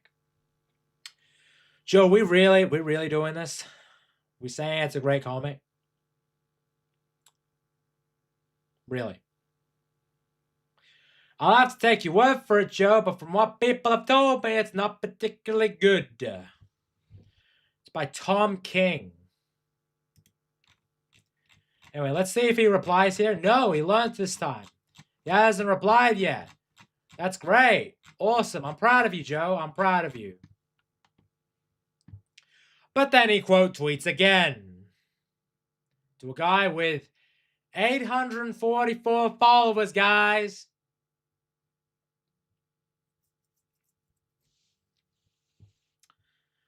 He then quote tweets, MAGA Mike, did you just try to blame leftists for how Trump-Iran war went?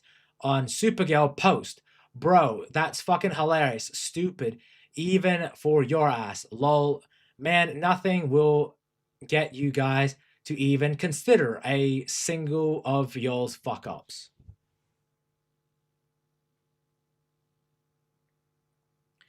Putting a pro-Pali with a Israeli was a dumb idea. Yeah, that was a bad idea, Demon Cow. When you had two people with opposite views to that, and like, dude, it's just,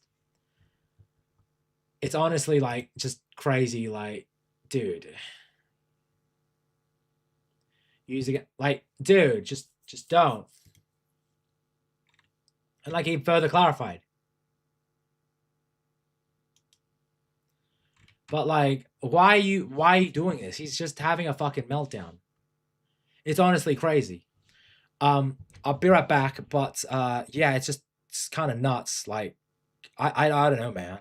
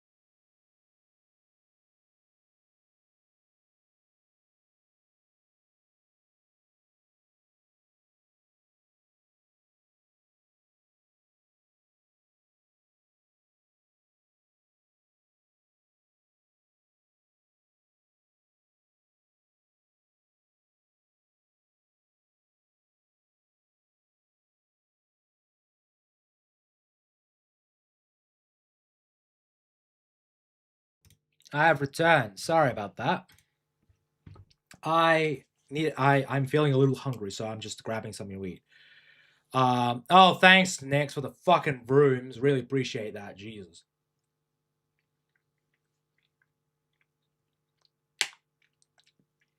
Sorry. I'm having fucking cheesecake. I bought it today, and I'm like, oh. Now that Tony's gone, time to riot chat. Oh, thanks. Really appreciate that. The comic is trash. The trailer is trash. The interviews push an agenda. There's nothing there worth my money. How about you try buying the blue color in games before being angry about it? Yeah. I think he's just kind of just fucking doing this for no reason. Let's flip an ice cream truck. Dude, why are you guys flipping back? Come on, dude. What is all this? He's back. Hide the messages. Oh, thanks, Nix. Really appreciate that. But fucking Joe was just having a generational crash out on Twitter over fucking Supergirl, dude.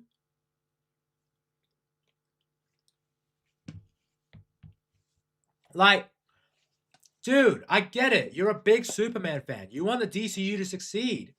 You want more Superman and Superman related products coming out. Awesome. I'm happy for you, dude, but it just does not come across well. It just does not look good, bro. He then further comes out with this. Again, quote tweets a person with 156 followers. Dude. Anyway, he says, you people, do you think you are talking to the entire evil liberal cabal when you tweet at me? I live in Texas. I'm probably more conservative on some issues than you are. We really doing that, Joe? Really?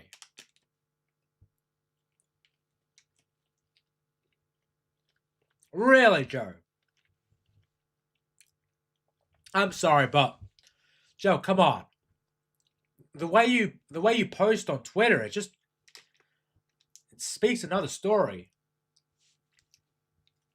Anyway, as far as gay messages, it was a single passing comment by one actor in interview today.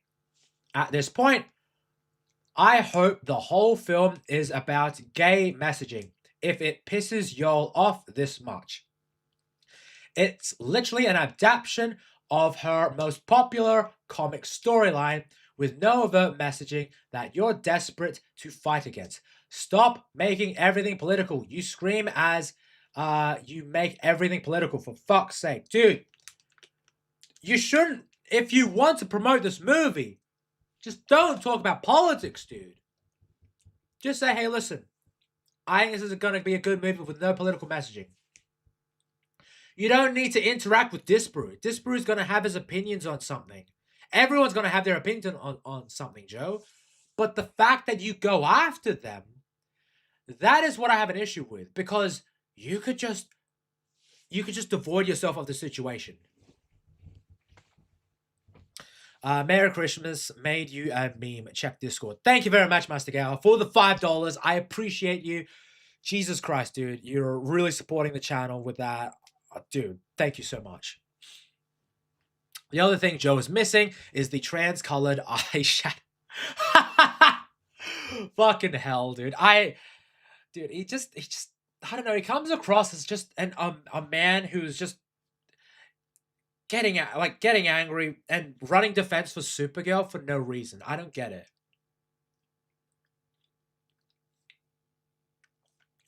Like, this is the hill you want to die on. Supergirl. Really.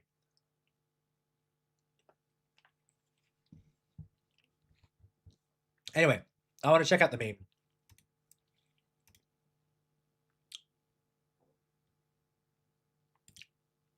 So, Master Gal sent me a meme. So, a slight detour, guys. I'll probably upload this as its own segment on the news thing, but This is what fucking Master Gowa's made.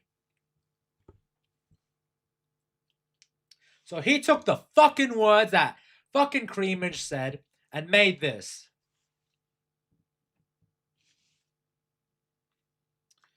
I both love and hate you guys.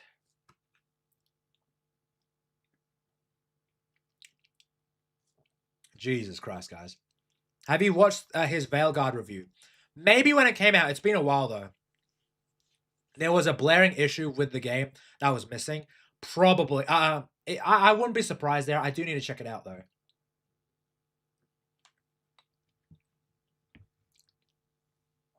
Anyway. Thanks for the fucking meme, Master Gowa. You bastard. I love you, but like, dude. Look at this shit. Look at this. Fucking Nagy's coming in and it's just like, ha ha ha ha. See? Funny image. Ha! Yeah, I see what you guys. I see you all. Anyway. Thank you for the meme. Joe. Hold on. Can I not see the comments in this? There we go. And he didn't reply to anyone in this one. So, good on you, Joe. He's learning. But then he quote tweets this guy. And this guy, 2,000 followers. Anyway, he said, it is a shame that Masters failed because I enjoyed it. It was good as a He-Man. Me too, man. Me too. Okay, I really appreciate it. Okay, this isn't like a Twitter thing, but it's just more Twitter bullshit. It's like So I'm glad that he's quote tweeting someone who he actually I have no problems with this tweet, but like then he goes back to his usual shit. This one. Now, listen. You're okay to attack Gary about certain things. You're allowed to do it. I get it. Like, Gary has his own opinions on things. Now, I don't agree with everything. I don't agree with everything that Gary says. I think most of us don't agree with everyone says. Just like just like Nick's I like 007 First Light. Nick's he doesn't want to get it, which I get it. He's we all have different opinions and mileages on things.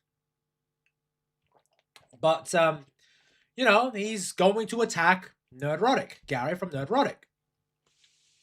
So Gary, he comes up with a thumbnail where he says, the Marvels all over again, Supergirl's box office. And I'm going to be honest, it's not a good look when it comes to the box office of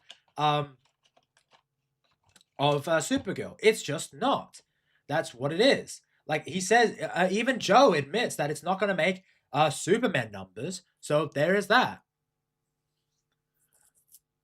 I get it perfectly. It's just trash. Fuck you, Nix. But no. It's just something that Supergirl is not going to make money. Now, do I think it's going to make the Marvels levels of money? I don't know, but superhero movies have been going down. It is possible that it could get there. Just got to work. Have a good night, man. You have a good night, Nagy. Thank you very much for popping in, dude. And have a good day at work, dude.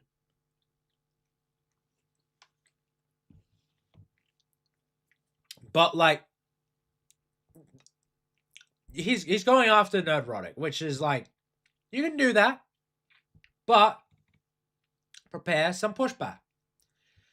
Anyway, Joe quote tweeted this guy from fucking like this tweet. Again, this guy has fucking 113 followers with 113 following.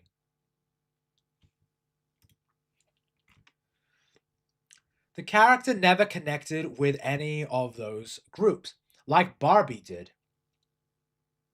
Mostly a smaller segment of comic buying men bought most Supergirl comics, which is true, not women. Exactly, that is true.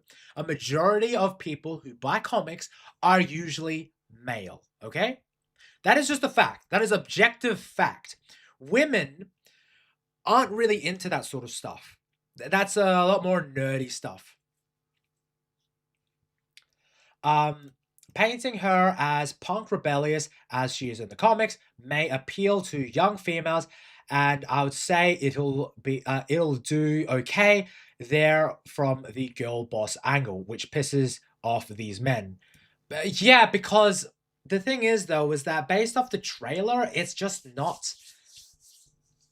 It's not there. It's pushing a female sort of pro messaging, which is what it's trying to do, but it's just sort of like the interviews is not helping its case. I want it to be a fun movie. I really do, but like the trailers aren't getting me. The interviewers, the interviews aren't really pulling me in to want to see this movie. They're just not. 007, it's perfection, except the mechanics, story, voice acting, and the tonality of the packaging, the DRM, you basically, accept the entirety of the game. It's perfection, the rest is just trash. I definitely do not agree with the voice acting, the tonality, and the story on that one. I actually enjoy the gameplay, but I do have some gripes with like a lot of things with it. But, you know, that's a discussion for another time. I might do a review on 007 First Light one of these days. I don't know. Joe is the last person trying to use the appeal to young females. Yeah, I know, right? But it's not cultural levels like Barbie. That's why projections are exactly why they are, not because of Pride Month or replying to trolls at an interview who called her ugly, and a man pointing out they are supposed to be Christian dads. Fuck those people, by the way. Dude. These are people who are just voicing their concerns with the thing, Joe. That's just what they are. I just said tonality. I never said tonality. I said I just totally. Fuck you, Nix. You just you're nitpicking my words, but it's okay. But like, dude, when you pick a fight with Christian dad, like, it's not a good look. Why would you attack someone like that? Like, dude. Like, why make fun of a chick appearance while you're Christian and your daughters are looking up to you? She has a point. Those that do are just shitty trolls. Joe, listen. There are just some times where it's just fun to troll someone. It is just fun to troll someone. But those people that you're trolling, you just ignore. It would have been funny if she just rolled with the punches and made fun of him instead. In terms of like, just rolled with the punches and just leaned into it. Don't make fun of him directly, but lean into it. Lean into the thing. That way, you come across as more endearing, more charming, make fun of yourself. Make fun of yourself. Self-deprecation really helps with getting people on board with you. I'm a fucking idiot. I admit I'm an idiot. I'm an asshole. I'm a dumbass. But I'm never gonna go after my chat. Although, to be fair though, I do go after my chat when you guys attack me for no fucking reason, you bastards. But I digress. Anyway, he doesn't reply to any of this, thank Christ. But you've seen the amount of tabs I'm getting. We're whittling them down one by one, and of course, he replies to this guy. Again, this guy has fucking 568 followers. That's because you're short and gay. I hate you, Demon Carrot. You guys suck. Why are you doing this to me? I'm filling up on water. Fuck you guys. Attack you? You mean highlight your proclivities? No, Master Gowa. There are no proclivities. Ugh, God. Tony would never go against the chat. Rewind 20 seconds. Fuck you, Nix. You are nitpicking my words. Yeah, that's true, Nix. But you've got the shield of shame. So there. Accept your shield of shame.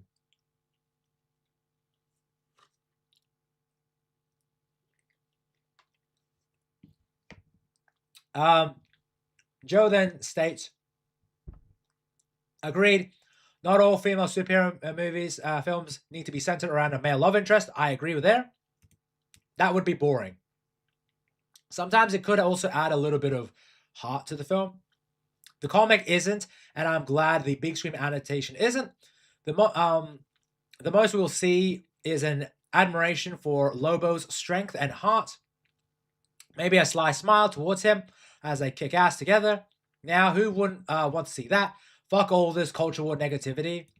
Dude, you're adding fuel to the fire, though. I do. And again, surprisingly, he doesn't reply to any of these comments. Awesome. But then we get this.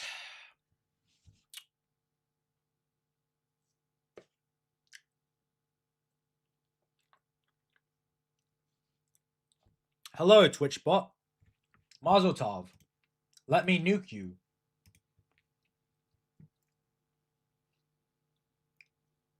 Oh, did you get him, Nix? I don't see him, so he must have got him. Anyway.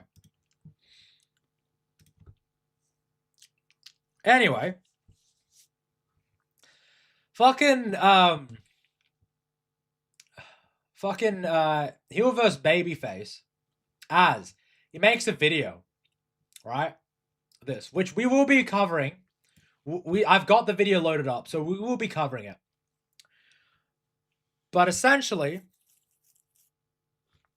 he fucking triggers the shit out of Joe. This is actually hilarious. All right. So, OMG, lol. Angry Joe savagely attacks Nerderotic and Geeks and Gamers and Disparu with a different opinion about whether or not it matters if Millie says Supergirl could go both ways in a random interview.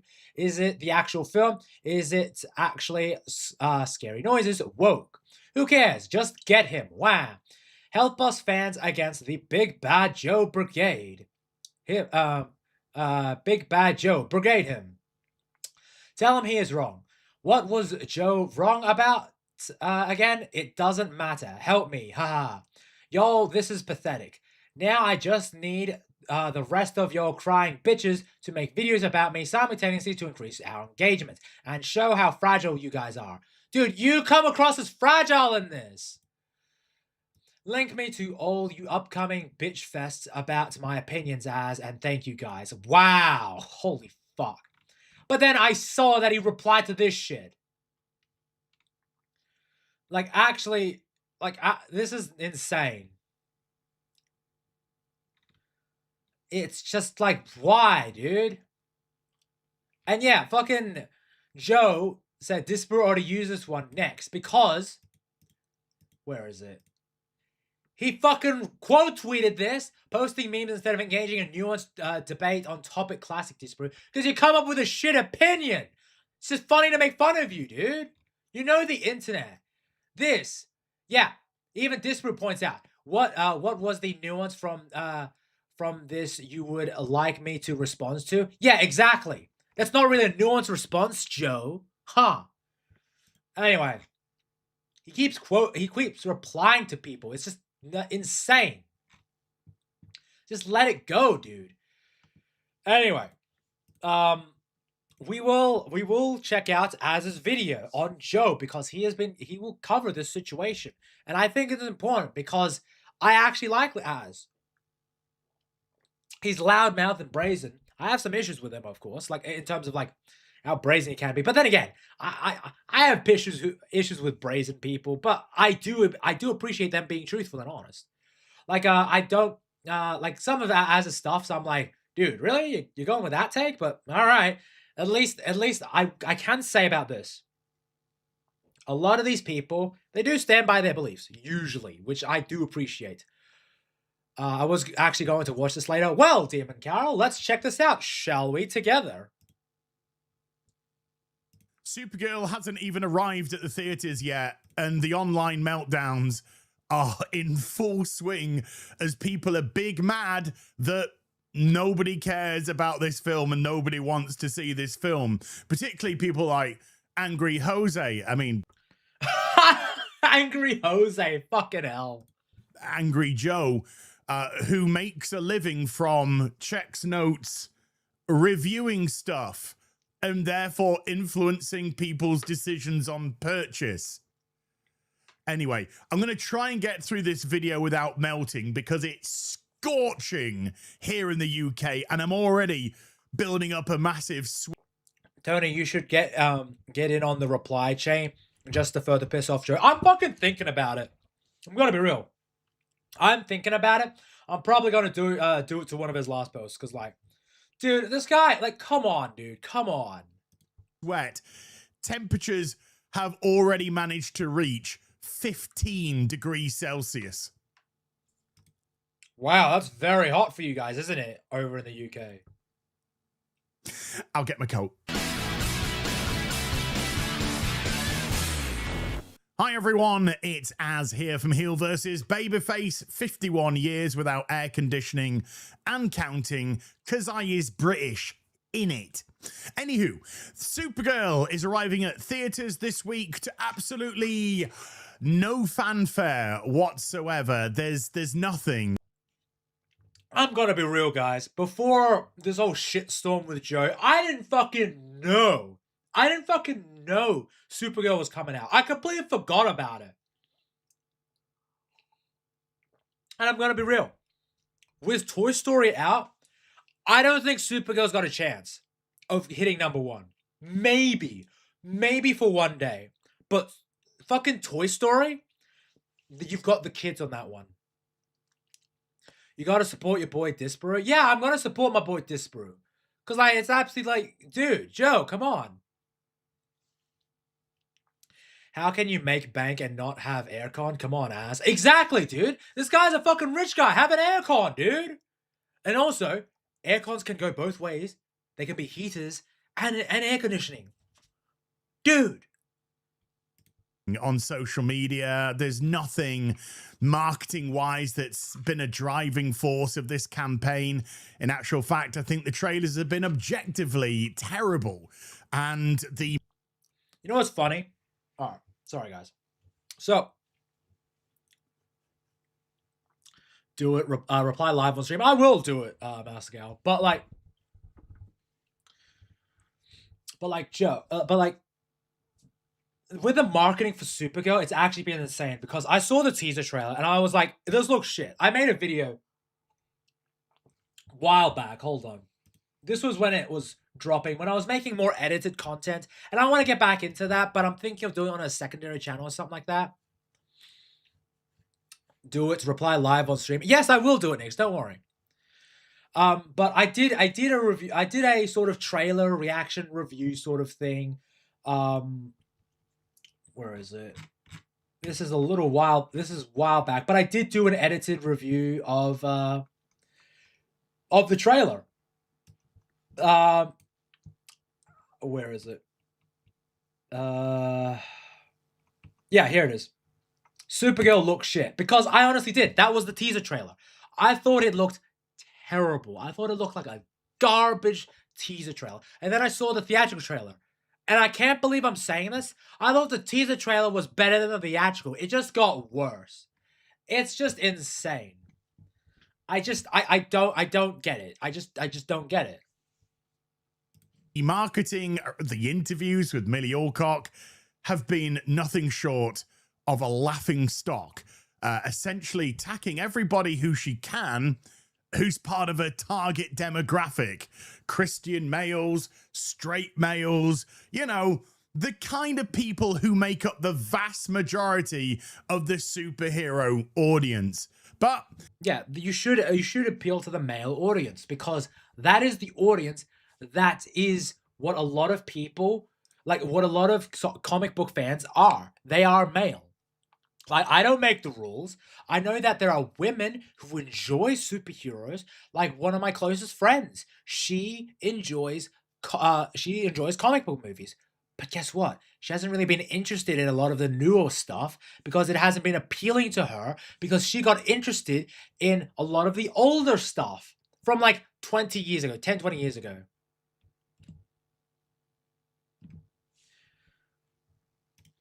You can't teach a dumb bint new tricks or something like that. I'm not quite sure how the saying's going, but it is driving certain people on the tinterwebs absolutely mad. And you know what? Yeah, it is driving a lot of people insane. And one of which is fucking Angry Joe. What? I'm licking my fingers. Time to milk these cows. Ooh. Ooh, actually, that's a bit gay.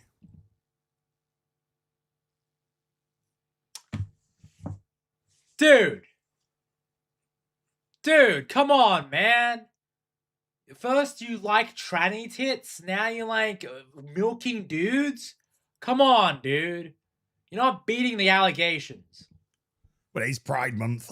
So a few okay, fair enough. Days ago, Disbrew puts up this clip from Millie Alcock on the red carpet talking people out of going to see Supergirl at the theater because she's not smart enough to navigate around clear bait questions. Yeah, this is a bait question. Like, it is objectively a bait question, because the interviewer went in with the agenda of like, let's get something to do when it comes to like Supergirl being queer. Okay, I'm gonna be honest. She should have handled it a bit more better in terms of like, it's a thing for everyone, but she fell for the trap, and unfortunately, certain groups of people are egging for her.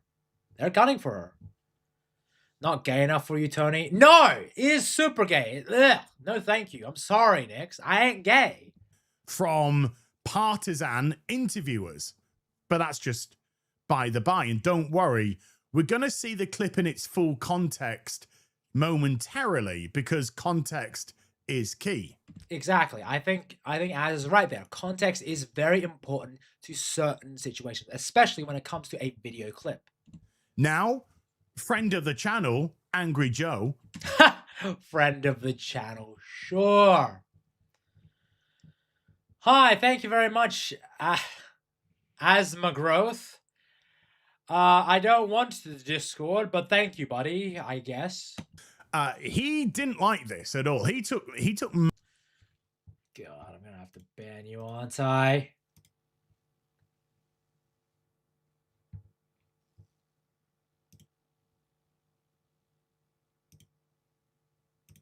Gotcha. Massive exception to this. Not just this clip from Disbrew, but Gary from Nerdrotic, Geeks and Gamers, etc. She should have handled it better, like shutting up. She should, look, listen, she shouldn't have shut up about it, but what she should have said is, oh, well, I view myself as an icon to everyone. Like, I view myself as an icon to everyone. I think that Supergirl is a strong character in her own right. And, you know, she is a really interesting and compelling character. And I think that for her to shine on stage on this movie is going to be amazing for everyone. I think it's going to be like, people can see themselves in her regardless of race, gender, sexual orientation. They're going to love her because she is going to be an icon for everyone. Now, was that so fucking hard, guys? Stop stealing my job. I was getting a snack. Well, you're too late, Nix. Etc. Because the man who makes a living from reviewing things, aka influencing people's decisions on a purchase. Now, you don't have to have a qualifier or a disclaimer saying, oh, I'm not... Celebs should just never do interviews, make movies, don't talk. I disagree with that, Master Gower, because I think when you have a good personality on screen, you're able to influence things. Like, I'm gonna be honest, I watched The Witcher seasons 1, 2, and 3 because of Henry Cavill. I watched so much of his products because I'm a Henry Cavill fan. Because of how he navigates interviews, how he's just so open and loving and caring of the fans. When he is confronted with questions about toxicity, he just immediately pivots. Instead of going like, yeah, those toxic fans, he's like, I understand what you're saying, but it's more passion rather than toxicity. And I do appreciate that. I think that celebs can navigate the situations. I'm not saying go buy this, or I'm not saying don't go buy this. Sent you a short to watch, Tony. Okay, thank you very much, Creamage. I'm not sure if I'll get to it today, but if I don't get to it today, I'll probably get to it probably tomorrow. Because the very nature of being a reviewer is that the people who are coming to you most likely because they trust and value your opinion. And therefore, if you... Yes, they do trust your opinion, because when you are a big online personality or a celebrity, you have influence, right? You have influence. So when you are a celebrity who is influencing the outcome of your movie and you are not really appealing to everyone, you're appealing to a demographic, you are segregating the rest of the group of audience who is following, who is interested in the film. So if I was making a movie and I pivoted to a right-leaning audience, I would lose the left-leaning audience. If I'm making a movie, I want to appeal to right, center, and left. You know why? Because it is my job to get as many people in the seats of my cinema to watch my damn film, to play my damn game, to watch my TV show, to watch my anime, to watch anything, to consume my product, to buy my game, to buy my toy, buy my comic, read my book, manga, whatever it is. I am not trying to appeal to a specific demographic of people. When I'm making a product, I want to appeal to everyone. Hunty is still jealous of Tony, how gay he is for Henry Cavill. I love Henry Cavill. I ain't gay, but listen. That man, he's a... If I had to aspire to be like someone, it would be him. Unless you're at UA Bowl. Dude, that movie's like, I watched a little bit of it and I'm just like, dude, this movie is like, it's like an objectively terrible movie. But the shit that he's saying, I'm like, I kind of get it, but I think it's a terrible movie, objectively. It's like a shitty Death Wish movie. But you know, that movie still is, it's appealing to a demographic, but it has an appeal to it. I mean, you can't go too far in the appeal to all aspects. When you try to make everyone happy, you'll make no one happy. That's fair enough, Creamage. But at the same time, there is something to be said about, like, before, when, like, say, superhero movies in before, like Iron Man, it technically was made for everyone. What I mean is, like, sometimes you can appeal to you can appeal to a wide range of people. Like, The Dark Knight, that appeals to a lot of people. A lot of movies back in the day, they tried to appeal to as many people as possible, and they tried to make the best movie possible. It wasn't about putting down a specific demographic. Citizen Vigilante, it's quite good. You need to watch it, Tony. I've seen I've seen a bit of it. I'm like, I don't think it looks like a good movie. From what I've heard, I know that I heard Vex talk about it, and she said Citizen Vigilante is essentially Uebo's best film. It's not a good movie. You give a very high and good review to a video game or a movie or a TV show, they are most likely more inclined to purchase it or go see it. Whereas if you are negative about something, there's a higher chance that they will actually pass on said media. Yeah, no, that's fair enough. That's fair. I agree with that take. That person is going to get mad that other people have opinions and that those other people's audiences might actually agree with those opinions or take those opinions to heart and therefore watch it.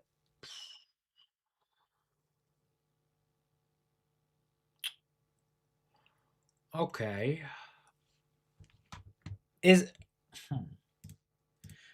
I'm going to put up a poll because would you guys be interested in a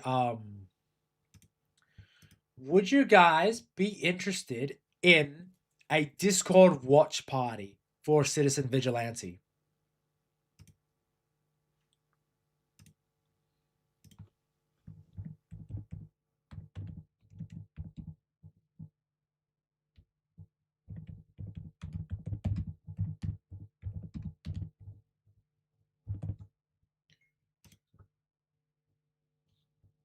Would you guys be down with this? A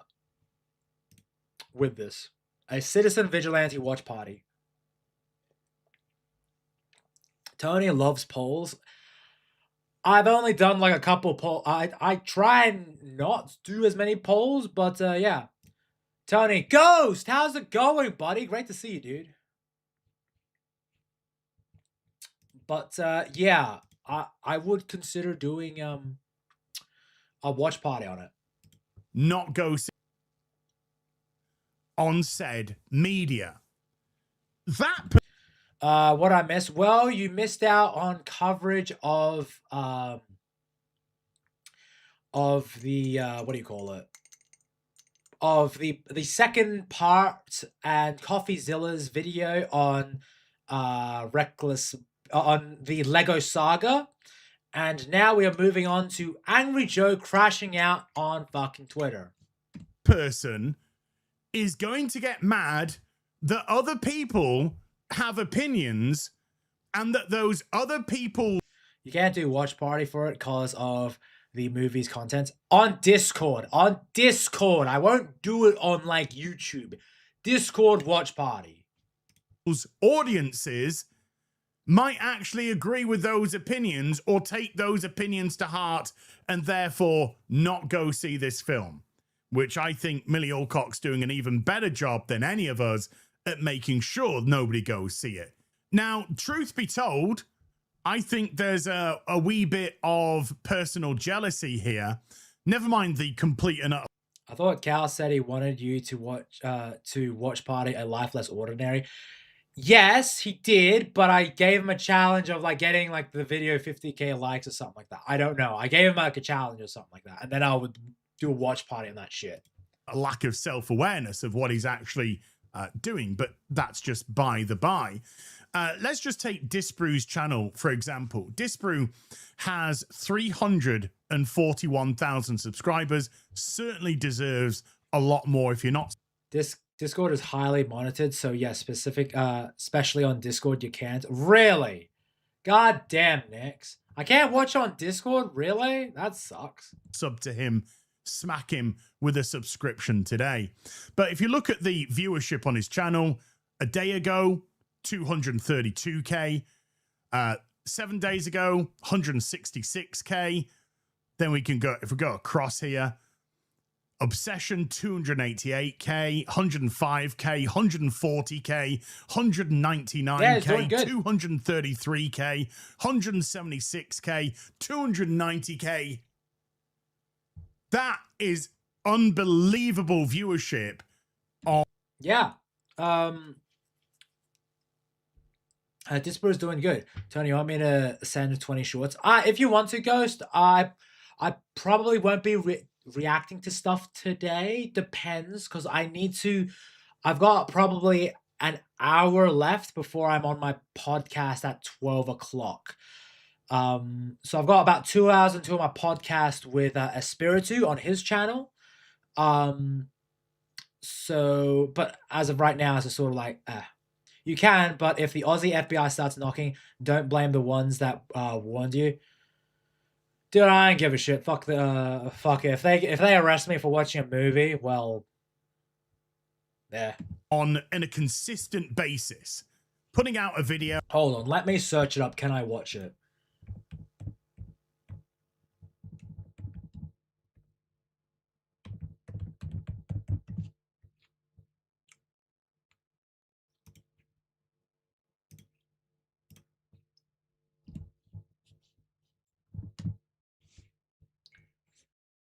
It is available to watch on demand, purchase, rental.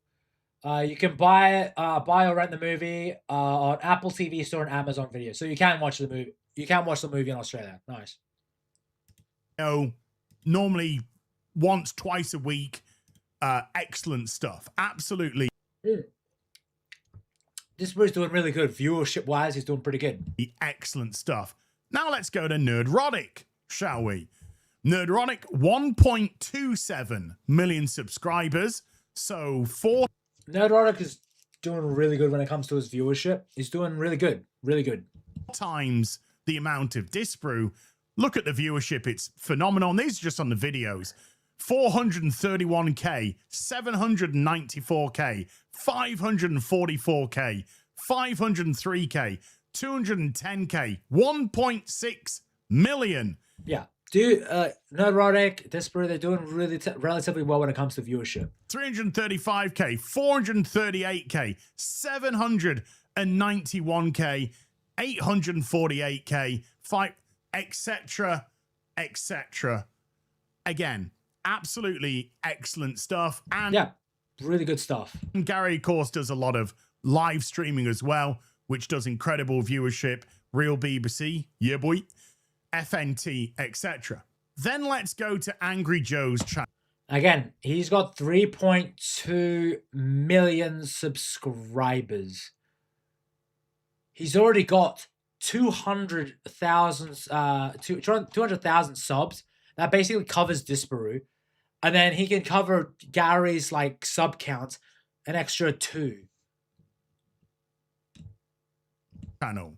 3.24 million subscribers. Almost 3 times.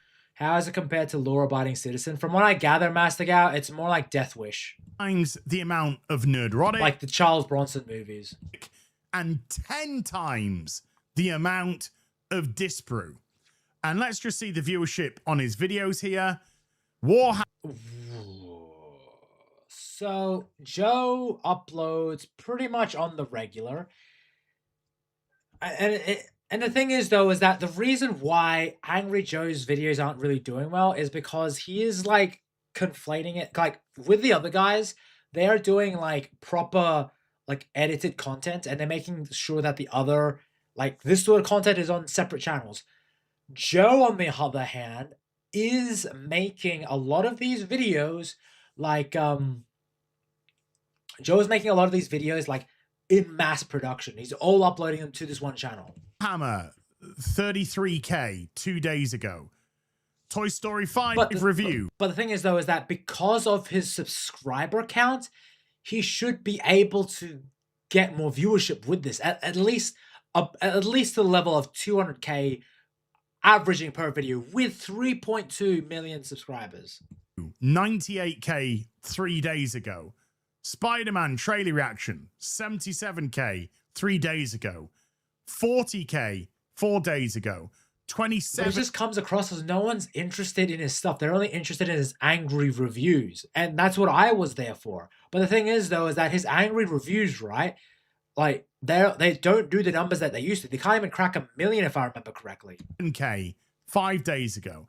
66k 5 days ago. This is kind of like the viewership of my channel. And I've got 10 times less subscribers than Angry Joe. Yeah, that is true. So I think there's some professional jealousy here because Joe has clearly lost the reach that he used to have. But more important, Joe used to be a big, Joe used to be a big sort of YouTuber. Now it's just, he's doing views that, like, I have gotten. Like, I did a review on Tron. I got 127,000 views. I did a review on Iron Lung that got around 30,000 views. This is levels of the point where I have got numbers like that. The sub numbers should mean higher viewers than what he is getting. Yeah, exactly.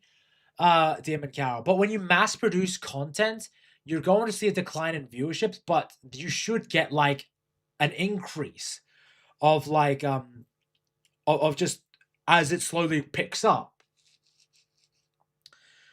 Angry Joe is doing quartering numbers. Yeah, Angry Joe is doing quartering level numbers. Like, this is diabolical. Importantly, I would say Joe has lost the connection to his audience.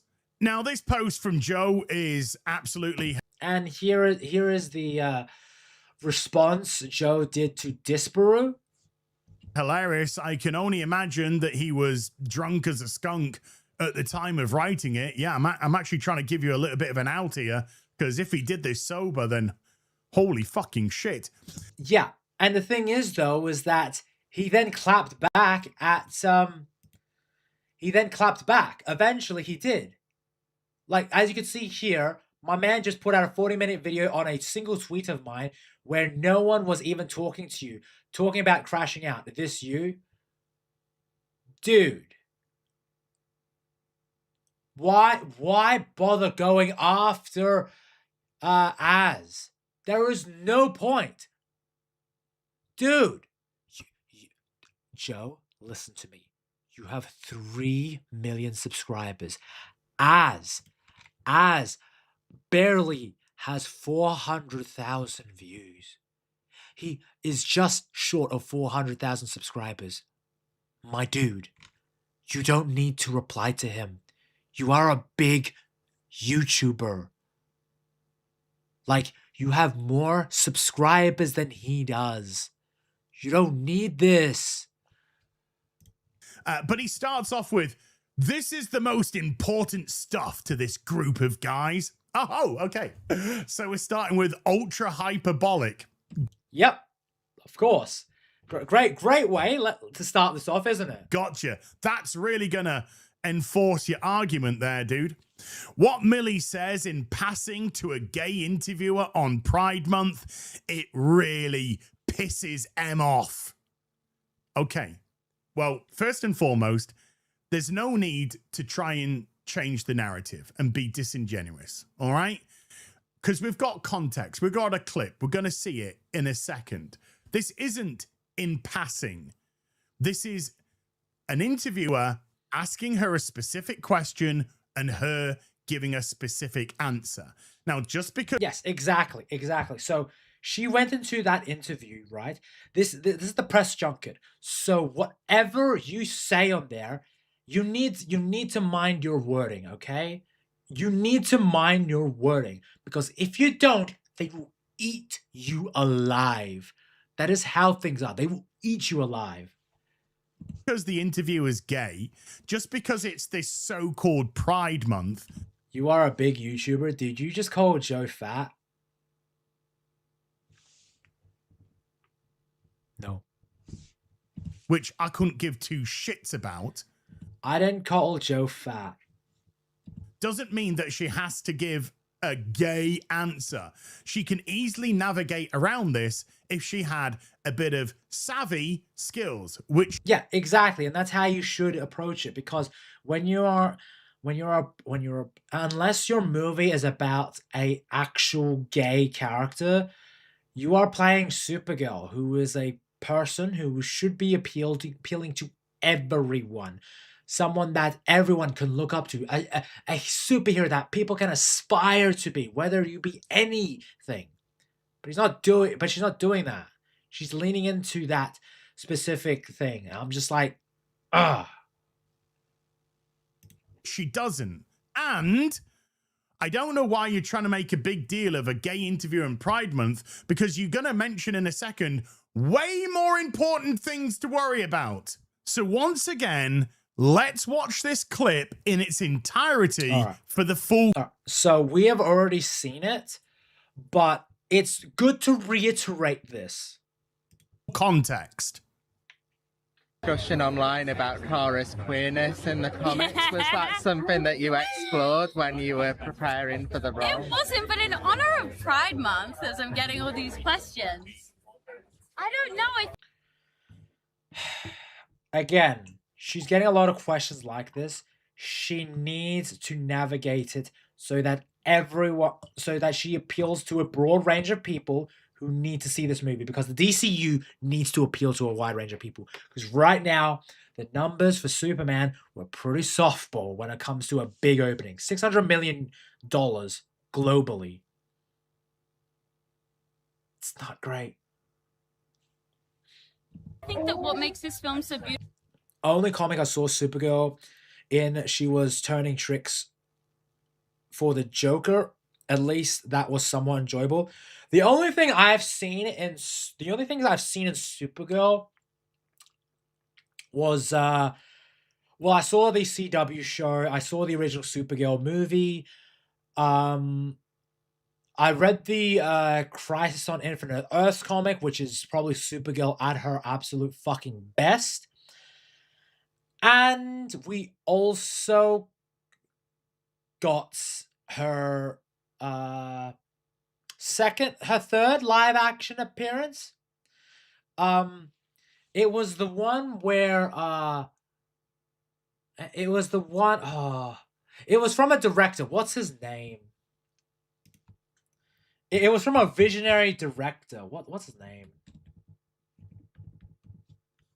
That's right. It was an Italian film producer and director. He is legendary for his iconic adaptation of superhero costumes. It is Axel Braun.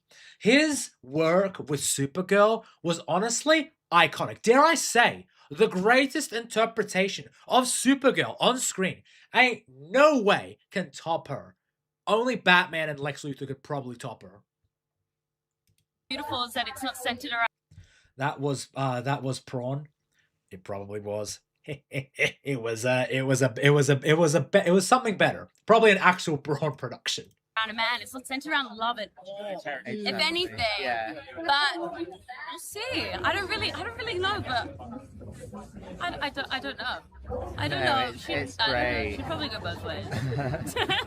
So first of all, again, not particularly a great interview, but you know what? She navigated it poorly. Address the queerness of the Supergirl character in the comics, which there isn't any.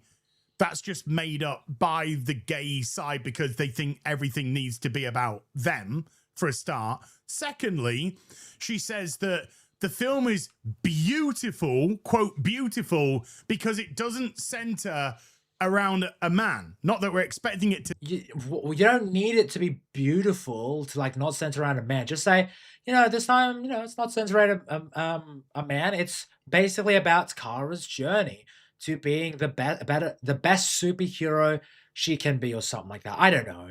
To center around a man, but what she's saying is it's beautiful because there isn't a straight relationship between her and a man.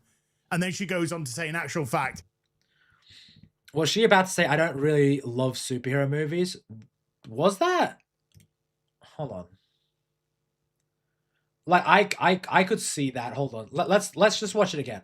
In its entirety for the full context. That's something that you explored when you were preparing for the role? It wasn't, but in honor of Pride Month, as I'm getting all these questions, I don't know. I think that what makes this film so beautiful is that it's not centered around a man. It's not centered around love at all. If anything, but we'll see. I don't really know, but I don't really know. Okay, so nothing about I don't love superhero movies. Really love superheroes. I don't know. I don't know. She'd probably go both ways. So first, yeah, so nothing about that. First of all, they address the queerness of the Supergirl character in the comics, which there isn't any. That's just made up by the gay side because they think everything needs to be about them, for a start. Secondly, she says that the film is beautiful, quote, beautiful, because it doesn't center around a man. Not that we're expecting it to center around a man, but what she's saying is it's beautiful because there isn't a straight relationship between her and a man. And then she goes on to say, in actual fact, I think she probably goes both ways, just because.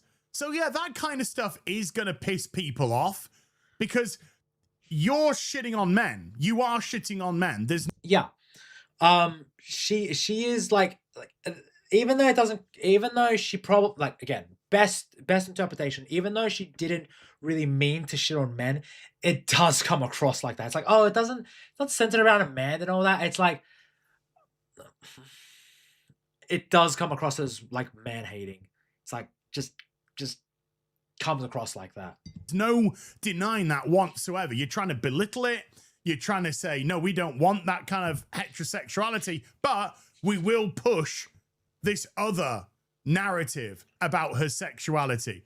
It's just nonsense. Nonsense.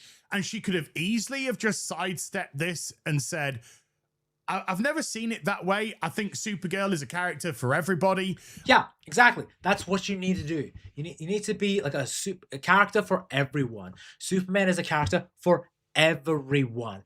Batman is a character for everyone, okay? Just say that. I think whether or not you're gay, straight, you can look up to her with her virtues and this and that and the other. But of course, she can't say that either, because this character is just a miserable twat from what we've seen in the trailers. And it's written by Tom King, so she's most likely going to persist to be a miserable twat throughout the whole thing. We'll have to see how the movie plays out, but I'm not looking forward to it. So, yeah, anyway. So let's get back to Joe's post, shall we? It gets them to vote with their wallets. Joe, you got it. Joe, you got it, Joe. Right there. Yeah, exactly. Right there, you got it. Because that's what a reviewer does, whether they like it or not. That is a consequence of... And that is something important. Because Joe reviews movies, he is influencing the outcome of said movie when he puts out a review. For example, when fucking Hellboy came out, the one after the Del Toro movies, Rotten Tomatoes did like a funny video of like it going like from a high score down to like what, 5% or something like that, something ridiculously low. And it just shows like how much reviews are part of the ecosystem of like how to affect a movie. Now, it is not, dare I say, the end all be all. For example, people really like the movie Citizen Vigilante, but in terms of ratings, it's like a 5 out of 10 on IMDb. It's a and it's like it's banned in some cases, but like at the same time, it's like movies have movies are influenced by their reviews, but also like video games are too. Everything's being influenced by the reviews. Like I bot on, oh fuck's sake, god damn it, I got a kick bot. Damn it, I swear to God, kick, man.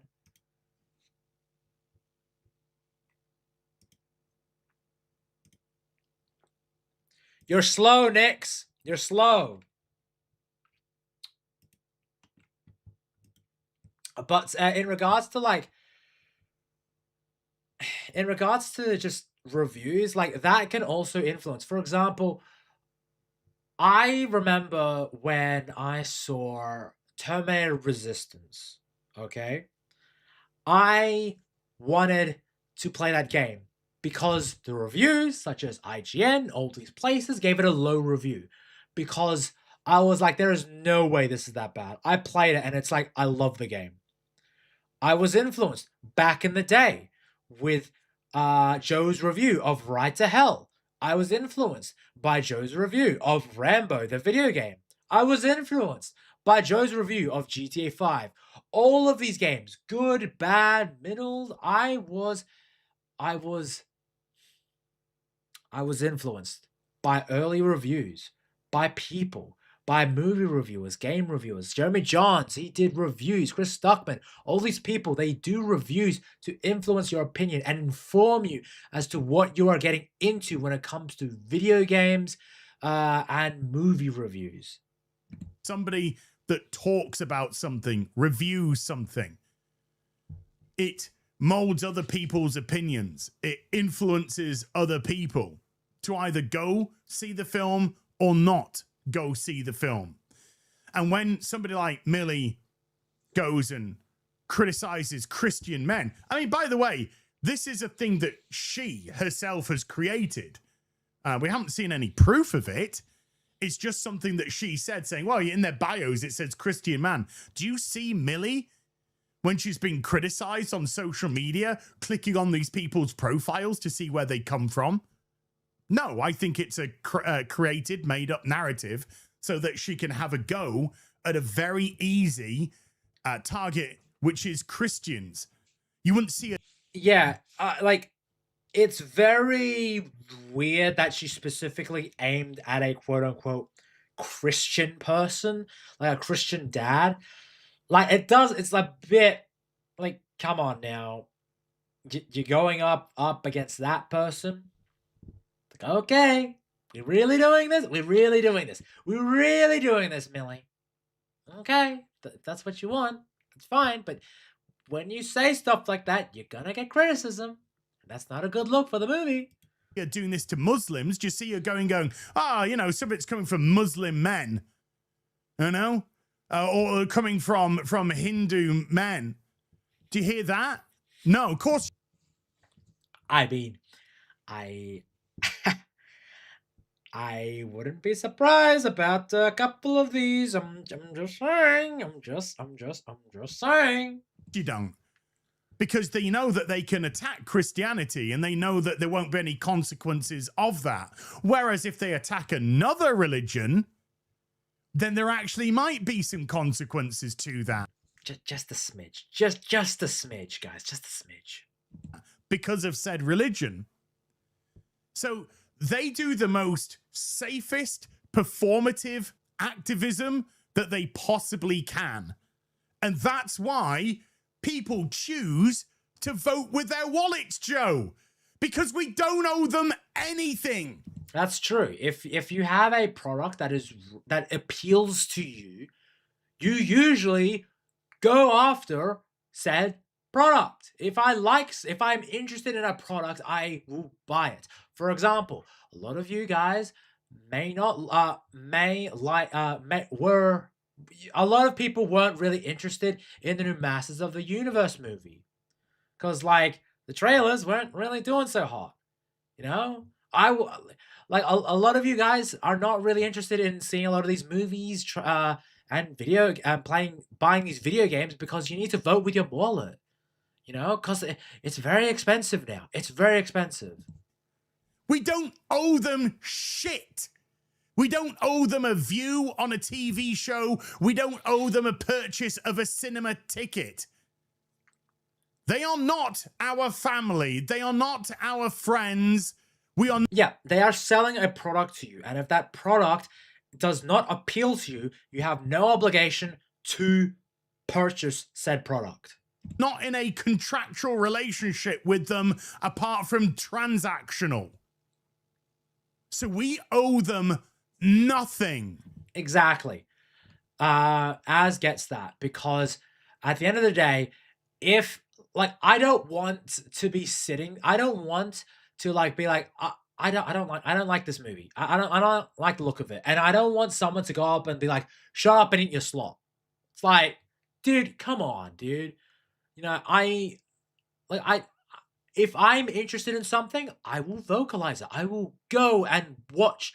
I will go and with my wallet and pay for something, for a movie ticket, a video game, something I am interested in.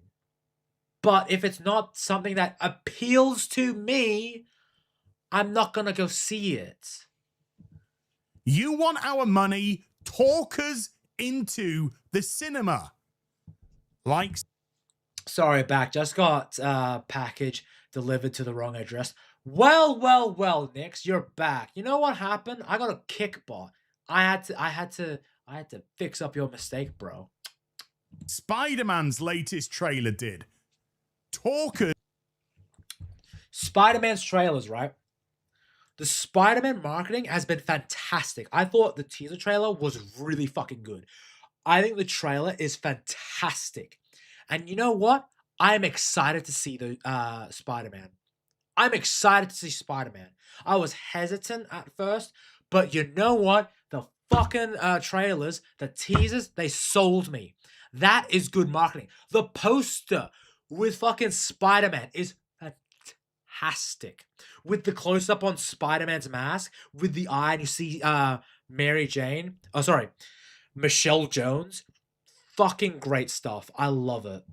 Into the cinema by putting something out that makes you go, oh, that looks really cool. Oh, that looks really interesting. That's grabbed me. It's got my interest. Now, the next section is why I think Joe has to be in some way chemically affected. Whether or not he's drunk as a skunk. Am I getting fired of just the whip again for not doing my job? Next, I'm throwing you under the bus this time. Maybe this is on you. Snorted too many churros. I don't know. But he suddenly says, if you don't purchase a ticket for Supergirl, then you're pro-war, pro-high. What? Yeah, that's... It's just weird. Like... Oh, God. High food prices and gas prices, pro-looting, pro... Bro, it's just... Yeah. On shitification of our country by the ultra-wealthy? No, that stuff's okay. They support all of that. Because Joe actually went round every person individually and asked them if they were pro-war, pro... Look, what did Joe...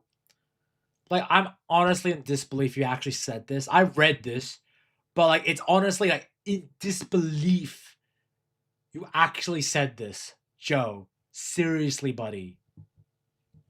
Gas prices high, pro-high food. And everyone went, yes, I am. And I'm not going to buy a Supergirl ticket either. So, great research there by Joe. Unacceptable. Boycott it. Distract the masses with culture war. A whole ecosystem of this is why nothing ever changes. No, quite the opposite, Joe. This is why things are changing. That is true. Things are changing. People are speaking with their wallets. When people speak with their wallets... Joe did ask me, sorry, Tony, I had to agree with him just to leave me alone. Hashtag me too. Fucking hell, Nix. Movie doesn't perform. And when a movie doesn't perform, it loses money. That is an unsustainable system. Supergirl has a budget of 170 odd million, which I think's bullshit. I think it's higher. But that's the number that they're touting out themselves. Plus marketing, probably another 100 million on top of that. Making this movie have to hit somewhere in the region of 500 million to break even. It's not going to do that. That sort of... Yeah, it's not going to make 500 million. It's looking bad, guys. It's not. The budget is a budget that's created for a massive audience to go to the cinema. Yeah, exactly. When you're making a big budget movie, you need mass appeal. You need mass appeal. So when you have a budget that is really catering for a huge demographic, you want everyone to go see your film, and then you start pissing off those demographics, pissing off Christians, pissing off men, pissing off heterosexuality, then people speak with their wallets, Joe. It's called a consequence of your actions. And movies cannot sustain losing money all the time. If they want to persist down this road, if, as you say, nothing ever changes, then those companies get more and more and more in debt. That is true. That does tend to happen. They don't make profits. They'll find money elsewhere, but it doesn't make the company profitable. And it doesn't make people go to the cinemas to see it. What happens is customers decide to go elsewhere, and they'll go see Obsession, and they'll go see Yeah, they'll go see Obsession, Backrooms, even Toy Story 5.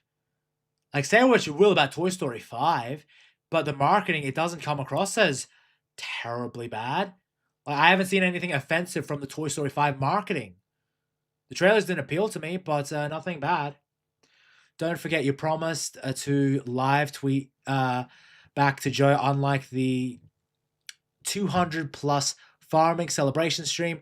We never got the one you need to actually do, and the bus goes vroom. You know what, Nix? I'm going to reach out to Des about it so we can get that sorted. I need to reach out to her again, but if not, then I might just do it on my own. I need to get the alcohol though. Rooms, and they'll go see Digital Circus. They'll go see other things. Yeah, they'll go see other things if it doesn't appeal to them. That's just how it goes. Things where people aren't preaching to them. Things where their stars and directors aren't coming out and waffling on about toxic masculinity or being anti-heterosexual. But again, well, if Nix can fucking nuke him, that would be great for me. I'm leaving. Thank you very much, Ghost. But I'm leaving that to Nix because apparently I'm stealing his job. Or anti-Christian. Or whatever it may be. They're sick and tired of that. That's why they speak with their wallets, because speaking with their wallets will enact change. Plus, you're super ugly. It's not a very nice thing to say, Joe. Fucking hell. Look at the comments in this thread. Lord Jesus. Good job, guys. Make sure all interviews actors give match your own political sensibilities. The actual film be damned. Joe, your lack of self-awareness is frightening because I know, right? Amazing. Because you're literally arguing, saying these people have different political sensibilities to me. It does come across like that. Which is just, it is what he's saying. It's just like, dude, there are plenty of other ways to get your point across, but the fact that you're doing this, it's like, he keeps, just get off Twitter, dude. You're lolcowling. Just don't. Already did. Thank you very much, Nix. That's what you're just arguing here. So what you're trying to say is they need to have my opinions. They need to have my sensibilities. How dare they have their own opinions? How dare they formulate their own opinions? Does come across like that, Joe. Just saying, dude. Yeah, just saying. Holy fucking shit. The lack of self-awareness. Good or not, these guys will claim it's shit. No. That is not true. Again, Starship Picard Season 3 is a good example. That is absolutely false. I liked Masters of the Universe. It's a colossal flop at the... Hey, he liked Masters of the Universe. Cinema. But I liked it. Critical Drinker liked it. Nerd... I thought so. I thought Critical Drinker liked it. Erotic liked it. Disbrew didn't like it. Do you know? And have we fallen out with Disbrew? No, because Disbrew can have his own fucking opinions. Yeah. It's not really an echo chamber. Can say that. It doesn't stop us from having fun together. It doesn't stop us from liking each other, coming on streams with each other, playing video games with each other. Because people are allowed to have their own fucking opinions. Disbrew didn't like it. The film flopped. We liked it. The film flopped. Yeah. Listen. If you like Masters of the Universe, it doesn't change the fact, like, if you like it or dislike it, it does change the fact that the movie unfortunately flopped. It's just the reality of it. It sucks, but hey, listen, that is the reality of the situation. It flopped. I liked Mission Impossible: The Final Reckoning. I know a lot of people didn't. It's A lot of people didn't like it and they say it's the weakest Mission Impossible movie. To me, I really liked the film. I thought it was a great send off to Tom Cruise and the Mission Impossible franchise. That being said, it did not make money. It made money in terms of like, but it did not recoup. It was a flop. It was a flop. So no. Thanks for the follow. Now get isekai'd and the bus goes vroom. Yeah, pretty much. The fucking band rumor of the bus. If Supergirl's a good film, I'm gonna say Supergirl's a good film. And I hope it's a good film. I hope it's a good film. Now, will I see the film?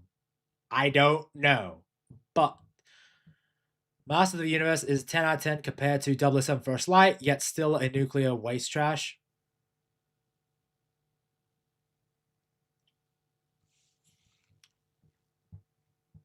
You go sit in the corner, Nix. You sit in the corner.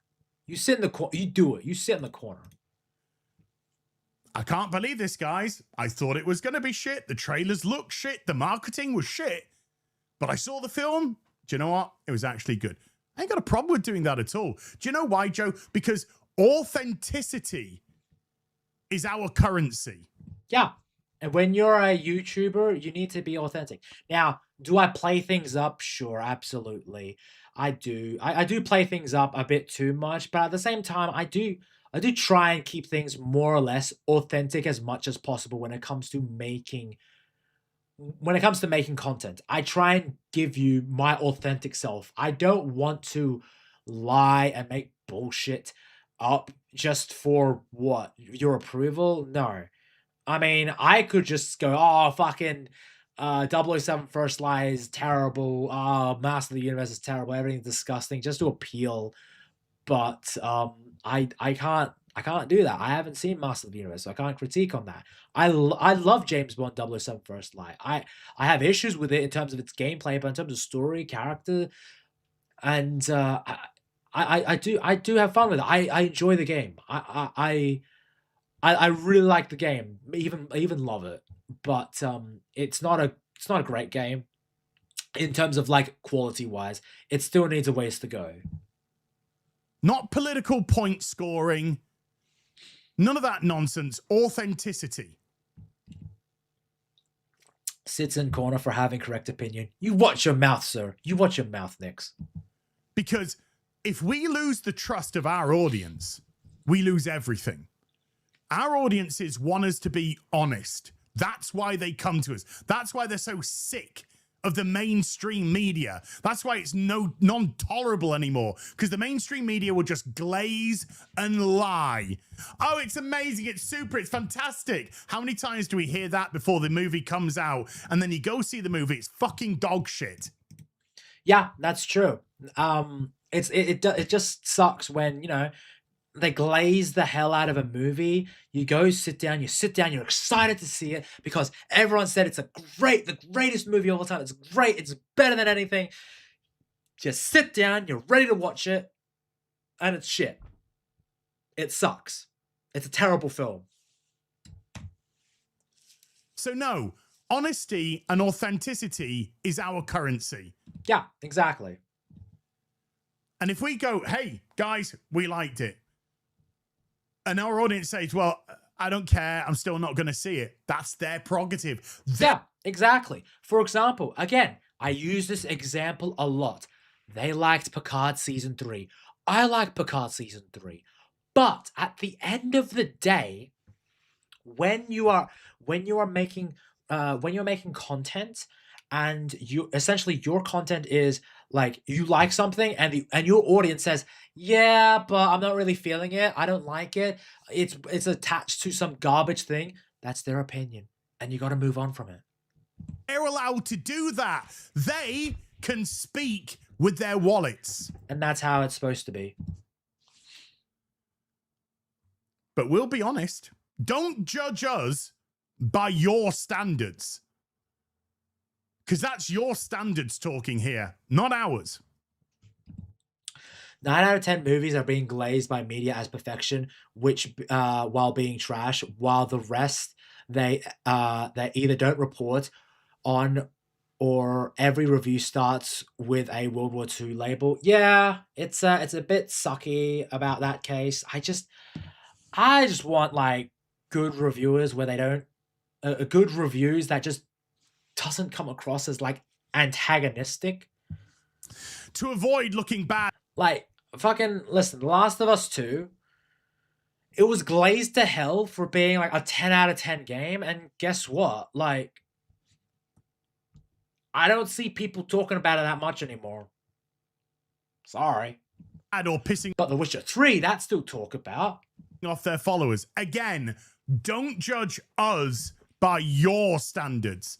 You're projecting here. You're saying why you fucking glaze stuff. This is why you changed your Superman review from a 6 to an 8.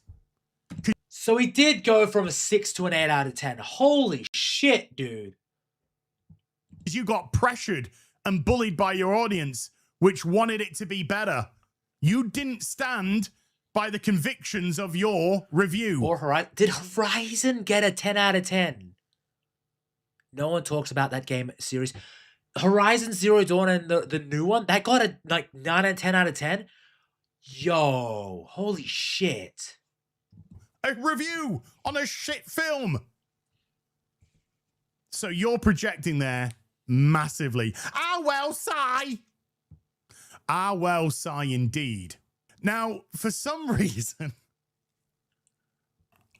Joe decided to engage with his clear baiting for engagement post. Yeah, and he did it. He did it. And was happy to oblige them. Supergirl in theaters now. It's your duty to see trash, leftist, countercultural garbage. I think it's meant to be movies. So Hollywood commies can keep spewing more countercultural garbage while living the lifestyle. Now, there is actually a point in there. But like, it's clearly for an engagement to like a less like very few compared to you, Joe, in terms of like followers. As baity as it is, you know, how many times have we seen Hollywood elitists, producers, multi-millionaire producers, directors, movie stars, all talking about capitalism bad, okay? Capitalism's so bad, but don't take my money away from me. Don't take my houses. Like, when it comes to the whole capitalism thing, it's like I'm happy I'm in a capitalistic society because I've seen like you know, we've gone through we've seen like through history other societies crumble because they don't believe in like a lot of values that we hold dear in the West. Or I guess in Australia's case, like the Far East, borderline West. Yeah, or like something like that. Oh, no. Capitalism's bad for you guys, for you little people, for you minnows, not as elites. You know, we need that money. We really, really do. We need that money to pay our bills. Billionaires, that's it, quickly. Yeah, well, what about the billionaires? They need to pay their bills too, I guess. Billionaires are the bad thing. Let's distract from all of the tens of millionaires here. I mean, on the bright side, if we complain about billionaires, we can't complain about Elon Musk anymore because he's a trillionaire. Oh, Joe. Or all those communist shitholes out there like Melbourne. I will not comment on that, but I'm not going to say you're wrong, Demon Carol. They can't cause PlayStation gamers say it's one of the best sold games or omits the following. 1, it was highly packaged as a console bundle. 2, it was a PSN Plus for a free game multiple times.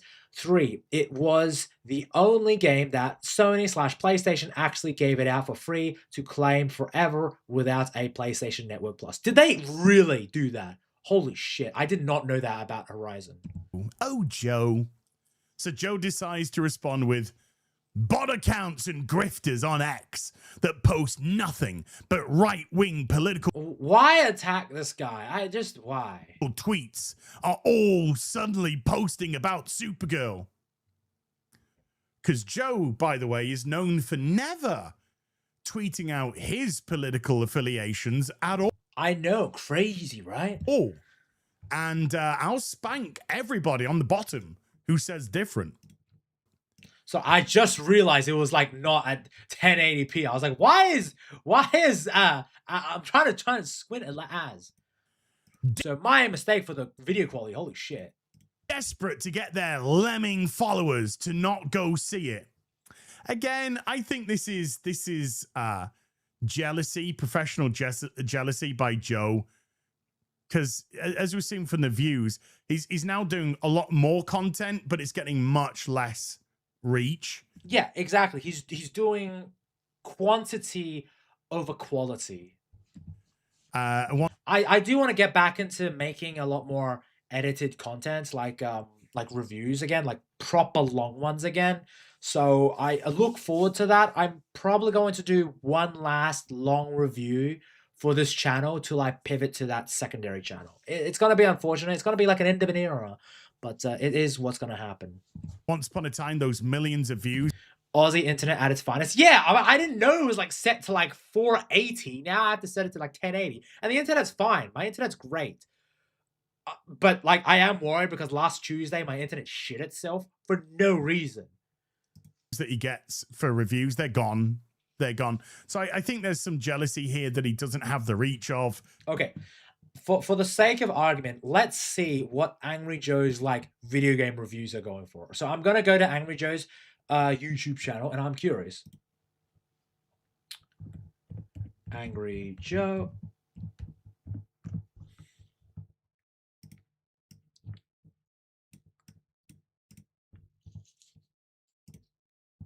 So let us go to his videos.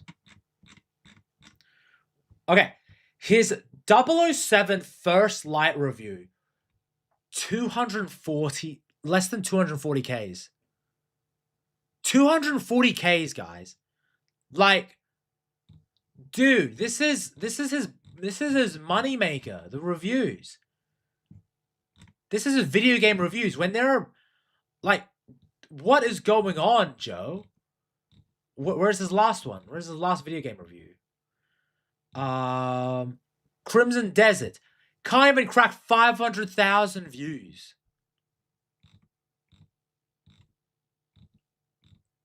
Okay, where's the previous one? Where's his Marathon?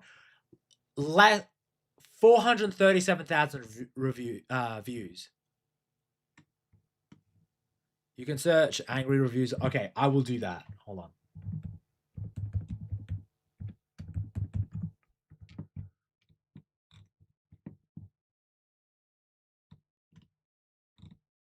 Okay, so again, a year ago, 817,000.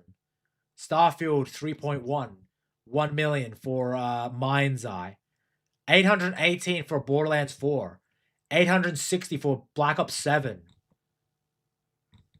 Like, Jesus Christ, Joe. This is your moneymaker. He hasn't even added them to his he hasn't even added the latest ones to his like actual thing. Like, Joe, this is not good, buddy. It's not good. A critical drinker, a nerdrotic, and he's he's expressing his frustrations because of that. It matter if the film is good or not. I think he meant to say it doesn't matter, but you know. I mean, I guess it matters too. If the film's good or not, nah. As long as it distracts and riles up their bases. Again, judging others by his own current sensibilities. Now, somebody responds to say, cope. Vast majority of people are not on social media. Yes, and we did see him quote tweet this, which is absolutely, dude, like insane. They are disconnected from the culture war, struggling with day-to-day lives. What you need to worry about is why the target audience of women and girls, feminists, ideologues, and LGBT are not showing up en masse to support the movie. I think there is some truth in here. I think these are fair points. Yeah. He's just pointing it out, you know? Be honest with you.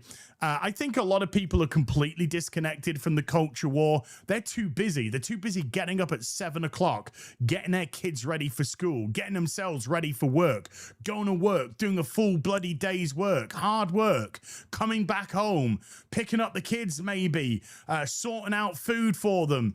I agree. I agree with this because people don't, when they're buying something like entertainment wise, they want to get their money's worth. You know, it like my mum, right? God bless her soul. God bless her soul. But she took me and my sister out to see a movie. She really wanted to see this movie that me and my sister were not looking forward to, but we did it because she wanted to do it. She bought 3 tickets to the latest Steven Spielberg movie, Disclosure Day, because she's interested in aliens and all that. She really liked the movie, and we were there for her, essentially. But the money was not worth it. I think for the 3 of us, it was about 60, maybe 70 Australian dollars. That's not including popcorn, drinks, the choc top that my sister got, and the coffee that my mum got. So that went up to about $110 Australian. Easy. That is an entertainment family night out to see a movie. It's insane.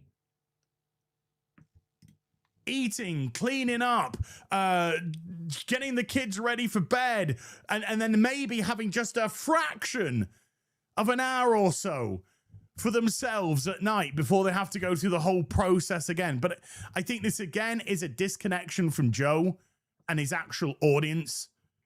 These are hardworking people. Their money is very important.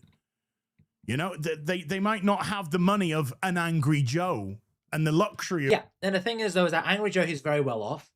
Like, okay, hold on. Let's pull off... Let's go to Joe's YouTube thing. Hold on. Angry Joe. So, vidIQ gives you a lowball estimate on how much someone makes per month. So his monthly earnings is about 7.8K, right? So he's making probably more than this estimated earnings, but this is a low ball, okay? This is a low ball. But this is not including the sponsorships that he is making. This is not the sponsorships that he is receiving and is promoting. And again, he is, in terms of his views, it's down. It's 300,000 views down. His subscribers, his growth is like 0% growth. Like, again, take this with a grain of salt, this information that vidIQ is providing. But the monthly earnings is lowball. Because, let me tell you, the money that was earned in my monthly income, hold on, we can go to, so mine is around $66 US. I think that is a bit under what I am making, because I think I've reached the threshold of like $100 Australian. But you get the idea. This is like a low ball. So it could be more. And that's not even including the sponsorships, the deals that he makes with all these companies. Of going and buying what they want game-wise, going and buying what they want food-wise, etc. They got to be a little bit more frugal where they spend their dollar. Again, this is why authenticity is so important. And I just remembered, that's not even including the Patreon that he has. That is not even including the Patreon he has. He has a deal with Gamer Subs. He does have a regular income. He has shirts. He has merch. He has a regular income. He's making more money than your average person. Is it worth going to see? Say yay, say nay. But ultimately, your audience has the autonomy to do what they want. Go see it, don't go see it. That's their right to do. Those stats are coming out of a very limited API that actively hides important statistics. Yeah, exactly, Nix. But what I'm trying to say is that is lowballing in terms of like revenue. Maybe you need to start reconnecting with your audience, not pandering to them instead. Because the projection, as I've said, is absolutely palpable. And these movies are being made, and we've been told that these are the movies that you need to go see. We need this representation. We need this, that, and the other. Blah, blah, fucking blah. We see the social media posts with massive interaction, millions of interaction. Yeah, that's another thing, is that a lot of these social media platforms, that they say, oh, this is the most viewed video. Like, this has got 1 billion views across all platforms. And I'm just thinking, like, right? But will that translate to money? Because you can have a very widespread talked about movie, TV show, game, whatever. But if it's good word of mouth, it will make money. If it's not, it could be a recipe for disaster, and it could backfire on you. And yet, for some reason, that doesn't translate into box office. Yeah, exactly. That's true. Stroketh my chin. Stroketh my chin thusly. I wonder why. It's as if the demand is fabricated on social media, which is easily manipulated by what you just said. Bots. Because that's what other companies have been caught doing. Hiring marketing companies to bot posts to try and create this false narrative that these movies are popular on social media and should go see it. But and also that would, it's probably not accounted for in marketing, but you gotta wonder with all these bots, right? Like to pump up a movie and all that. Like, so you have the initial production budget, you have the marketing budget, but I do wonder how much is involved when it comes to like how much it is to pay bots and all that. Fails. Just like inauthentic marketing campaigns for Mandalorian and Grogu. Oh my God, look, it's Pedro Pascal. What is the... Dude, The Mandalorian and Grogu, that movie keeps popping up and I'm like, oh, one day I'll do a Mauler video on you because fuck, that movie was bad. It was bad. Right, even though it was a set-up event. That's why authenticity is so important, because people see that and they go, what a fake piece of shit. Yeah, like, listen, if you really like The Mandalorian Grogu, go for it. I'm go for it. But when people go like, oh my God, it's the best movie ever. It's amazing. It's the greatest Star Wars movie since fucking, I don't know, the Return of the Jedi. You know, stuff like that. I'm just like, why do you need to project that so much?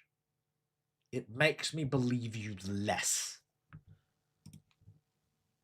That's why people look at mainstream media and they go, what fake pieces of shit glazing for these corporations so that they can get their access interviews, so that they can get their... Yeah, that's another thing, is that they are pushing the fact that they want to get interviews, access. They want to get the inside scoop. They want to get this and that to a film, to these companies to butter them up so that they can monetize it early, so that they can get early access reviews to get their opinions out there, so people will come and watch their reviews first. get premiere tickets to the cinema, that they can see the film early so they get their goodie bags too. Can put out their reviews, which will glaze the film. Otherwise, they won't get invited back, because that's the Ouroboros of the mainstream media. So again, this is why authenticity is key. And you can talk about lemming followers till you're blue in the face. They're autonomous people that can make their own minds up. Again, maybe you're projecting about your audience. Again, and listen, I have to reiterate this. If Supergirl appeals to you from the trailers and the interviews, go support it. If you really want to see this movie succeed, go and support it if you really like this movie. But there are people that saw the trailers, that saw the interviews and said, nah, not for me. And that's completely okay. And how you view your audience. You view them not as people that should be listened to and respected, but by lemmings that just need to jump on. Greatest Star Wars movie since that time Spock and Kirk went back in time in that Indiana Jones movie. What was it called? The Two Towers and the ones in New York. The other ones with elves. Holy fucking hell, Nix. Jesus. Off the cliff when Joe fucking said so. Joe says jump off a cliff. Come on, lemmings. Off you fucking go. Joe goes and puts up the thumbnail for Nerdrotic Daily. The Marvels all over again. Supergirl's box office. Da-da-da-da-da. And he puts, the character never connected with any of those groups. Wait a minute, but you just said a gay interviewer in Pride Month asking a gay question. Of course she's going to give a gay answer. But of course, darling, it's got to be. It's like you can just avoid this whole situation purely just by just not giving into this lowball answer and just try and make the broadest answer possible to get the widest range of people. So you're saying that Supergirl never connected with women and girls, feminist ideologues, and the LGBT? And good morning, CG777 on the Blaze side. Welcome, buddy. And we're just going through the current situation when it comes to Supergirl and Angry Joe's little meltdown. So who's it connecting with? Who's it connecting with then? It's as if you're trying to say that this is a niche. Oh, God, it's you. I'm kidding. Morning, Razor. Welcome, my dear. Hope you're having a good one. Character that shouldn't in any capacity be the second movie in the DCU because she simply doesn't have the star power to get people into the cinema, but they gave it the budget of a Hollywood blockbusting movie, which means that they do want people to go en masse and see it. Families, gays, straights, white. Yes, you want to get as many people as possible in your movie theaters to watch your damn movie.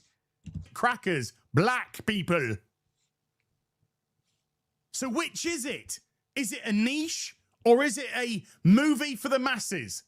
That Nerdrotic and Critical Drinker and Disbrew and everyone else is talking out of going to the cinema. They're knocking on everybody's front door and going, oh, hey. Are you thinking of seeing fucking Supergirl at the cinema? Yeah, like, he just comes across as like Angry Joe thinks it's like, okay, guys, all right, guys. Clearly, the Critical Drinker is like coming to your doorstep like the Gestapo and being like, you are hiding your tickets to...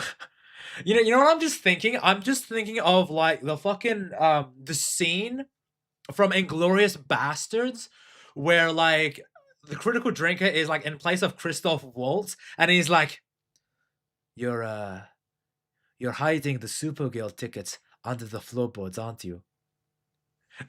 And then you've got fucking just a random person going like, yes. Is Hunty still here? I'm not sure, Master Gal. She could be asleep.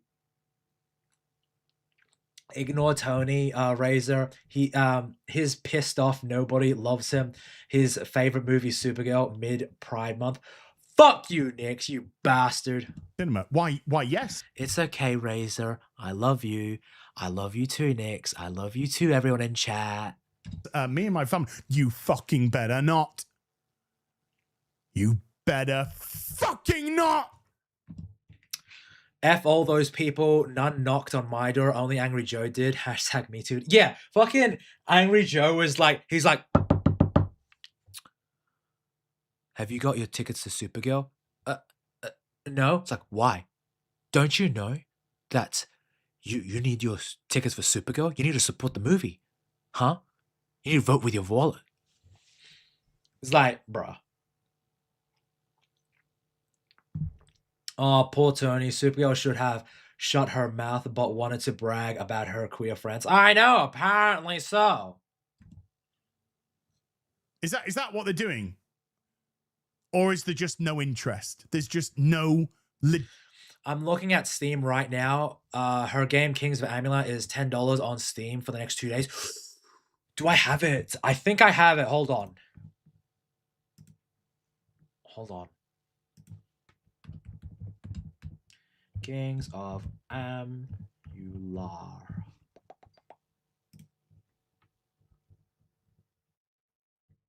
Oh, Kingdoms. Sorry.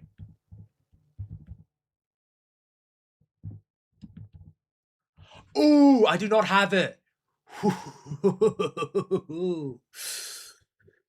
Ooh, I add to cart. Continue shopping. I will purchase this after. Thank you very much, Master Gal. I got something to play.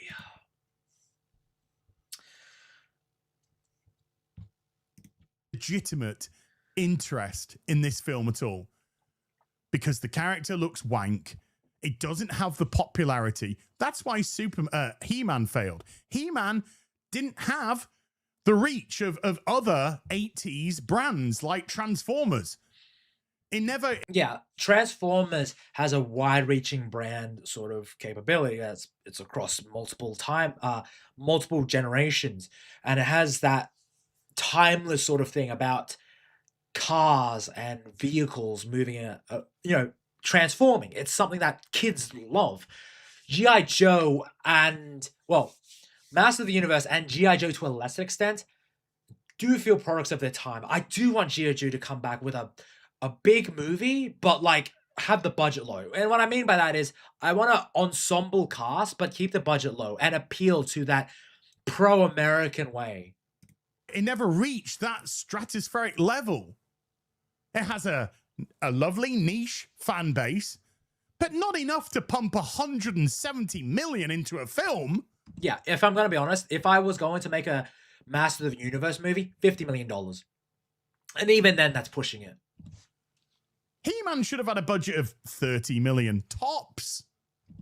Yeah, see? Like, I was pushing it with 50 million, but like 30 million, I would want it at like 50 million. But again, 30 million, it would make a lot more money. Tops. And then it would have eked out a small profit. G.I. Joe was good propaganda. Oh, Master Guy. It was the most fun propaganda. Small. But not 170. Supergirl, 170. Come on. Like Barbie did, like Barbie connected with those groups. Mostly a smaller segment of comic buying men bought most. Yeah, again, like reading these comments, I'm just like, Joe, what are we doing? Supergirl comics, not women. Okay, so if men were the main audience for Supergirl, and the marketing campaign has shit on Christian men and has hit on heterosexual men, don't you think that's really fucking retarded? Yeah, it is a bit fucking retarded, isn't it? Like, when you attack a person that is like a Christian dad sort of thing, it's like a Ooh, we shouldn't. You shouldn't do that. I wouldn't do it. You shouldn't do it.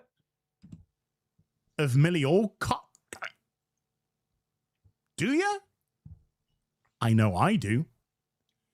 Painting her as punk rebellious, as she is in comics, may appeal to young females. It's clearly not. And I'd say it'll do okay from the girl boss angle, which pisses off these men. Yeah, because it's been done to death and it's never done well. We have our girl bosses, we have our Lara Crofts, we have our... Like, for example, I was not a big fan of the movie Furiosa. I thought it... Like, I thought it was an alright movie. I enjoyed it. But the thing is, though, is that a lot of people marketed it as, like, people who were... You know, people who you would think would call it out for being a girl boss movie. A lot of people actually enjoyed it. Like, I remember the Critical Drinker. He liked Furiosa. And I saw this tweet about someone that was like, oh my God, I can't believe I agree with this guy. It's like, oh my God, how terrible. It's like, because he liked a movie that had a strong female woman in it. Huh. It's almost like that it's not a grift. Huh. Ripley's, but they're done really well. They're done in a fun, interesting way, whether it be the horror route, the survival horror, whether it's the action. Tony, check Steam gifts. All right, what do I got?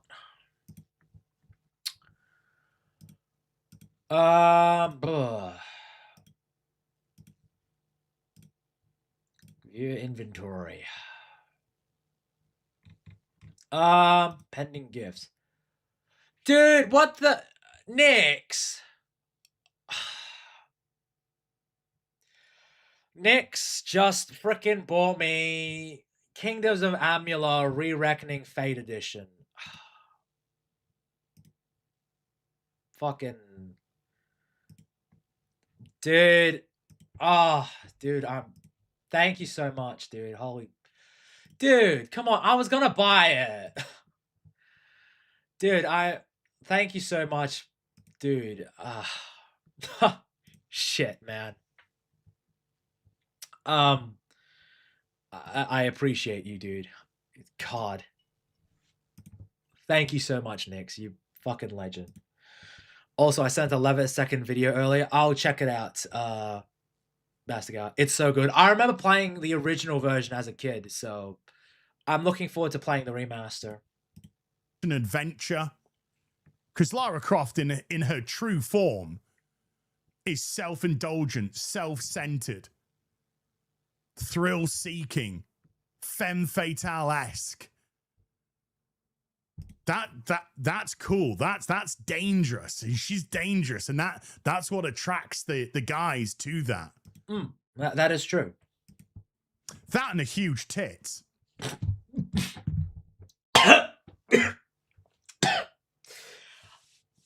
Yeah, I agree with that one too. Oh, shit. Sorry, I just drank some water. Fuck. But it's not cultural levels like Barbie. That's why projections are exactly where they are. Not because of Pride Month or replying to trolls at an interview who called her ugly and a man. Okay, pointing out that they're supposed to be Christian dads. Again, no proof shown.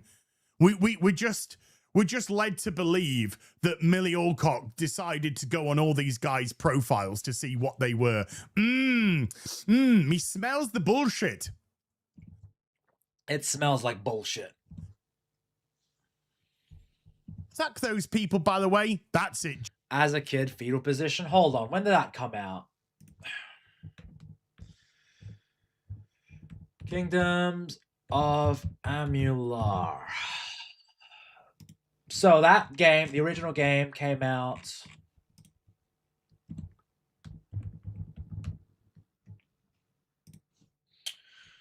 2012. I was 11 years old when that game came out. No, it was February 7th, 2012. So I was 10 years old. I was 10 years old when that came out. I wasn't even 11 years old at that point. Yeah, fuck. I was 10 years old then. Joe, that's it, Joe. You virtue signal, you good old person. You're so good. Lol, tits just choked Tony up. I mean, I love tits, dude. I love tits, that's why. I had 2 kids by then. Fucking hell, Razor. My God, you're good. Like, why make fun of Chick's appearance while you're Christian and your daughters are looking up to you? She has a point. Again, you're basing off what she's saying as truth, no proof given, but, you know, whatever. Doesn't matter. Doesn't matter to Joe. Believe all women. Apart from Joe, when you don't want people to believe women. Remember? I remember. I was working, bro. That's like it. Like again, I was 10 years old when Kingdoms of Amula came out. Like I was a young boy. I was a young boy. Like, it's kind of nuts, like, thinking about all these games, because I think when Arkham City came out, I was like 9 or 10 years old. Like, it's crazy to think about it. Like, all these games. Baby Tony? Yeah! Baby Tony indeed. Same fucking job. Dude, Demon Cow. For that long? Fucking hell. Those that do are just shitty trolls. Cool. Wow. What a insightful post, Joe. I know. Great. It's like, and again, he's the type of guy who just, he says, oh, I want to have a conversation and all this, you know? We saw that in a tweet before. But with this shit, it's like, it's not really great, insightful, proper conversation, is it? What an insightful post. I had just bought a house. Fuck, you bought a house back then? Bro. Tony, you're 25, still a baby to a lot of metrics. I mean, hey, listen, ladies. I'm 25. I still got a bit of stamina in me. I'm kidding. So, according to Angry Joe, I mean, I'm reading between the lines a little bit, but according to Angry Joe, it's a really dumb idea to have given Supergirl a $170 million budget. Yeah, it is a bad idea. Really dumb idea that James Gunn has put Supergirl as the second movie to be released when she doesn't have that cultural footprint at all. I agree. Do you see, Joe? You get it, Joe. You get it. You understand. But you compound that with what Millie Alcock's saying, and then the nerd audience, I'm a fucking nerd, we're all fucking nerds. The nerd audience is like, well, fuck you, bitch. So the normies, they weren't going to go see it anyway. Yeah, that's the thing. A lot of the normies, they're just not interested. You know what they were interested in? Superman. And you know how much that money that made? Around 600 million. Maybe more if I'm being generous. Like, what's the box office for that? Hold on.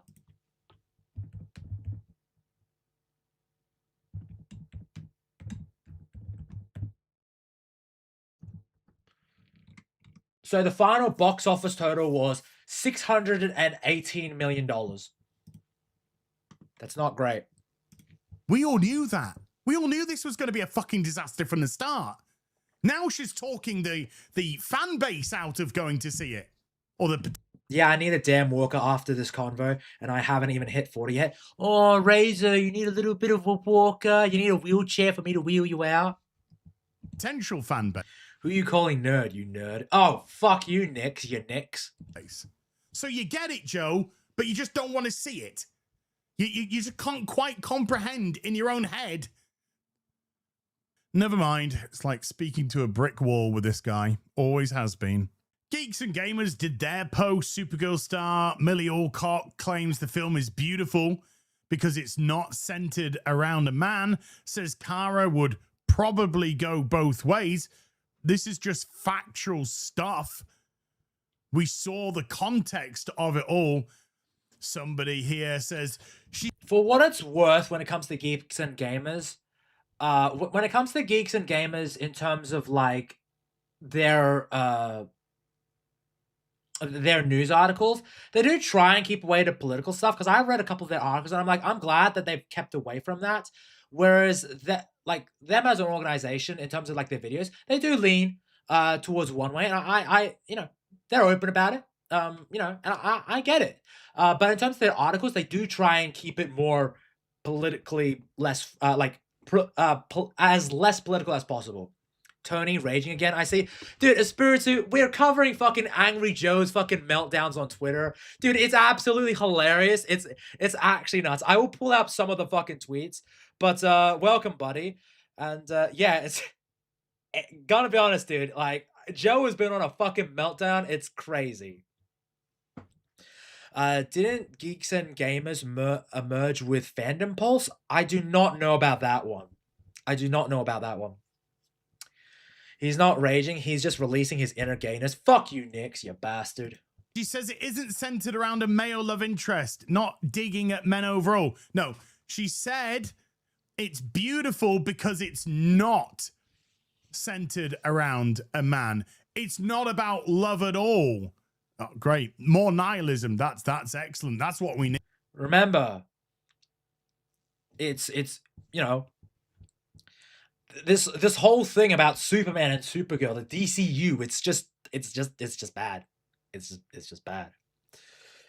I was late because the subway was closed due to error with their system. Ah, dude, that fucking sucks.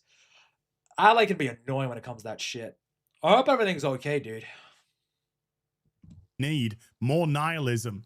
And then she goes on to say she probably swings both ways. So it is absolutely having a stab at male and heterosexuality so that she can virtue signal to this dumb fucking nobody of an interviewer that, by the way, on his tweet got about 10 interactions. You know, she didn't even need, like, again, I have to say this, she didn't need to just lean into the whole gay, queer sort of, you know, aspect. All she needed to do was just say, this is a character for everyone. That's it. Just that's it. Just be like all friendly and all that, and just say, oh, this is a character that I want to inspire anyone or of all walks of life. You know, that sort of thing. That's all you needed to do. But she didn't do that, did she? Huh? You didn't do that, huh?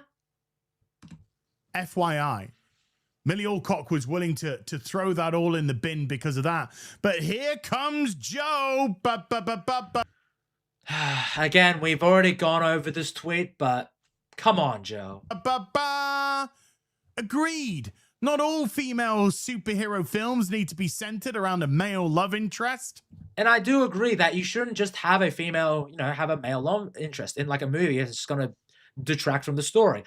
But the problem is, though, was that when you have snide comments against that, it's like, it's not it, Joe. It's not it. Well, we just had the Marvels, and look at that. That was what?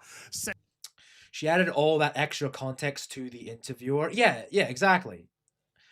She didn't need to specify anything at any point down the line. She's such a dumb kid. Dumb kid. Hold on. Millie Alcott age. So Millie Alcott is 26 years old. She is older than me by a year, okay? She is more than 18 years old. She is an adult. She should know this shit. Centered around a menage a If I know this shit, I'm a year younger than her, then she should. So don't give me this whole dumb kid. Between three fucking bints. She's fucking retarded. Well, I mean, again, she just stepped on a minefield she doesn't even know. I'm fucking retarded, okay?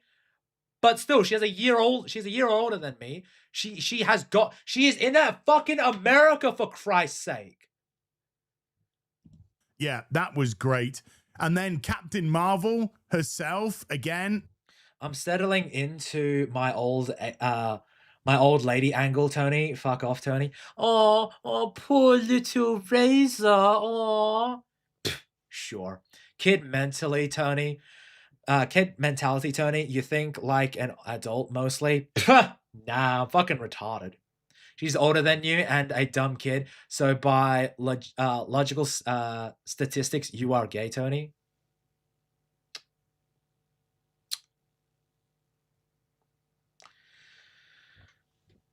Nix, I swear to God, man, I will fucking beat the shit out of you, you little shit. No, no, no. Don't want any of that man business in. Let's hint lesbianism. Let's go and break a guy's fucking wrist because he shows a little bit of an interest in her. Can't have any of that now, can we? No, no, no. The most we'll see is admiration for Lobo's strength and heart. Okay. I think we've seen enough Joe for one day, thank you. And he kept going, guys. He kept going. Vroom. Thanks, Nix. On all platforms, the fucking boss. Vroom. So if I want to boil this down, ultimately, Joe's mad because the people that he doesn't agree with have people that agree with them, and he thinks those people should actually agree with him instead. I guess it is a matter of influence now. I guess nerderotics, disbrews, geeks and gamers. I'll add Critical Drinker in because Critical Drinker is a very important part of movie conversation as well. Dude, and the thing is with Critical Drinker, like everyone is gunning for him, and it's like you could just talk about movies. Like I remember, like if you guys have you seen EFAP's coverage on Ottilie Noah and Anthony Gramuglia? Because those two were gunning for Critical Drinker like I have never seen, because they're on this great crusade against the Critical Drinker. Really?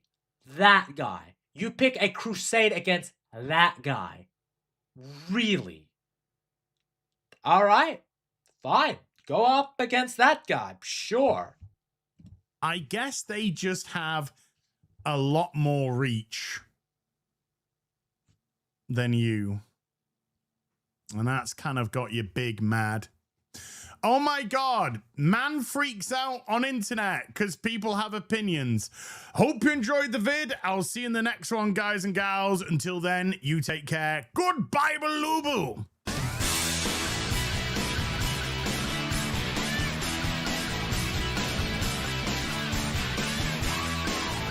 So that was a really good video by Az covering the situation with Joe at the moment. But the story didn't end there. So he did make a reply, as we have stated. My man, you just made a 40-minute video. We did say this, but like everything is just memeing on him at this point. Look at this. Like he's just coming up as a soy boy. Like everyone's roasting him in the chat. It's crazy. In like the replies. And then he comes out with this. My prediction for Supergirl box office. Supergirl will be likely to make half lucky to make half of what Superman did. So you're telling me that it's gonna make $300 million, Joe? That's not good optics. And what I expected, she sells about a fourth of Superman comics merch, and female crowd isn't engaged. Mostly males will see this film. Without a Barbie/female event crowd, it won't reach the numbers it needs.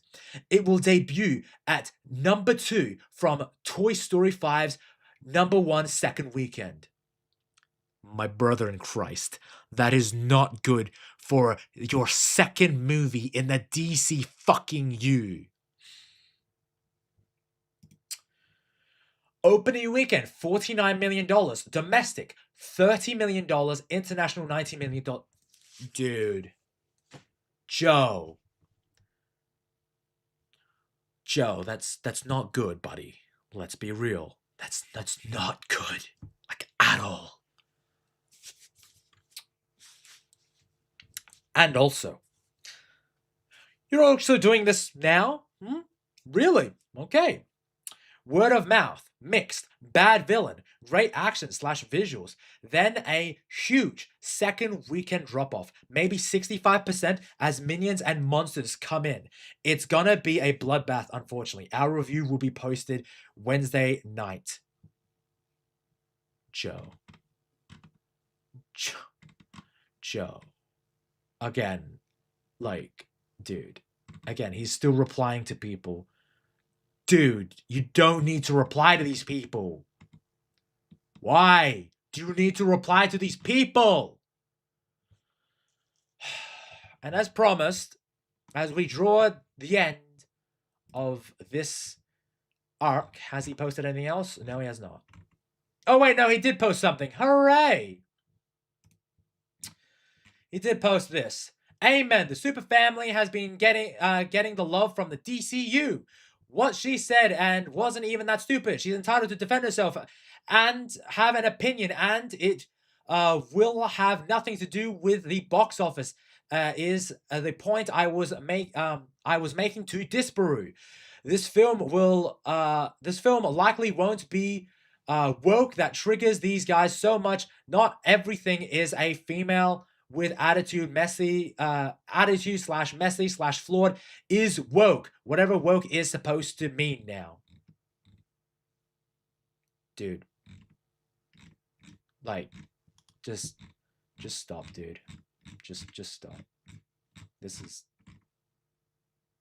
Oh my god. Okay.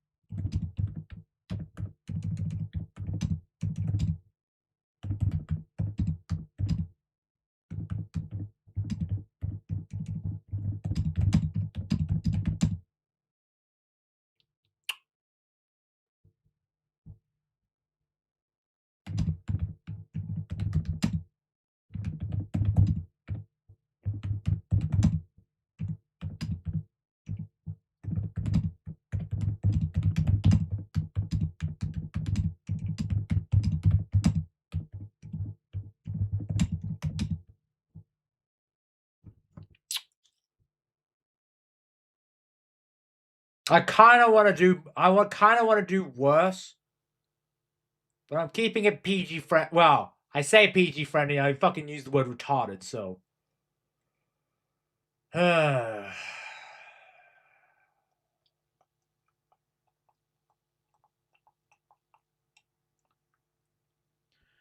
discuss tertium. I don't know, man. My brain is like, I don't know what happened there. Discussion, but I fucking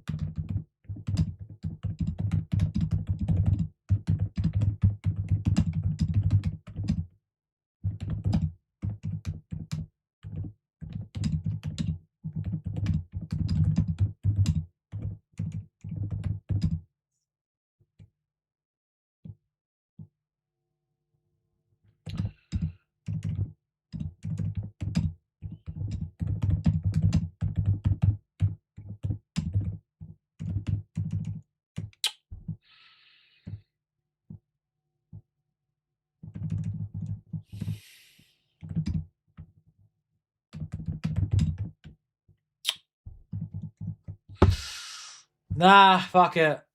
I was gonna say I looked up to him, but like, nah, fuck it. He doesn't deserve that anymore. I'm like, ugh. What did I miss? What's all this talk about Legos? Well, basically, we want to need to go to the beginning of the stream, but essentially, stuff about Lego situation. But I'm currently tweeting at Joe at the moment. I'm probably gonna not get any traction, but then again, I'm a fucking no name, so he's probably gonna go after me.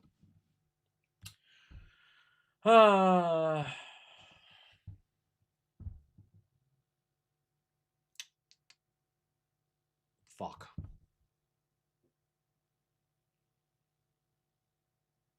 Should I just leave it as is? Joe, you gave a retarded take, and now you want to have a proper talk when you attack said people. Okay, buddy, and if people don't reply or quote, and okay, and please don't reply or quote tweet me. I am a small content creator. This just makes you look sad and petty, which is true. I used to look up to you. Now I realize you are a fucking loser. Yeah, I can just leave it as is.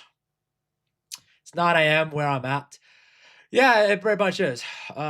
It's currently 11:42 at the moment, and we'll probably be going into I'm just waiting on a Spiritu to like I'm just waiting on a Spiritu to like get ready on certain things to launch our podcast on his channel. But you know, that's until then. Until then, just hang out with me for the time being.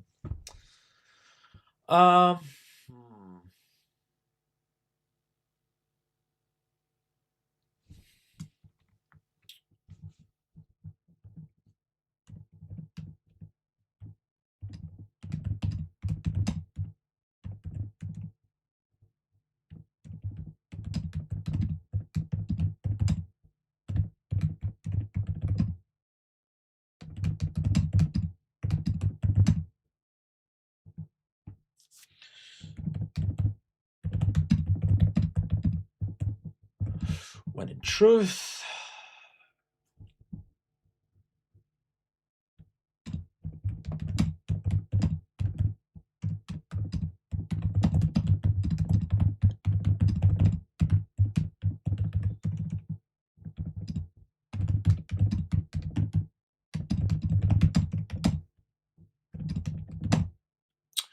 11-second reaction time. I'll probably do react to that.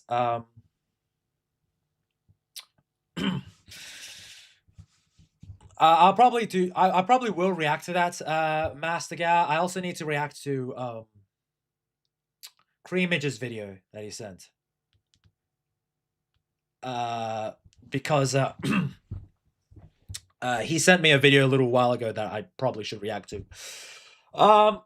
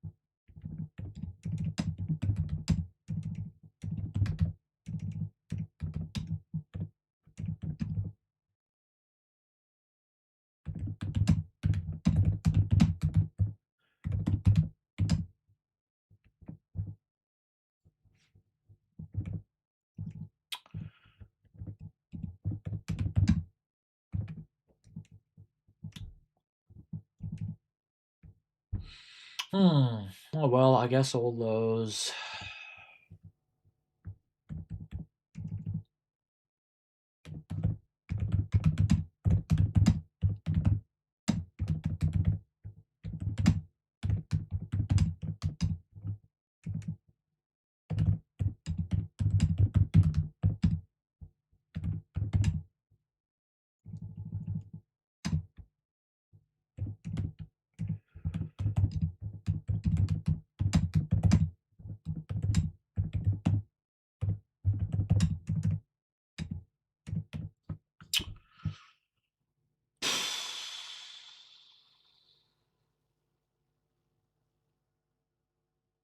Okay, I think I'm done. I think I'm done. Did I spell integrity right? Fuck, hold on. My brain is messing with me. Integrity. I'm pretty sure I did. Yeah, I did. Fuck. I was like, that doesn't look right. And I'm like, my brain is just funny. Okay. So, I don't think he's gonna respond, but if he does, you goddamn know I'm gonna show it on. You know I'm gonna fucking show it. Have fun, Joe. All right.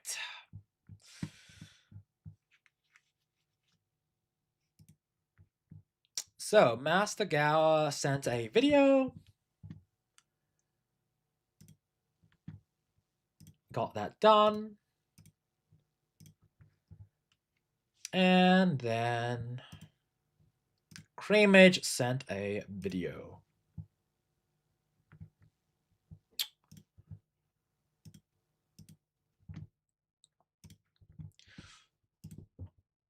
Tap, tap, tap something, ASMR typing. What? I'm just sorry. I'm just like really invested in that tweet. I was like, I needed to get it right. But yeah, just this is like, ugh. It's a sad thing, you know. I used to look up to Joe and then, you know, see what he's became. I'm like, dude, just, it's part of marketing. It's just how it is. Oh, thanks for posting my fucking Twitter, Nix.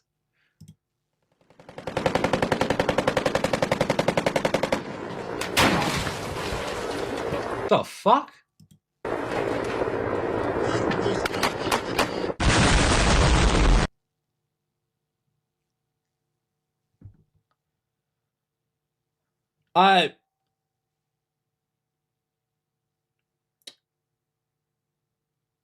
Huh. I'm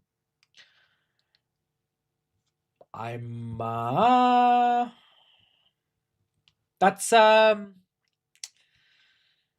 was certainly a video. I'm a little confused by it. I ain't gonna lie, but you know what? I'll accept it. What the fuck? Yes, Espiritu, what the fuck indeed. I am a bit confused by that too. But that's okay. It's okay. I get it. It was certainly a video of all time. I need to check it again because I was a bit confused by it.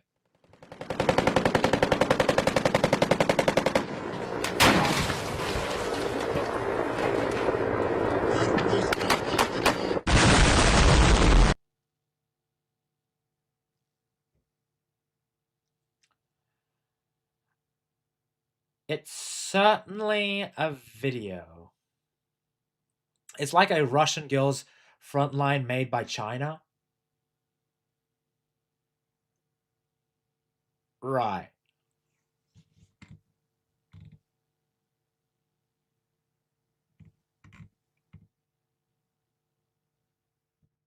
I remember the real video of that event. There's a real video of that? Damn. Would like to... Okay, so this is a video that Creamage sent me. I have no idea what the hell this is. Today, you are auditioning for the role of a closeted gay man. Right. And in the spirit of inclusivity and representation, we would like to cast an actual closeted gay man. Okay. Well, just to be fully transparent, I am straight, so... Right, exactly. Oh my god. Oh my god. Exactly. No, I'm not gay. So Mike, I just want to say you're reading it perfectly. No, I haven't started reading it yet. I'm just saying I have a girlfriend. I don't like guys. I'm straight. Right, that's good stuff. But just Oh, this poor bastard. Oh no. Oh no. Just hold on to that and use it in the scene, okay? I feel like there's a misunderstanding, and I Mike, 1 second. Garrett, would you mind if we did a quick breakout room? Absolutely, yeah. Mike, we'll be right back. This guy's really good. This is good stuff. Very, very in the closet. In the closet. When you think of method acting, that's exactly what he's doing. Okay, I can. Bro. Hear everything you're saying. You're still in the room. Okay, Mike, we're gonna have you hit that first line. I feel like I'm not the right person. We don't have a lot of time. Just hit the first line, please. Okay, Thank you. You know what? I'm getting really pissed off here because I feel like you two aren't listening, and I want to be just very clear here because I am not gay. Okay, so... Sorry. Wow. Jesus Christ, man. Okay. Well, Mike, normally we would move on to callbacks at this point, but I think we can say in full confidence that you're the right man for the job, so... Holy shit.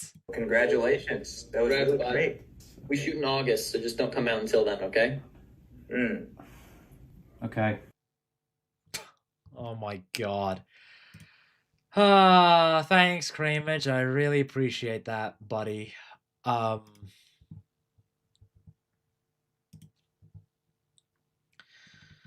And Master Gowa did send another video, so let's check that out. It's a 30-second one, so it's a bit longer than the previous one. I do have some stuff to react to, but I don't know how long it is. I don't know how long I'll probably watch. Sadly, Mike's the reason Tony never gets a chance to play the closeted gay man role. Bro, I'm not. I hate you, Nix. I hate you. I hate you so much. Why are you auditioning for this role? I'm not. Nope. Not gonna. No.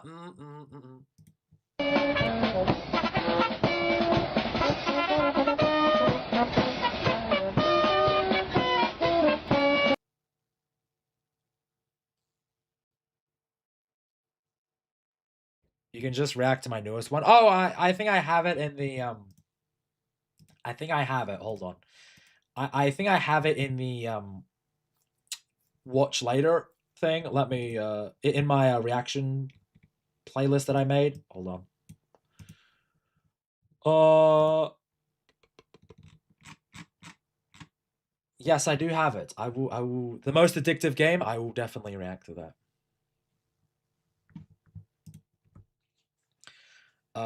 But yes.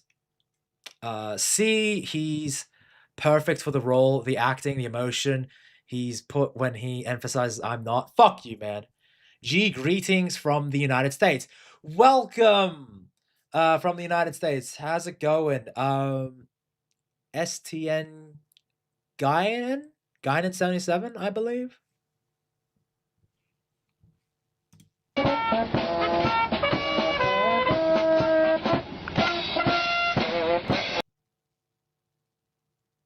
Okay, I live. Welcome, Rusty. Welcome back. The chat's bullying me again, as always.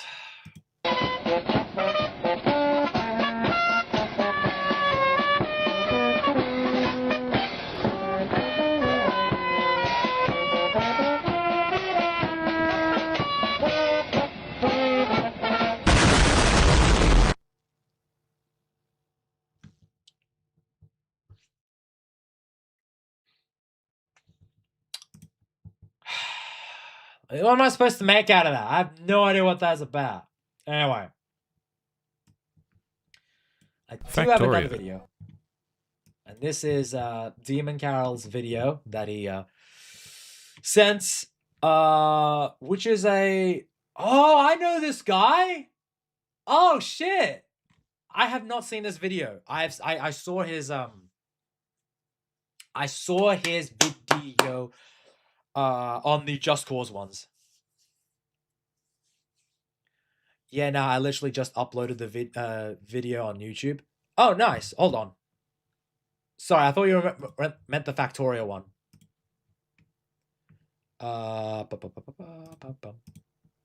I should have it in my subscriptions, so maybe I will do it there.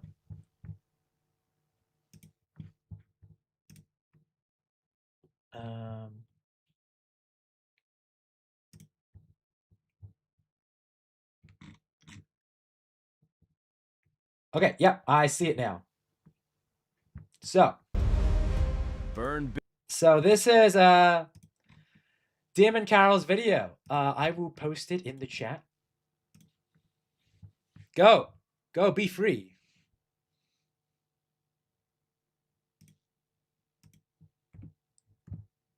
Go be free, guys. Watch it.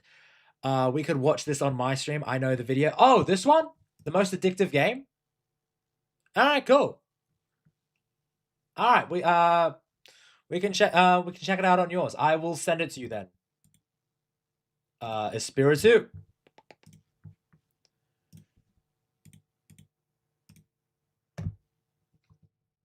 I just sent you the link to the video. So if you want to react, we can react to it on your channel. As well as just, you know, shits and giggles and talk about anime when we get to it. Burn, bitches. Right, where is my coffee? Honestly, based, I want my coffee. I want my coffee. In our driving of Tony crazy. Yeah, you guys drive me nuts. Oh, gladly. Yeah, I do agree that Tony would have fit the gay role better. He is a natural gay anyway. Bro. Did I not send the right clip? This is it's currently raining where I'm from. Oh. Well, I don't think it's raining where we're from. Where I'm from. I will call you just Guinan? I'll just call you Guinan. But Nix, I just sent the video that really? Hold on. Copy video URL. I post the video URL. Isn't that the video for Demon Carol's video? That should be it. So just check it out. Because yeah, it's Demon Carol's Factoria video. Good stuff. But in terms of this video, the most addictive game, I sent it to Espiritu, so we could probably react to it on his channel. If that's the one he's referring to. Hold on. He is typing in Discord, so. Never mind. I got a weird YouTube redirect. Yeah, that's weird, Nix. Because I did send the video that Demon Carol made, which is an AI video. It looks fun. He's into that Factoria stuff, which good stuff, bro. Good stuff.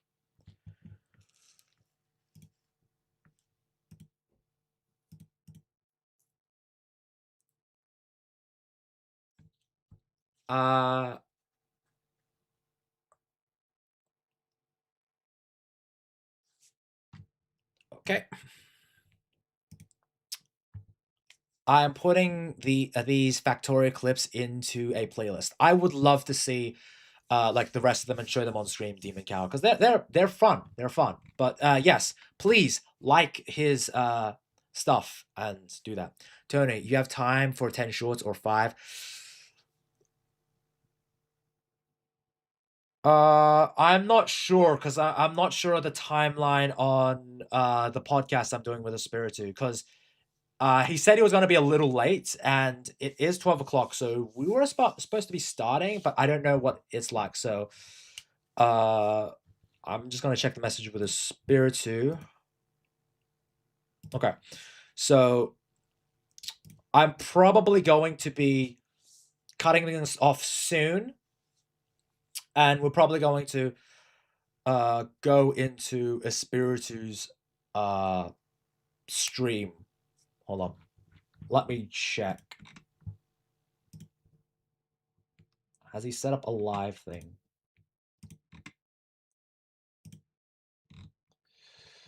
All right.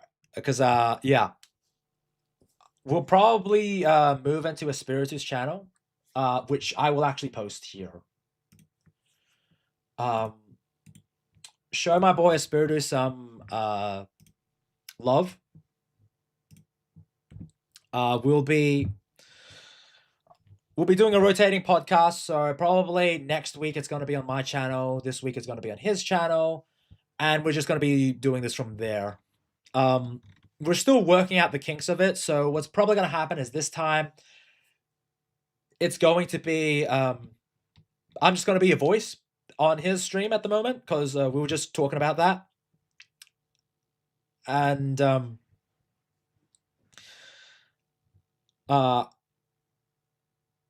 yeah, in terms of like the model, we may have to work on that next stream on my end because I know how to do it on my end. I know how to set up his camera on my end through OBS, but probably on his one, I was going to send him the a link to potentially doing it on because he's doing Streamlabs, I believe. So there is that. But anyway, guys, I will probably. I'll probably wrap it up here for the time being.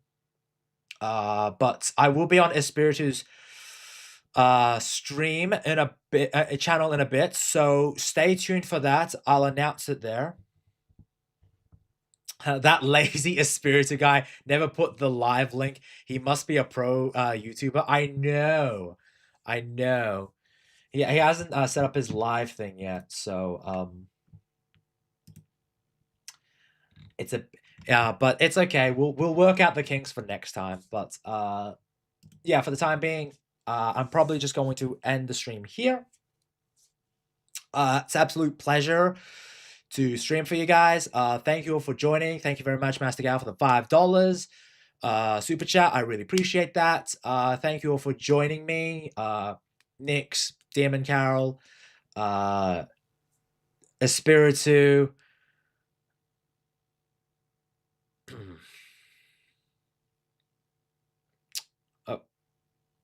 I don't even know how to do live thingy. You don't know how to do the live thingy? Dude. It's just you set schedule.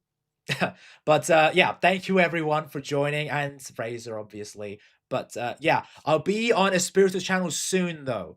So just keep that in mind, guys. I'm not going anywhere technically, not on my channel, but we will continue this more on Espiritu's channel. So stay tuned. I will post it in the Discord. I will post it in the Twitter.